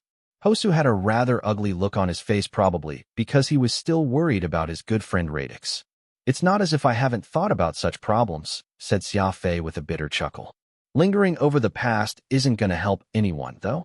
Those questions still need to be answered, but the problems right in front of us are much more urgent. We need to let the Alpha universe know that the Skywings have arrived." Zing! The Skywings grew very excited. Xia Fei's words were getting their blood pumping. Yes, the Alpha universe needed to understand that the Skywings had stepped into this universe. Madmen were madmen. They would never back down just because their opponents were tough. The Skywings had been peerless in the law realm, and they would become the same here. Of course, the Skywings were no fools. These sharp wolves knew that development was their first priority. Xia Fei quietly walked up to Hosu and whispered, "It's not that I am not worried about Radix, but there are some things that I have to take on alone. The most important thing for everyone else is the future, not the past." His eyes shone with resolve. It turned out that Xia Fei had been doing his best to show everyone the positive side of things, leaving all the lurking problems for himself to deal with. The Silver Spectre became very lively. Xia Guanghai went up to Xia Fei and put an arm on his shoulder. Smiling naughtily, he said, "Avril is coming. The mechs are escorting her." Xia Fei was startled, then his eyebrows rose in delight. Changing the topic, Xia Guanghai pointed at the stone statue above them. "You should really switch this thing out. It makes one dizzy just looking at it. And isn't it just the Heavens I'm Mountain constellation? What's so good about that place?" Zing! Xia Fei, Fuqin, and Ulan all went pale as they shouted in unison, "What? You recognize this star map?" Xia Guanghai explained the truth, and Fuqin and Ulan immediately became excited. The two had spent ages researching the star map in the command deck of the Silver Spectre. They did not know what location it was referring to or why it seemed to entrance them so. As such, Xia Guanghai revealing the secret of this star map so easily had left them both in disbelief. Xia Guanghai opened up a star map, one of the most ordinary kinds in the law realm. "I recognize this star map, but there's no Heavens I'm Mountain constellation on it," Xia Fei said as he shook his head. Xia Guanghai smiled. "Don't be in such a rush. Heavens I'm Mountain is a hidden constellation, so it naturally won't be marked on an ordinary star map. Look here, if you go along the Paragon Soul Star region and pass through the Termite Valley Star region, you'll arrive at Heavens Eye Mountain. This is one of the star regions that many Skywings have explored, so I can't be wrong. Many of us have been there before." Xia Guanghai was very relaxed, but Xia Fei and Fuqin were now in disbelief. This ancient star map, which concerned the secret of the Fufeng clan's ascendancy, referred to some unknown region of the law realm. Xia Guanghai paused before adding, "Look here. This star map appears to have countless eyes looking back at its gazers. Heaven's Eye Mountain gets its name from a mountain there. Heaven's Eye Mountain. The mountain face is completely barren, and atop it is carved a massive eye identical to the one drawn on this star map. Huh. Ulan slapped his thigh and said, "Truly, you need a bystander to get a clear view of the situation. I've always found this star map mysterious, but I couldn't figure out why. After hearing this, though, I finally understand. The sea of stars is vast, like 10,000 eyes looking at the universe. Rather than saying that one is looking at this star map, it will be more accurate to say that they're exchanging looks with countless mysterious eyes. These eyes are very weird, as if they could see right through people, so one will naturally feel a sense of hostility and curiosity, tirelessly inspecting them every day." Fuchin nodded. Though he did not say anything, it was clear that he agreed with this assessment. Xia Fei said suddenly, "You guys keep researching this. At worst, we'll just go to Heaven's Eye Mountain constellation to take a look. There are spatial gates in the law realm that make traveling convenient, and we have the Silver Spectre, too. I'm going now, and we'll see you later." "Where are you going?" Fuchin and Ulan asked in unison. They found Heaven's Eye Mountain constellation to be very mysterious, but Xia Fei apparently was not interested. "Forget about him. Avril is coming. Those two naturally need to have a little alone time," Xia Guanghai chuckled and said. The time spent with Avril went by rather quickly. After one entire night where they chatted with long-separated friends, in the early morning of the next day, Xia Fei and Avril finally headed into the bedroom. As dawn broke, Avril contentedly collapsed into his chest, wrapping herself in a blanket, a faint blush on her face.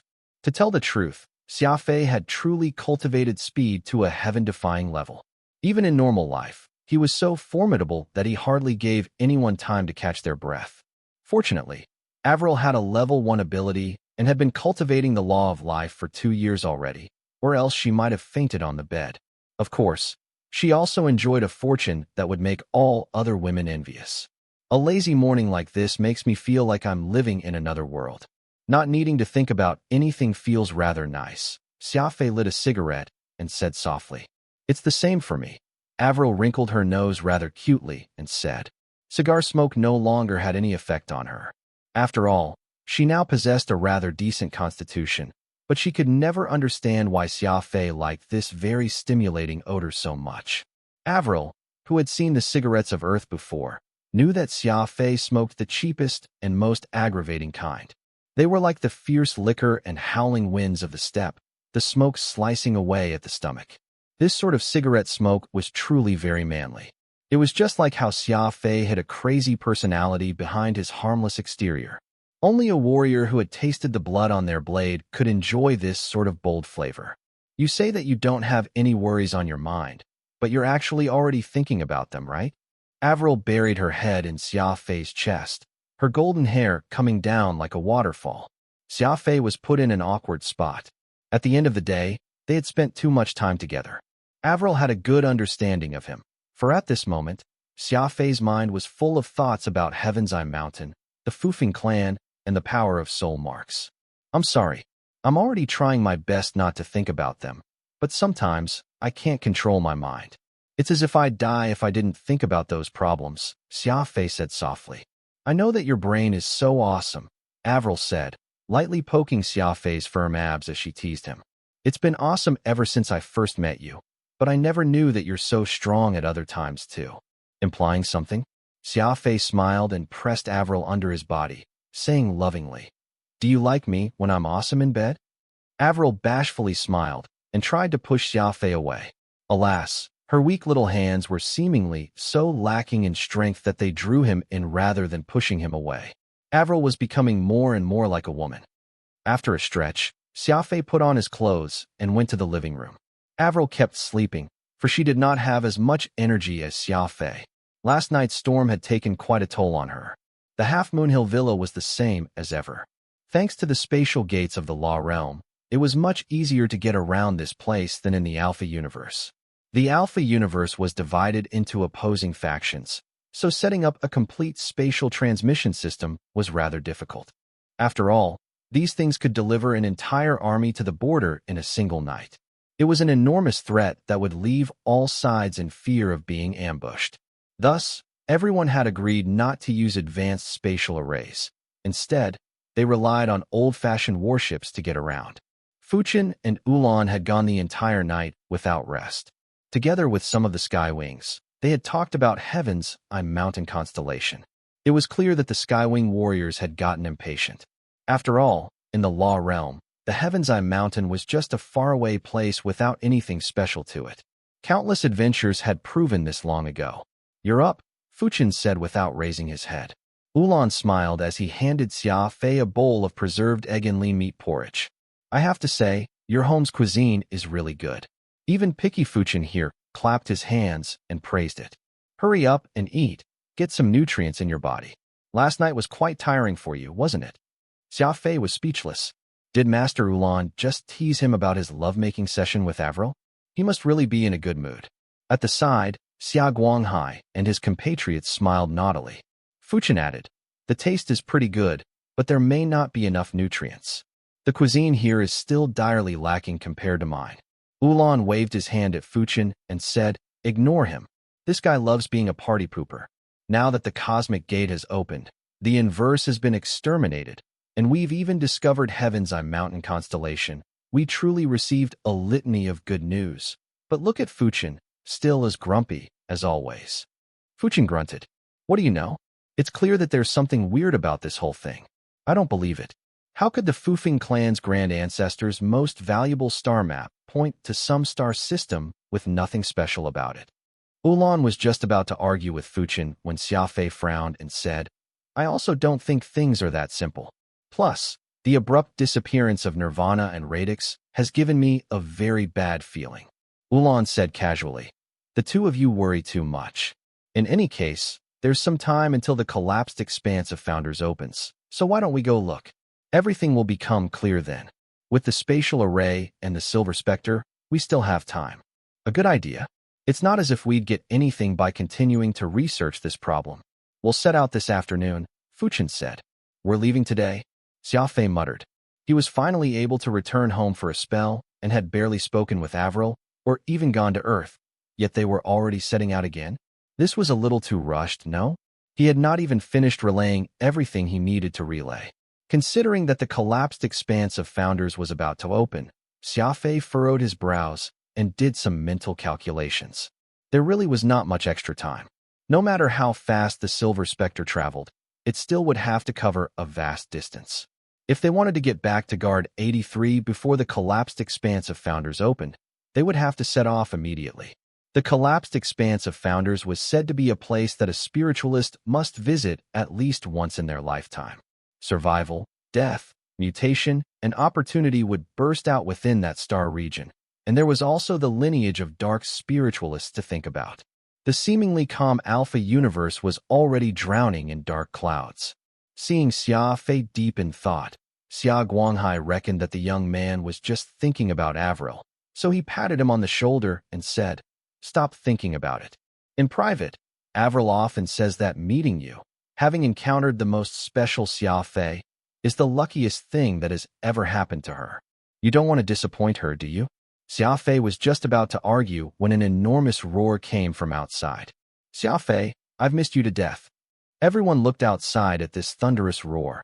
Meanwhile, Xia Fei could only helplessly shake his head. Few people had such a loud voice, and this was none other than Oro, the Lionheart royal clan's emperor. In the distance, a delicate-looking young man ran over. While Oro had been turned into a human through Xia Fei's hand, his demeanor and voice had not changed. These were particularly at odds with that youthful face of his, which seemed to be only in his 20s. There was simply no reason for such a small body to have a loud voice. Another man was beside him, who was in his teens, too. He had the appearance of a Lionheart royalty and was much larger than Oro, but he was almost bowing at his waist as he attended to his emperor. When Oro reached Xia Fei, he punched him on the chest. Xia Fei was someone who never took things lying down and immediately returned with a punch of his own. After messing around for a few minutes, Oro said sternly, "You'd better not say that I didn't help you. I found you one of my descendants who's been to Heaven's Eye Mountain before." Oro called to his side that Lionheart youth. Perhaps because Xia Fei was just too famous, this young man was rather cautious. Despite the harmless smile on Xia Fei's face, this youth did not dare to believe that the legendary Xia Fei was so approachable.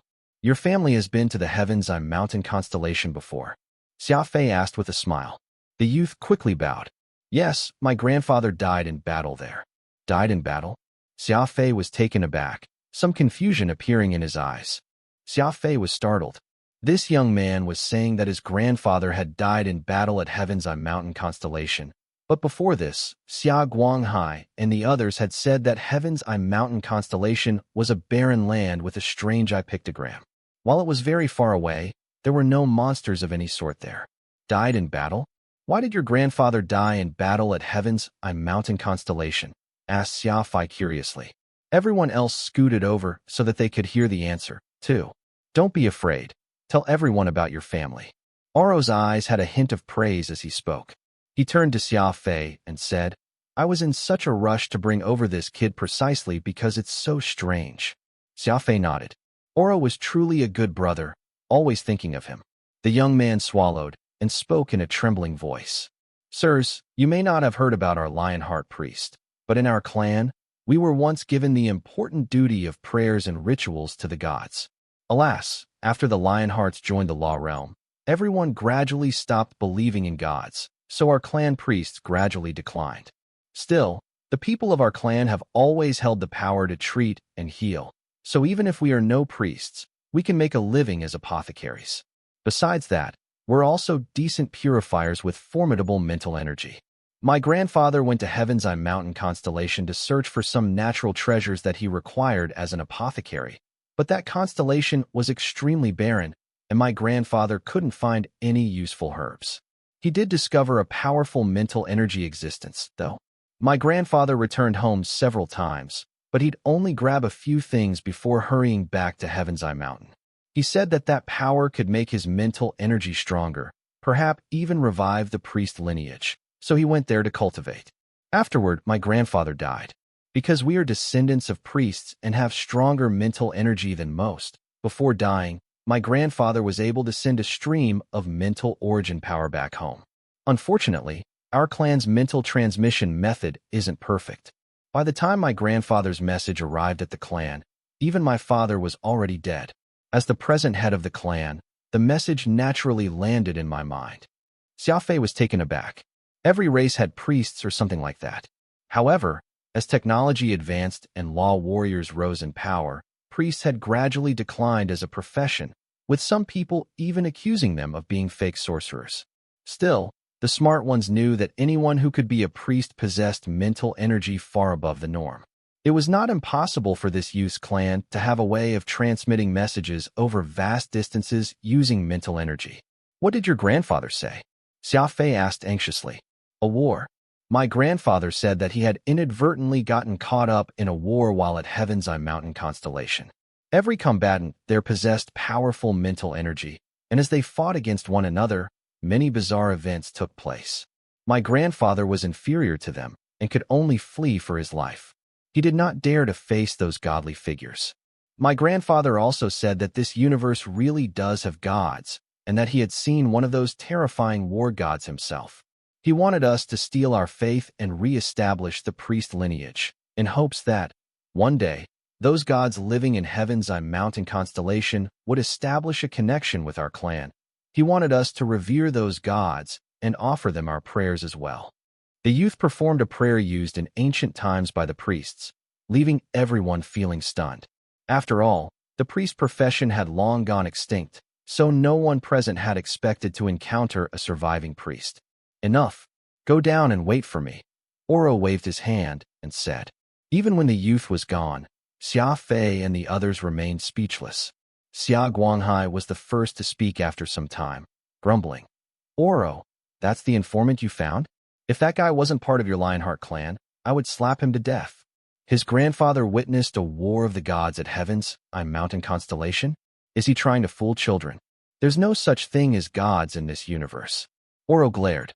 Never one to take an insult lying down, he instantly scowled. Our Lionheart clan may not be smart, but we at least don't lie like you humans. Thump, thump, thump. Oro slapped his chest several times.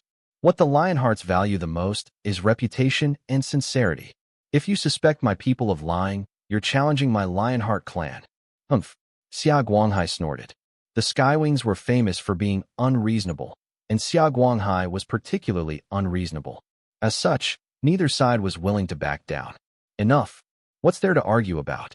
I believe that youths recount. He blinked 37 times while talking, and his pupils were constantly contracting. This isn't how someone who's lying acts at all, Xia Fei indifferently said. Everyone immediately rolled their eyes. Xia Fei's observation abilities were truly impressive. He could even keep count of how many times someone blinked. What could be said against that? After a pause, Xia Fei went on. There are two conclusions we can draw from this story. First, there are some places in Heaven's Eye Mountain constellation that have powerful mental energy, making them suitable for mental energy cultivation. Second, Heaven's Eye Mountain constellation might be linked to other locations, and many people with powerful mental energy choose that place to engage in intense training. When there are a lot of people, conflict is inevitable. I'm guessing that this youth's grandfather got dragged into another person's battle and ended up dying. Fuqin and Ulan nodded, agreeing with Xia Fei's conclusions. Xia Guanghai still didn't get it. Shaking his head, he said, I've been to Heaven's Eye Mountain before, as have many other people in the clan. What powerful mental energy. If there was, why didn't we notice anything? Xia Fei smiled.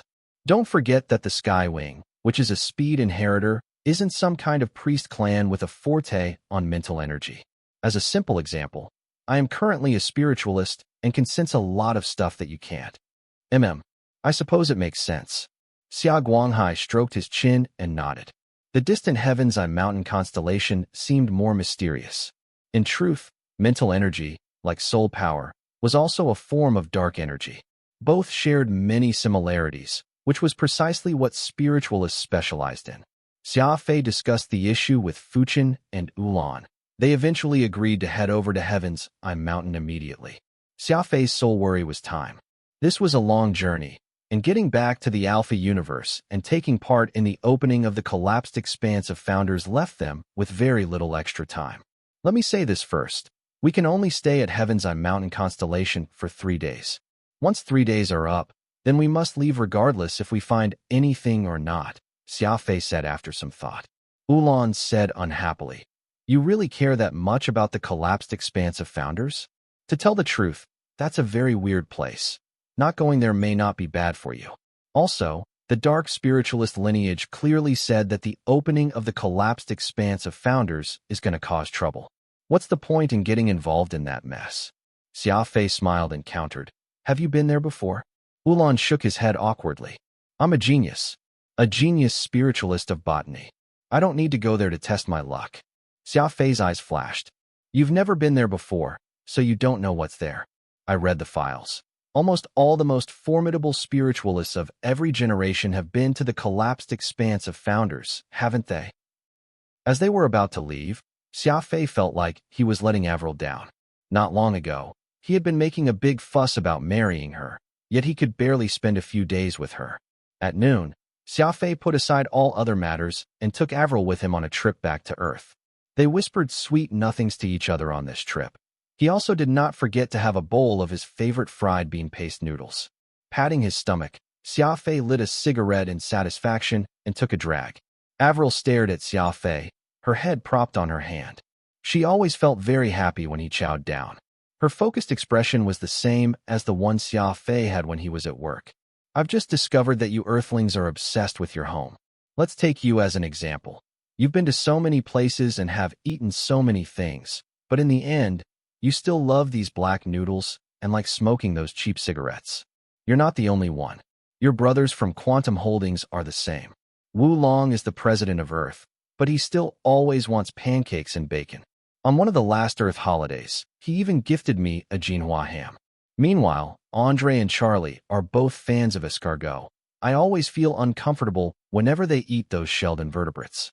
Right? Andre smokes cigarettes of a higher quality compared to yours. They smell pretty good and don't offend the nose. Avril squinted as she listed off the favorite foods of their various Earthling friends. Xia Fei chuckled and scratched his head in embarrassment. Those are called cigars. Their family has money, so they can live very luxurious lives. I've grown used to smoking cheap tobacco and can no longer tolerate expensive ones. Also, this kind that suits me more. As for food and drink, that's easy to understand. Earth was a closed planet in the past, so everyone could only patronize the produce of their hometown. After enough time has passed, all developed sentimental feelings towards such delicacies, and there's no changing that habit. It's not as if those planets belonging to the Panhuman Alliance could eat things from all corners of the universe back then. While they have a rich variety of food, there's no sense of belonging. In truth, life is very simple for me. With cigarettes, fried bean paste noodles, and you, I have enough. Avril was taken aback. Xia Fei normally did not speak very seriously, but he had put her together with his cigarettes and fried bean paste noodles.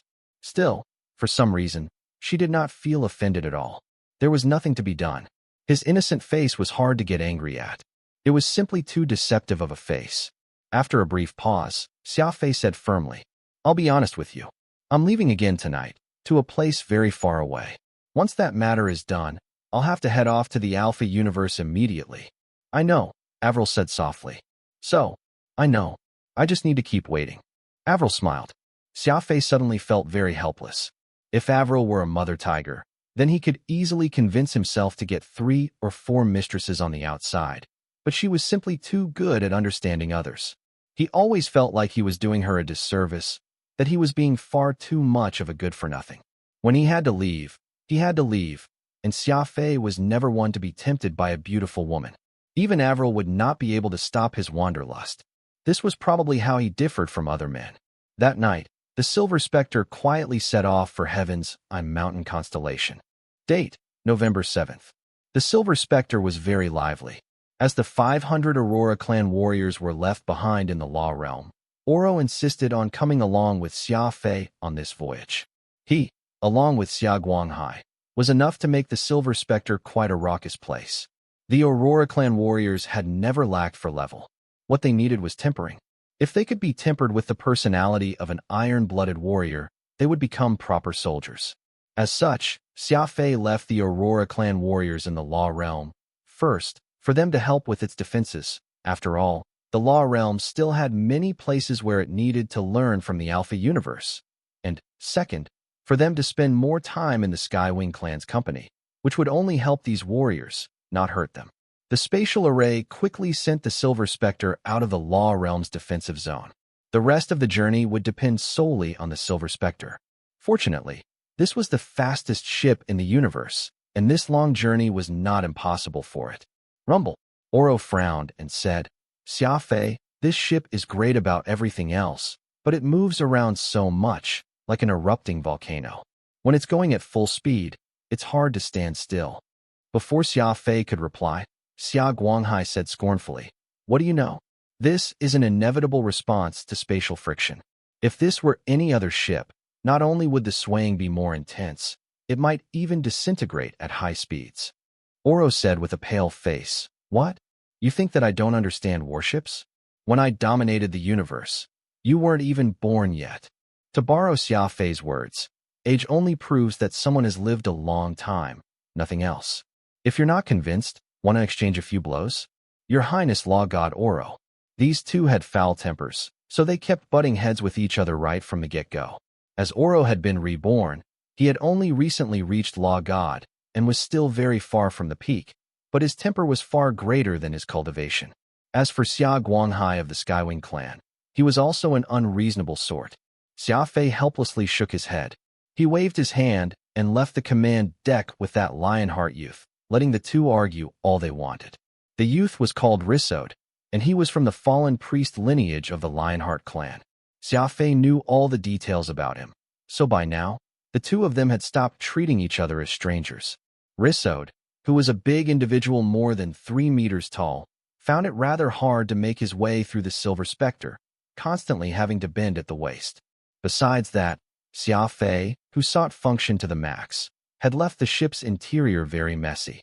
There were cables and controllers everywhere one looked. This required Risod to be even more careful with his large body, for fear of bumping into one of Xia Fei's precious components. In the break room, Fuchin and Ulan were sipping tea at the table. Xia Fei smiled and asked, "Why are the two of you here? You're not going to look at the Heaven's mountain constellation star map?" Ulan waved his hand and frowned. Since we know that the star map points to Heaven's Eye Mountain, there's no need to keep looking at it. Besides, Xia Guanghai and Oro are really too annoying, and they never give anything a rest. They argue with each other every day like a flock of crows. The four of them chuckled, all quite amused by the tempers of Xia Guanghai and Oro. Risod chuckled more reservedly. As Oro was one of the three grand ancestors of his clan, he did not dare to make much fun of him. Xia Fei had Risod sit down, upon which he asked, "Tell me the truth. Are you certain that you can trace your grandfather's trail through the Heaven's Eye Mountain constellation? This is very important." Risod nodded and spoke solemnly. "I am a successor of the priest lineage, one of those Lionheart clan members who possess very strong mental energy. Provided that my grandfather left behind even the smallest clue, I'll likely be able to find it. Of course, I can't guarantee anything with absolute certainty. After all, it's been more than 100 years. The energy might be very weak." Xia Fei lit a cigarette.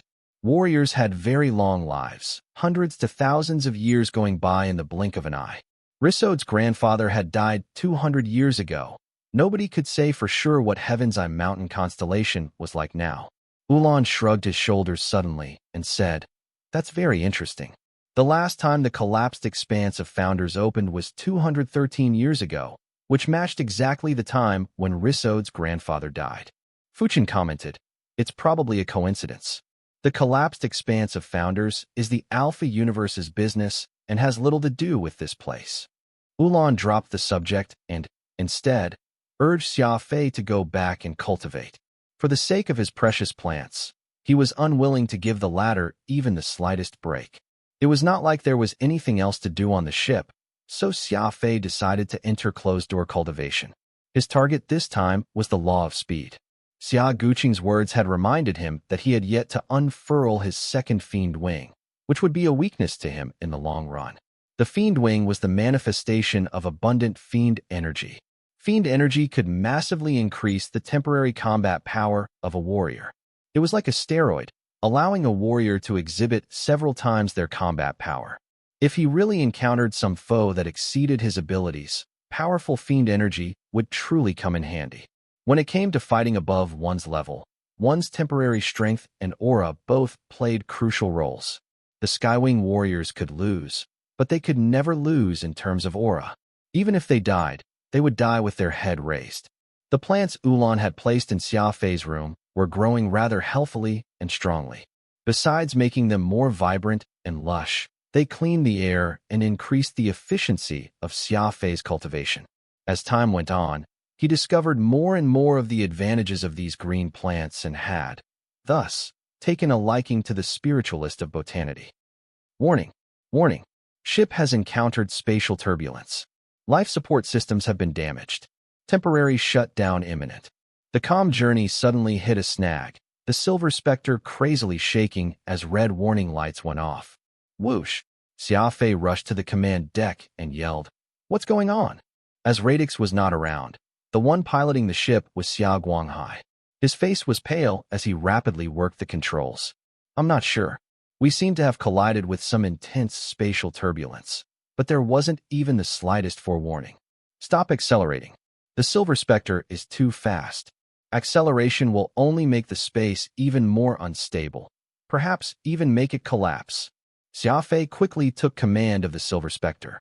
When it came to warships, there was no one present who could compare to him. Spatial turbulence referred to a clash of two or more different spaces, similar to the tectonic plates of Earth. Xia Fei knew the power of spatial turbulence, but he was more astonished at the spatial shift. It was as though the Silver Spectre was entering an entirely different space. The vast universe was made up of many different kinds of spaces. It was just like how black holes and white holes could exist in the same universe despite being of completely opposite nature, one devouring and the other ejecting. It's bizarre, encountering spatial turbulence here. Even worse was that the radar didn't give the slightest indication. Xia Guanghai stomped his feet and said. Xia Fei furrowed his brows and glanced at the star map. "We've already arrived at the Heaven's Eye Mountain constellation. When did that happen?" "Around 2 hours ago. You were so busy cultivating that you didn't notice the time, and we didn't want to disturb you." We decided to first look around the heavens on mountain constellation and search for any traces of Risod's grandfather, Fuchin replied. Crackle!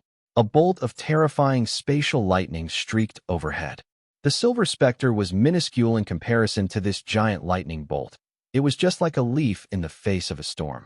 This was a terrifying space, for this rending lightning bolt could easily destroy a ship's electronic system, which would cripple the Silver Spectre. Crackle! Crackle! The lightning bolts continued to flash past, each one imbued with the power to shatter space. The Silver Spectre was traveling through a living hell, and it slowed down as it traveled through the darkness. We're moving too slowly. Is this really the only way to get through? Ulan asked. The Silver Spectre's greatest weapons were its toughness and speed. Xia Fei was decelerating the ship so much that he had deprived it of its advantages. Depends on our luck. I don't know how big this turbulent space is, Xia Fei admitted frankly. Another bolt of lightning flashed past, causing everyone to grow anxious. The radar and detection systems had both been rendered useless. Even the scout drones would likely crash the moment they left the hangar and entered this harsh space. In the distance was a planet. This planet was seemingly circled by lightning, and every few minutes, a frightening lightning bolt would slam at it. We'll have to anchor there first. Once the spatial turbulence weakens, we can set off again, Xia Fei said. The others had no objection. Stopping at a planet was much safer than blindly traveling through this region of space. Moreover, many of the ship's electronic components required repair. Rather than completely breaking down, it would be better if they shut off everything to protect it. Once the environment improved, they could restart the Silver Spectre and continue on their journey as per normal. Heaven's Eye Mountain constellation is truly a strange place, Xia Fei sighed and muttered. The air was rather solemn. Encountering spatial turbulence right after reaching Heaven's Eye Mountain was not a good sign. The Silver Spectre descended slowly. This planet was not as miserable as it looked. A very thick substance drifted about in the planet's inner atmosphere, blocking off the lightning before it could hit the surface. The sky was dark and heavy, the lightning writhing in the clouds like numerous fire dragons. Everyone disembarked, stepping onto the charred and barren soil. They raised their heads and looked around. This is quite stimulating. All the lightning is being blocked by the black clouds. If those black clouds stopped working one day, we might all be turned into roast chickens by the lightning, Xia Guanghai said carefree. Shut your crow mouth. Oro grunted. He turned to Xia Fei and said, This cloud layer is brimming with heavy metal. Not only does it block the lightning, it also blocks any sort of surveillance device. This planet might be some undiscovered place. You check out the ship, while I go take a look over there. Hey, I'm talking to you. Oro stuck out a finger and waved it in front of Xia Fei. Xia Fei had seemingly entered a trance and had seemingly not heard Oro talk. His eyes erupted with sharp lights, which Oro knew to be a sign of the Beast Spirit Codex's ocular cognition. What's over there? Oro pursed his lips and looked into the distance. Before he even finished speaking, Xia Fei had shot out like a bolt of lightning, yelling, Follow me. I found something. Whoosh. He was like a beam of light as he vanished instantly. Xia Guanghai's eyes flew open, and he shouted in disbelief. Xia Fei, you've broken past the speed of 10 million meters per second. That streak of light was none other than Xia Fei. His speed was already at an indescribable height, impossible to see with the naked eye. This was because he had exceeded 10 million meters per second, the result of reaching level 7 law of speed. Xia Fei had started from the highest level of potential in the speed ability, so attaining level 7 law of speed meant reaching 16 million meters per second of speed. This was naturally a shocking number. Many other speed-type warriors could not even reach this speed at max level. Xia Fei had enormous potential. At level 7, he was able to reach heights that other people could not even at their peak, and Xia Fei was still advancing. Over 10 million. Xia Fei's speed is over 10 million, cried Xia Guanghai in shock. As a fellow speed warrior, he naturally knew what this speed meant to Xia Fei. It seems that Xia Fei managed to make a major breakthrough in the law of speed on this trip. He's really something else. He broke past 10 million, yet didn't even say anything. Anyone else would definitely have bragged for a few days. After all, this is one of the most difficult laws to cultivate. Ulan shook his head and said. Fuchin sighed and narrowed his eyes. Xia Fei probably found it very normal and nothing to brag about. Normal? Xia Guanghai raised his shoulders. This isn't normal at all, okay? It took me decades to break past 10 million, yet Xia Fei only needed a few days. How the hell is that normal? In fact, for as long as I've known him, he's never been normal. Xia Guanghai felt very helpless. The Skywing clan was very formidable, their law of speed inheritance letting them appear as though they had wings on their backs and allowing them to traverse the heavens. But the number of Skywings who could actually reach more than 10 million meters per second of speed could be counted with one's fingers. Xia Fei now ranked in the top 20 fastest in the clan. It had to be understood that Xia Guanghai was the youngest of these 20, and the rest of them were all old monsters who had lived for eons. With Xia Fei's name in the mix, he had broken the record for the youngest in history, and the one who had made this record was none other than Skywing Grand Ancestor Xia Guqing, the only other fiendwing of the clan. Let's go and see what Xia Fei has found, Xia Guanghai said after his moment of melancholia. He grabbed Fuchen with one hand and Ulan with the other, prepared to take them over. As for Oro, Xia Guanghai did not even look at him. The two of them could not stand the sight of each other and argued from daybreak to sunset. Ulan seemed to think of something and said in delight, "I'll stay." Xia Fei has managed to advance what is known as the most difficult law of all, which is speed. I'm assuming that my little babies have grown up rather well. No, I have to go and look at Xia Fei's room at once. Ulan cared about his plants most of all, or else he would not have left his pagoda to run all over with Xia Fei. The law of speed was the most difficult to cultivate, and though Xia Fei did not say anything, he must have put in a lot of work. This was why Ulan was so anxious to see how his precious plants were doing. Xia Guanghai nodded. It was also good to have someone protecting the Silver Spectre. He turned to Oro, who said in disdain, "I have the law of space. I don't need your help." After saying that, he used the law of space's instant travel skill and disappeared on the spot. Xia Guanghai smiled, then pulled on Fuchen and took off after Xia Fei, his speed exceeding 10 million meters per second. It was also more than 10 million, but Xia Guanghai was at level 8 law of speed. This was his limit, and he would find it very hard to get any farther in his lifetime. Xia Fei, in comparison, could go up 2 more levels. Xia Guanghai could not help but be depressed. While everyone was being surprised over how Xia Fei had quietly increased his maximum speed, Xia Fei was standing at the base of a bald mountain. The mountain was 100,000 meters tall and appeared to have been cut in half, a long, straight, and narrow canyon running through its middle. A giant eye had been carved on each side of the canyon, angrily staring at each other, like 2 legendary cyclops. The threatening dark clouds, which crackled with lightning and rumbled with thunder, gave the entire area a somber atmosphere. Xia Fei could not help but frown. Those 2 eyes carved into the walls were very lifelike, and they even exuded faint killing intent. The weird eyes, coupled with this weird planet, made the entire place feel very oppressive. Xia Fei felt as though he were standing on some ancient battleground, and the rumbling thunder were the war drums constantly being banged on. Those 2 focused eyes were 2 armies about to tear at each other. Weapons clattered as 10,000 horses restlessly stirred. "That's the solitary eye." Xia Guanghai, who had arrived with Fuchen, glanced at the eyes and remarked, "There isn't just one.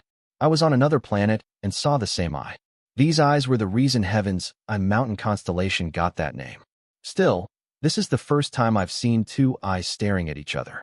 Fuchen looked up, gave the eyes a few glances, and struck himself in the mouth several times. "Xia Fei, don't you feel that something is being suppressed? Is it spirit energy?" Before Xia Fei could reply, Xia Guanghai said, "What's spirit energy? Is there something else besides that deafening thunder?" Xia Fei nodded. "I can sense it, too. It does seem like spirit energy is being suppressed." Xia Guanghai was momentarily rendered speechless. He then proceeded to ask, curious, "What nonsense are you 2 talking about? Everything feels completely normal to me." Xia Fei replied solemnly, "You're no spiritualist, so you can't sense how weird this canyon is. The moment I entered, I felt the spirit energy in my 7th brain region being suppressed. In this place, it's very difficult to use any techniques associated with spirit energy, as if some sort of seal is in place." In a flash, Lionheart Emperor Oro arrived at the scene. The law of space were very apparent. what with its techniques akin to instant movement, but its weaknesses were also very obvious. Putting aside the consumption of energy, there was the distance limitation. Xia Fei got to this place with a simple sprint, but Oro had to use instant movement several times, and in the end, he had gotten so tired his face had turned green. "Why didn't you come with them?" Xia Fei asked. Oro raised his head and replied in a voice dripping with scorn, "I must preserve the dignity of the Lionheart royalty. I won't consort with some overly sensitive lowlife." Xia Guanghai glared and shouted, "Look at how tired you are, and as you deserve. Don't think that you're something just because you learned a little of the law of space. My law of speed is what happens when one reaches the absolute apex of it. Do you know why we Skywings never use instant movement? It's because when our law of speed's level is high enough, we can leave those people who use instant movement choking in our dust. What about your instant movement? It just tires one to death, angers you to death." Xia Guanghai had never been merciful with his tongue, and his jeering left Oro feeling extremely frustrated. "Who said that? Who said that I was tired? I'm the emperor of the Lionheart clan. I've got plenty of energy. Just you watch." Oro used instant movement again, trying to prove that he had the strength to use instant movement many more times.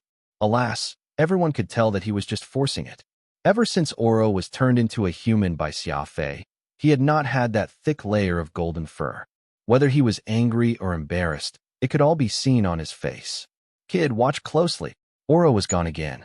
Xia Fei and Fuchin felt very helpless about this situation. Xia Guanghai and Oro were like children, not adults who had lived for thousands of years, the way they quarreled over the smallest things. Suddenly, Xia Fei, Fuchin, and Xia Guanghai all turned grave.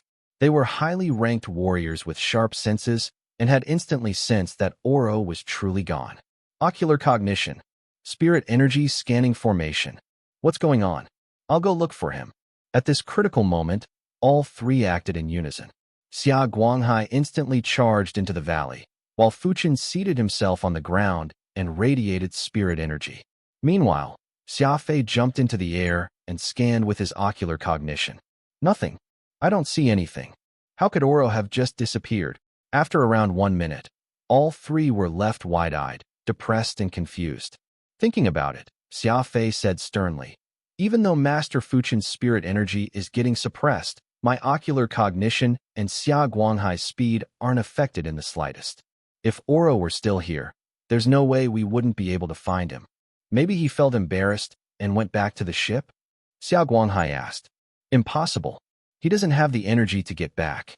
Oro is far from his peak form, and besides, he cultivates the law of darkness and has only recently started learning the law of space.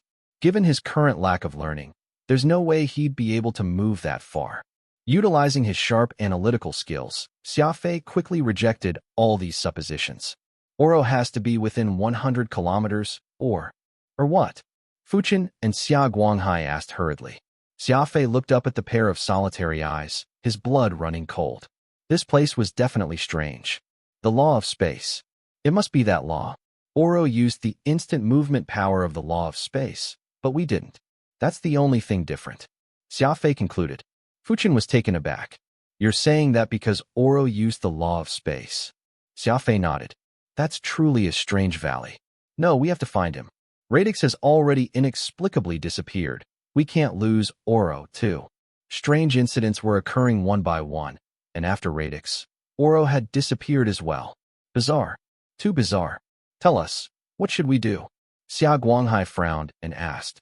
While he quarreled with Oro every day, when there was a real problem, he quickly cast aside all their bickering. The Skywings never gave up on their clan members, nor did they abandon their friends. Looking around, Xia Fei ultimately rested his gaze on that giant eye. "That's the place. We'll use the law of space here, too." Xia Fei gritted his teeth and declared. "It's decided. Xia Guanghai and I will use the law of space's instant movement while you stay with Ulan," Xia Fei said. Fuchin nodded. "No problem. I've never learned the law of space, but Ulan transferred over from the space lineage. You can rest easy with the two of us here." Xia Guanghai frowned. "Do you think that using the law of space once like Oro will really do any good? Do you think something wicked is afoot here?" Xia Fei replied calmly. "Maybe, maybe not. Trust in my conjectures." Using instant movement is our only clue. Xia Guanghai and Xia Fei stood at the entrance to the canyon, looked at each other, and then used instant movement at the same time. In truth, they had all learned the law of space and could use instant movement. It was just that the Skywing clan's speed was even more formidable, so they rarely used the law of space. The two of them disappeared in front of Fuchen's eyes, and a few seconds later, Xia Guanghai returned alone, saying in frustration, "It's useless. I went to the other side of the valley and back." Huh. Xia Fei, why did he not come back? Huh. At this moment, a lightning bolt cracked overhead, making the faces of Fuchen and Xia Guanghai turn as white as snow. Where did Xia Fei go? Xia Guanghai asked hurriedly.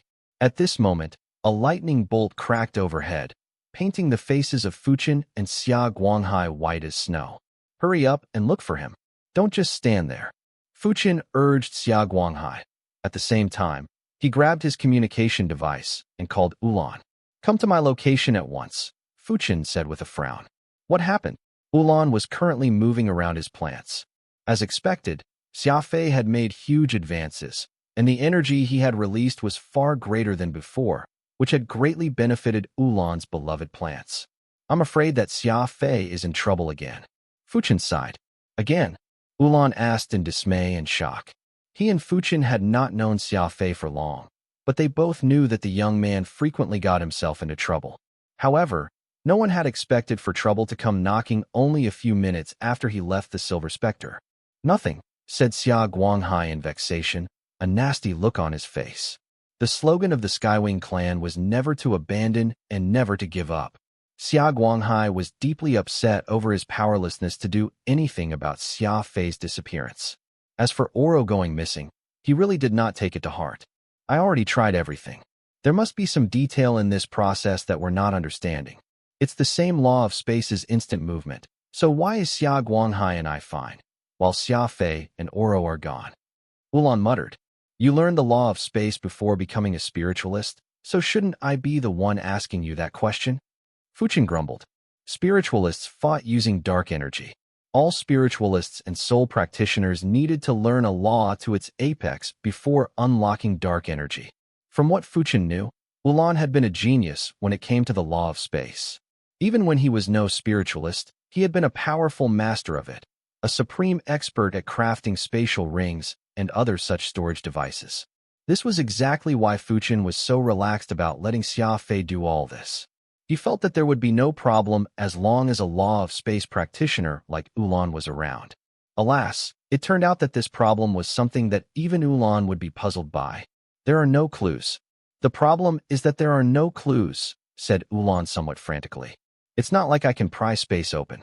If some master had truly buried a hidden dimension here, they must have left behind some secret entrance. We can only follow the trail of those who came before us to try and get in. Fuchen shouted. I don't care. I know that you have the ability to create spatial storms. I need you to find that hidden dimension and destroy it so that Xia Fei and Oro can be released. Ulan had determined that there was definitely a hidden dimension in the vicinity. Xia Fei and Oro might have triggered some hidden mechanism, which whisked them away into a parallel space.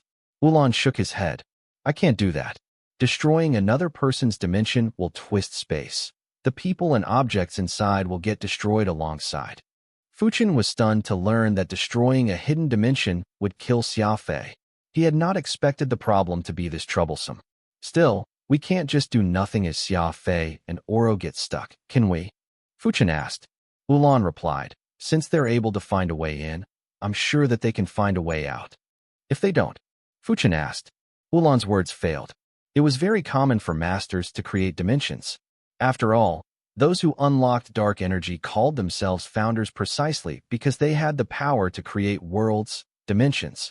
When subduing the searing eye, Ulan had made a parallel dimension, which had left Xia Fei amazed. The person who designed a dimension naturally had the ability to limit the people who could go inside and to choose the activation conditions, and outsiders would find it very hard to guess at what these conditions and limits were. Whether it was good luck or bad luck, Xia Fei and Oro had inexplicably entered this dimension. However, getting out would not be easy, and no one could say what they might encounter within, either. As the three wondered about what they should do, Xia Guanghai said suddenly. I think I've thought of something. Oro and Xia Fei have two areas that they share in common. Fuchen and Ulan quickly looked over. Xia Guanghai said, first, Xia Fei's and Oro's instant movement isn't perfect. For Xia Fei, it's because he cultivates speed, and so when moving short distances, he doesn't need to use instant movement, and so he hasn't gotten much practice in it. As for Oro, it's because he only started cultivating the law of space after the god and demon races merged, so his level is very low. Second, Oro was turned into a human from a lion heart by Xia Fei's method, which you already probably know, but what you don't know is that Oro and Xia Fei have a mental connection that spans for a very wide range. Immediately after hearing all that, Fuchen nodded in agreement. It makes sense, a lot of sense. This means that if we want to get into that hidden dimension like Xia Fei, we have to use these two clues. First, who's worse at the law of space between the two of you? Ulan and Xia Guanghai were both in a difficult spot. They were both at a very high level, so it was very difficult to make them lower themselves. Occasionally exceeding their level was something they could do, but dropping it? Too hard. Sighing, Fuchen asked, instant movement is so good. So who has a mental connection with Xia Fei? Radix, Xia Guanghai blurted out. Ho! Everyone's faces instantly darkened, for Radix had also vanished. Fuchen and company finally knew what had happened to Xia Fei, but inside that hidden dimension, Xia Fei had already grasped what was going on a few minutes ago and even explained his analysis to Oro. So you're saying that because we both are rather bad at instant movement, we inadvertently activated this hidden dimension, but because Xia Guanghai and the others are too good, they can't get in? Oro tilted his head and asked. Xia Fei nodded. It can't be wrong. There's no other explanation. If it's because I'm a spiritualist, then what about you? You still managed to get in, right? As for cultivation, you're a law god, while I'm a level 4 founder. In short, that's the only thing we have in common. So it's the key to unlocking this hidden dimension. Oro sighed. I really don't get it. What sort of person created this dimension? Our lack of perfection in instant movement became the key, but those at Xia Guanghai's level can't get in. This was when Oro laughed suddenly. He then said smugly, if Xia Guanghai can't get in while I can, doesn't that mean I'm better than him? Xia Fei was rendered speechless. Oro was actually not that complicated. At a time like this, he was still bickering with Xia Guanghai in mind. Standing up, Xia Fei looked around and said, someone who would design such a spatial entrance must have a very weird personality, so we've got to be careful. Oro also stood up and exhaled. All right, since we're already here, we might as well make ourselves at home. I'd like to see what's so weird about the guy who made this weird space. The space was not particularly vast, but the passage had been designed like a maze, full of twists and turns. It was about 2 meters wide and 2 meters tall, like a square sewer, and all around them was darkness. Xia Fei felt the darkness at their side, and they went forward. There's no need to be afraid. While this space is very stable, it can't stop my law of primal chaos. If it's really no good, I can use it to make this space collapse. Xia Fei said calmly. Oro was startled, hastily asking, what would happen to us if the space collapsed? We might die, replied Xia Fei simply. Sticking out his tongue, Oro decided that it was better if the space was not collapsed. While he was in his human body, he had regained his throne. After spending so long with his pent-up frustration, Oro had once more welcomed days when he could hold his head high and flaunt his power. Although he had a seed of life and could be reborn, this was an artificial parallel universe. Oro was unsure if he could be reborn from here. Moreover, once reborn, he would have to cultivate all over again, and he would be unable to raise his head in front of Xia Guanghai over the next few years. That guy would undoubtedly make fun of his low cultivation every day. The maze-like passage stretched farther and farther. Xia Fei moved quicker and quicker, and Oro could barely keep up. The air was abnormally oppressive, as cold and sinister as the 19th layer of hell. It was easy for a person to become tense in this sealed and unknown space. It was terrifyingly silent, more horrifying than a vast army. This place is really creepy, Oro said as he looked around. It's too oppressive here, a little similar to that energy you give off. Xia Fei said calmly, you're right. This is fiend energy. Silence. Deathly silence. Amid this silence and darkness, The mention of fiend energy made Oro gasp. Fiend energy was a manifestation of a person's inner demon, a highly concentrated killing intent mixed with a particularly sinister and ruthless quality. It was a special method the Skywing clan used to increase their aura. When the Skywing warriors unleashed their fiend energy, they would often fight with several times their combat strength. Fiend energy was one of the important reasons these madmen could often fight above their level. Wherever this hidden dimension was, it was actually brimming with the same fiend energy that could be found on Xia Fei. What was going on here? Oro did not know, and Xia Fei was even more confused. Besides the brothers of his clan, Xia Fei knew of only one person, or perhaps one soul, who had the same energy. This was Fuchin's mysterious personal soul, Wraith. Fuchin was very secretive when it came to Wraith, as though that rather shy spirit was hiding some enormous secret. And here Xia Fei was certain the energy around them was the same fiend energy he and Wraith possessed. As they went farther and farther, the fiend energy thickened. Xia Fei felt that even the fiend energy he released when going all out could not match this fiend energy. But this was just an ordinary hidden dimension. So how could it compare to when he was fighting for his life? There was no doubt that the person who had created this dimension possessed unimaginably powerful fiend energy. Oh, light appeared, and their surroundings were no longer dark, but Xia Fei and Oro did not relax at all. As they walked along the twisting passage, it felt like they were ascending through the levels of hell. It was only when they reached the top that they would get through this cruel trial.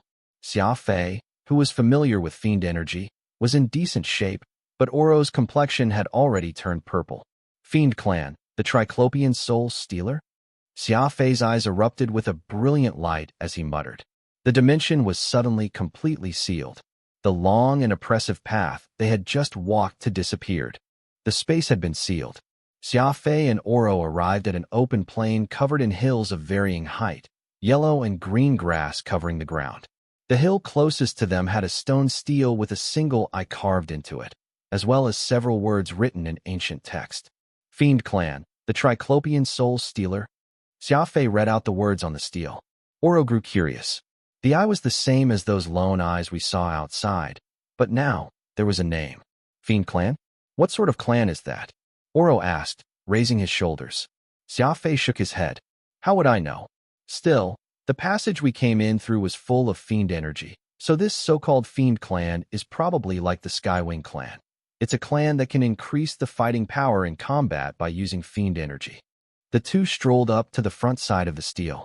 It was all calm here, not oppressive like that winding passage, and so Xia Fei and Oro relaxed. There was a statue at the front of the stele, but rather than a single image, it depicted the scene of this person's dying moments. This was a thin and weak warrior, but unlike his thin body, he exuded a powerful aura. He propped his body with his sword while seated on a half-destroyed stone pillar. His head was lowered as his hair was blown by the wind. It was easy to see that this was the pose of a victor, the skills of a master sculptor conveying that this was a warrior who had proudly died in battle. Before dying, he had killed all his enemies, after which he had seated himself atop the pillar and passed on. At his feet was a loyal old dog, its body bursting with muscles and carrying the majesty of a leopard. Alas, this dog had also died in battle, next to its master while carrying the same pride. Xia Fei sighed. This is the aura of a hero. For him to have died so proudly and carefreely, he must have wiped out all his enemies and left with no regrets. Oro nodded. The benefit of murals was that they could deliver accurate information. Though they had never met this person, they could still feel his aura and mindset. Is this the Fiend clan? He's clearly a human, Oro said. Xia Fei frowned and got closer to the statue. The human figure was 10 meters tall, and when Xia Fei and Oro looked up, they were given a shock. This human had 3 eyes. It was really a third eye, right in the center of his forehead. A third eye? Oro exclaimed in shock. Does the human race have a clan with 3 eyes? Xia Fei shook his head. None, as far as I know, at least not in the law realm. We're in the law realm, though, not the Alpha universe, Oro countered. Xia Fei felt very curious. This was a human warrior, at least from his face, so why would he have a third eye? And why did they call themselves part of the Fiend clan? Was this a branch of humanity or an unknown sapient species? Too many question marks had appeared in Xia Fei's mind all of a sudden. Whoosh! Suddenly, Xia Fei jumped up, grabbed the statue's hanging hair, and began to clamber up like a monkey. "What are you doing?" Oro asked. Xia Fei did not reply. Reaching out with his left hand, he stroked the statue's third eye. He felt a strange sensation. It was soft and pliable, even a little warm. "Heavens! It's a real eye!" Xia Fei shouted, his face going pale. No one could have expected that the stone statue's third eye was actually a living eye. As Xia Fei shouted, a powerful repulsion sent him flying. The statue's third eye turned into a beam of light that flew straight into Xia Fei's forehead. The Alpha Universe, formerly the Inverse Territory. The day had finally come when they could emerge from their universe, and the people of the Law Realm were bursting with excitement and glee. While they were in a rather remote corner of the Alpha Universe, this was no impediment to their enthusiasm. Through advanced spatial arrays, shipments of goods were brought to the borders and then carried through the cosmic gate into the Alpha Universe. The Inverse base had been almost destroyed in the war, and the Law Realm's people were forced to rebuild it into their home and fortress. Of course, even if it had not been ransacked, those dungeon-like caves the Inverse had lived in were not suitable for the habitation of sapient life forms. Grand Ancestor Xia Guqing, Hosu, Wistplum, and Xiaka stood together, watching as warships came in through the cosmic gate. "Grand Ancestor, at this speed, it won't even take 3 months before we have this star region as solid as an iron slab." The various clans are paying a lot of attention to the Law Realm's emergence from the cosmic gate, and they're very cooperative when it comes to the needed resources and manpower, Xiaka said with a smile. Xia Guqing was now the leader of the Law Realm. The Skywing clan's status naturally rose with him.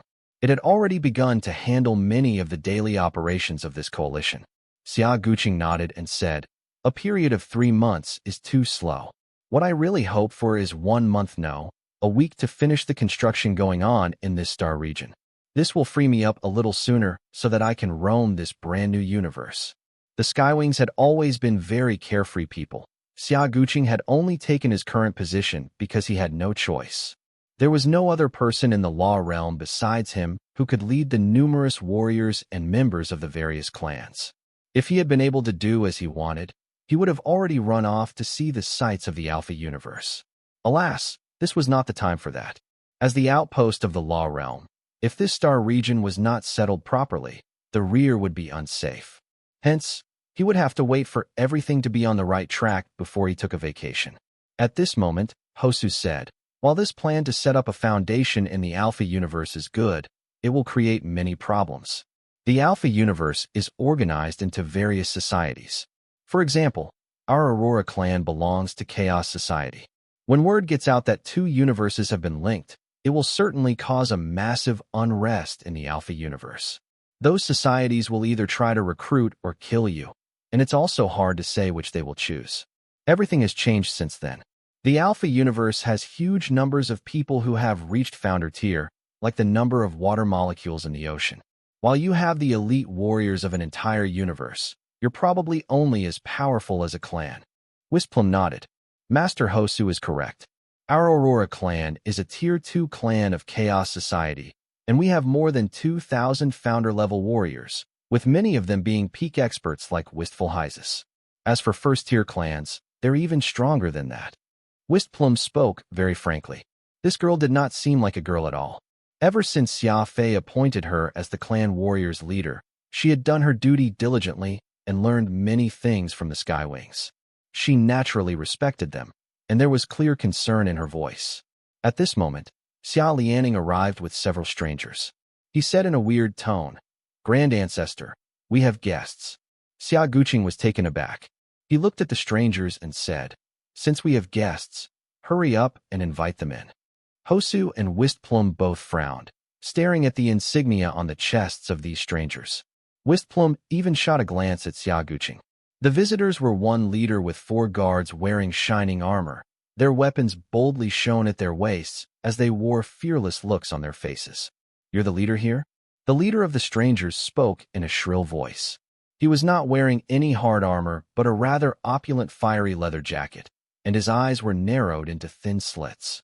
He was constantly yawning as if he had not gotten enough sleep. This old man is Xia Guqing. Who might you be? Xia Guqing spoke rather politely.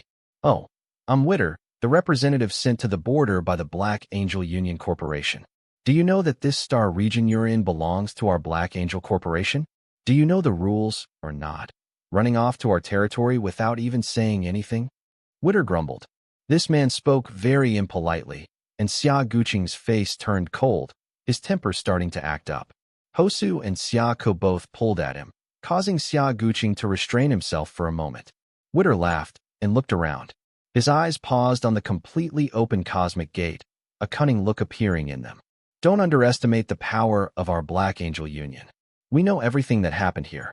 The universal node here broke, and your new immigrants coming from another part of space to our Alpha universe. Also, you dared to kill the natives here. Those constitute as murder, you know? Witter said languidly. With his eyes flashing, Witter took a few extra looks at Hosu and was rather surprised. Hosu was a peak founder, a super warrior of the Aurora clan. Though he did not have his cultivation anymore, he still had his aura, which was enough to leave Witter rather alarmed. Forget it. The natives here were the inverse, which have caused quite a lot of trouble for the Alpha universe.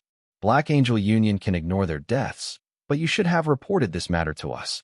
Tell us, how many warriors of founder cultivation and above do you have? You don't need to tell us of any below that. In Alpha, those below founder are like ants, Witter said after a pause. Witter was a native of the Alpha universe, and he looked down on the people of the Law Realm. In truth, the battle here had caused such a huge stir that the surrounding factions had long ago taken notice of what was going on. Black Angel Union had waited for so long to send someone because it had seen that the Law Realm did not have too many elite warriors. Thus, it wanted to flaunt its power. Witter saw that no one was saying anything, so he rubbed his eyes and said, "Talking with you guys is so tiring. Do you not understand what I'm saying? I'll be frank with you. If you want to stay in the Alpha universe, you will have to rely on the power of our Black Angel Union. I will give you 7 days to report to us the number of warriors you have, founder cultivation, and above. If needed, the Black Angel Union can call upon your warriors at any time. In addition, you have to pay tribute to us. Considering that you're new immigrants, we can let you go for an annual fee of several 100 billion pearls." While Witter was talking, he did not notice that Xia Guqing's well-angled face had already turned pitch black. Smiling, Xia Guqing said, "Good words. We're all neighbors, so we should exchange gifts, and I just so happen to have a gift for your master." Witter's eyes glinted as he thought, this Xia Guqing catches on pretty fast. Before he could reply, Xia Guqing had suddenly glared and roared, "Come, take the heads of these people." "Yes, as you command." The Skywing warriors rushed up, cut off the heads of the guards, and pressed Witter to the ground. Witter lost all of his drowsiness, his face turning pale. You dared to kill the people of the Black Angel Union. Aren't you afraid of death?" "Afraid of death? The Skywings don't even know what that means. Take these heads back with you. Consider that as my gift." Whoosh! The Skywing wolves stuffed the bloody heads into Witter's hands and then kicked him out. As Witter fled, the Skywing warriors laughed, not at all caring that they had offended a local tyrant of the Alpha universe. Huh, this is only the first. There are many more factions who will come after hearing the news. Hosu shook his head and said. He did not agree with the unreasonable methods of Xia Guqing, nor did he expect this Skywing Grand Ancestor to be just as unreasonable in the Alpha universe as he was in the Law Realm. "Let them come. I'll be waiting," Xia Guqing said uncaringly. The Law Realm emerging from its own universe was bound not to be a simple matter. There were already too many factions of the Alpha universe keeping an eye on them. While Grand Ancestor Xia Guqing had decided to welcome the challenges from the various major factions of the Alpha universe with a tough attitude, Xia Fei was facing his dilemma in the distant heavens, mountain constellation. When that mysterious light beamed into his forehead, many scenes from ancient times appeared in his mind. Xia Fei felt like he had been transported to a battlefield from many years ago, one where fiend energy soared to the heavens. This was a great calamity impossible to describe with words. A sun-sized fireball slowly approached, threatening to destroy everything. Countless warriors fought back against this ball of flame. A beautiful young girl slightly opened her mouth, such that Xia Fei could see her clean, white teeth.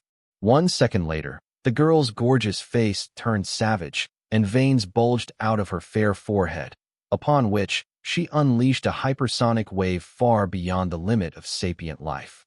It tore through the air like a tornado as it shot toward that giant fireball. Xia Fei frowned.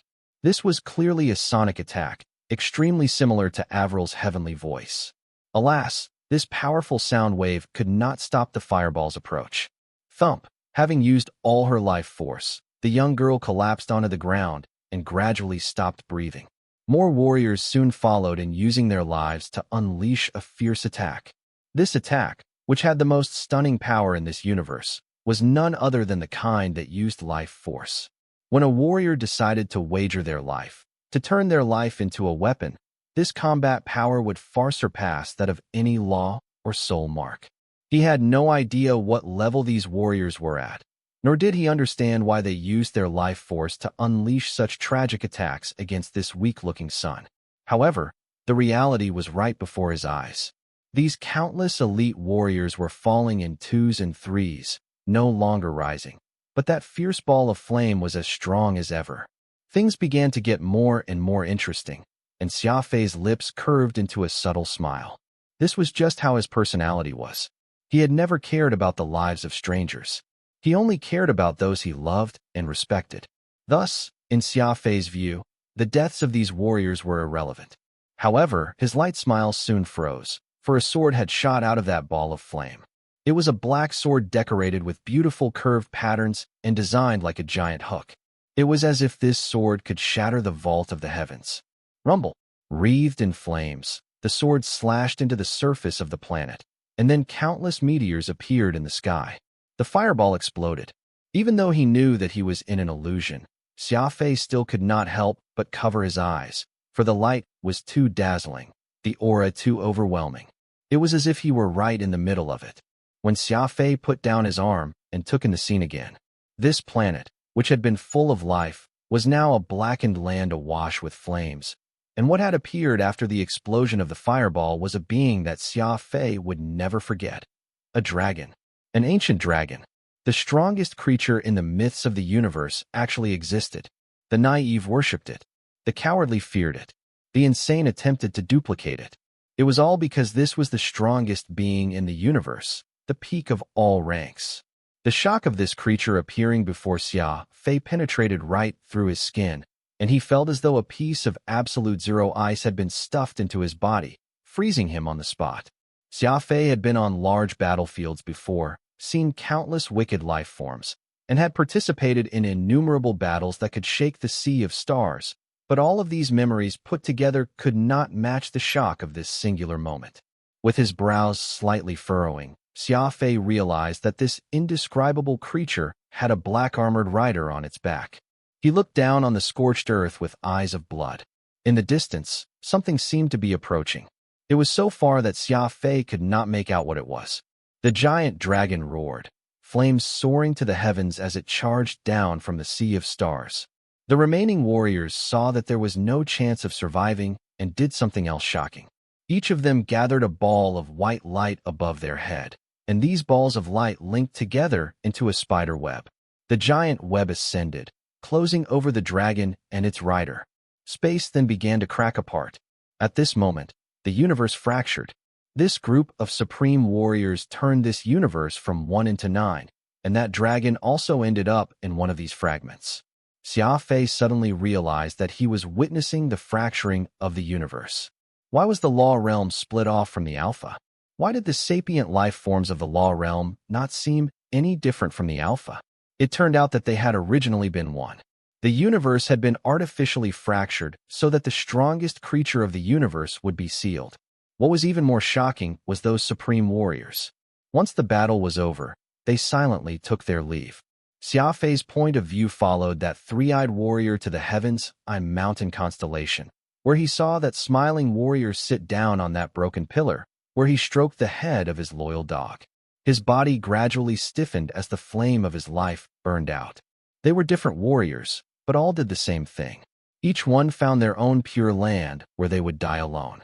None of them could escape this fate. Why? Why did they die even though they won? Xia Fei asked inwardly. It had seemed like those experts had won the battle. Though it had taken all their energy, were these experts not immortal? As Xia Fei was confused, the scene disappeared, and Oro's fair and clean face appeared in front of him. There were still many other random memories, like this thing called the origin of heaven. Oro saw Xia Fei waking up and smiled. It had been only a few minutes worth of scene, but Xia Fei felt like it had been an epic. He fell into deep thought. Lighting a cheap cigarette, Xia Fei narrowed his eyes. He finally understood that these experts had died because they had used up their seventh brain regions. Everyone knew that the seventh brain region was a miraculous existence. This small region of the brain contained energy that could alter worlds, and in their last-ditch effort against the universal threat of the immemorial dragon, those experts had used all of their life force. Xia Fei had found that aura to be very familiar. It turned out that that was produced by the seventh brain region, which contained both positive energy and negative energy. It turns out that when one completely drains their seventh brain region, even the strongest expert will die. Xia Fei muttered. What are you saying? What happened just now? Why did you suddenly faint? Oro nervously asked a string of questions. Xia Fei opened his mouth and then closed it again.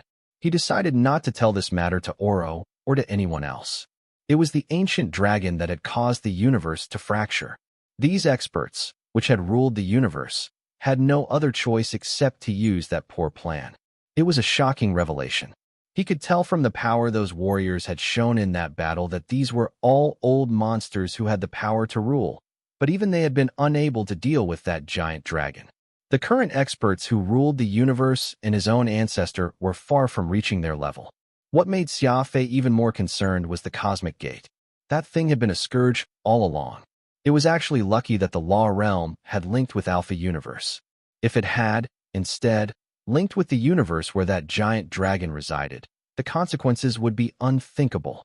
The most wicked beast in the universe would be unleashed and bring down calamity upon them.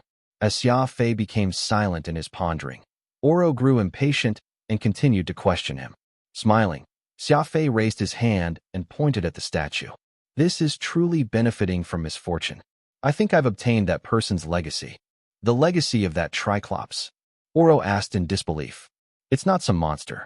This guy was part of a sapient species that had once dominated the universe, but because of their strange third eye and their personalities, which shifted between good and evil, people called them the Triclopian fiend race. These people really had a personality, actually taking a liking to this name and considering it an honor. Xia Fei chuckled and said. Oro pursed his lips and muttered. That makes me think about the Skywings. Other than not having a third eye, you guys are quite alike them. All of you abnormal to the extreme. Thank you, Xia Fei replied casually, taking these words as a compliment. So what do we do now? Oro asked. Researching this legacy for a bit, naturally. You're not a spiritualist, so you can't tell, but there's a powerful wolf force, also known as mental energy, here, making it an excellent place for cultivation. It's not a place that one will find even if they seek it. Once this dimension is destroyed, the mental energy gathered within will disappear. Thus, there's no rush. Let's cultivate for a few days here first, Xia Fei explained. Spiritualists had different requirements from ordinary warriors. They needed areas of highly concentrated spirit energy and mental energy, and this place just happened to be the ideal cultivation ground for Xia Fei. As for Oro, he looked very sullen. He was no spiritualist, nor did he require spirit energy to cultivate. This warrior must have died with an extremely complicated mindset, which is why there's so much mental energy gathered in this place. I won't be speaking with you anymore. This guy left me something called the origin of heaven, and I need to see what it does. Xia Fei closed his eyes, leaving Oro to boredly prop up his head with his hand and yawn. Everything had an answer. The Lionheart clan's priest had not wanted to leave this place because Heaven's Eye mountain constellation had mental energy, making it an ideal place for mental energy warriors to cultivate. And this space Xia Fei was in had an absurd concentration of energy. Xia Fei had an answer, but some people were even more confused. As he started cultivating, Ulan and Fuchen, who were waiting outside, grew more and more unhappy. The thunderstorm above them was changing, starting to spiral into a vortex, revealing the river of stars behind it. It was as though a gate was being opened, a cosmic gate. Do you sense it? Fuchin whispered. It's spirit power, but it's mixed with something we don't understand. Ulan looked up and whispered. I'd love to hear from you. Thanks so much for watching. Did you enjoy this video? If you did, make sure to hit that notification bell so you never miss an update. And don't forget to subscribe and give this video a big thumbs up. Your support means the world to me, and I can't wait to see you in the next one. Thank you.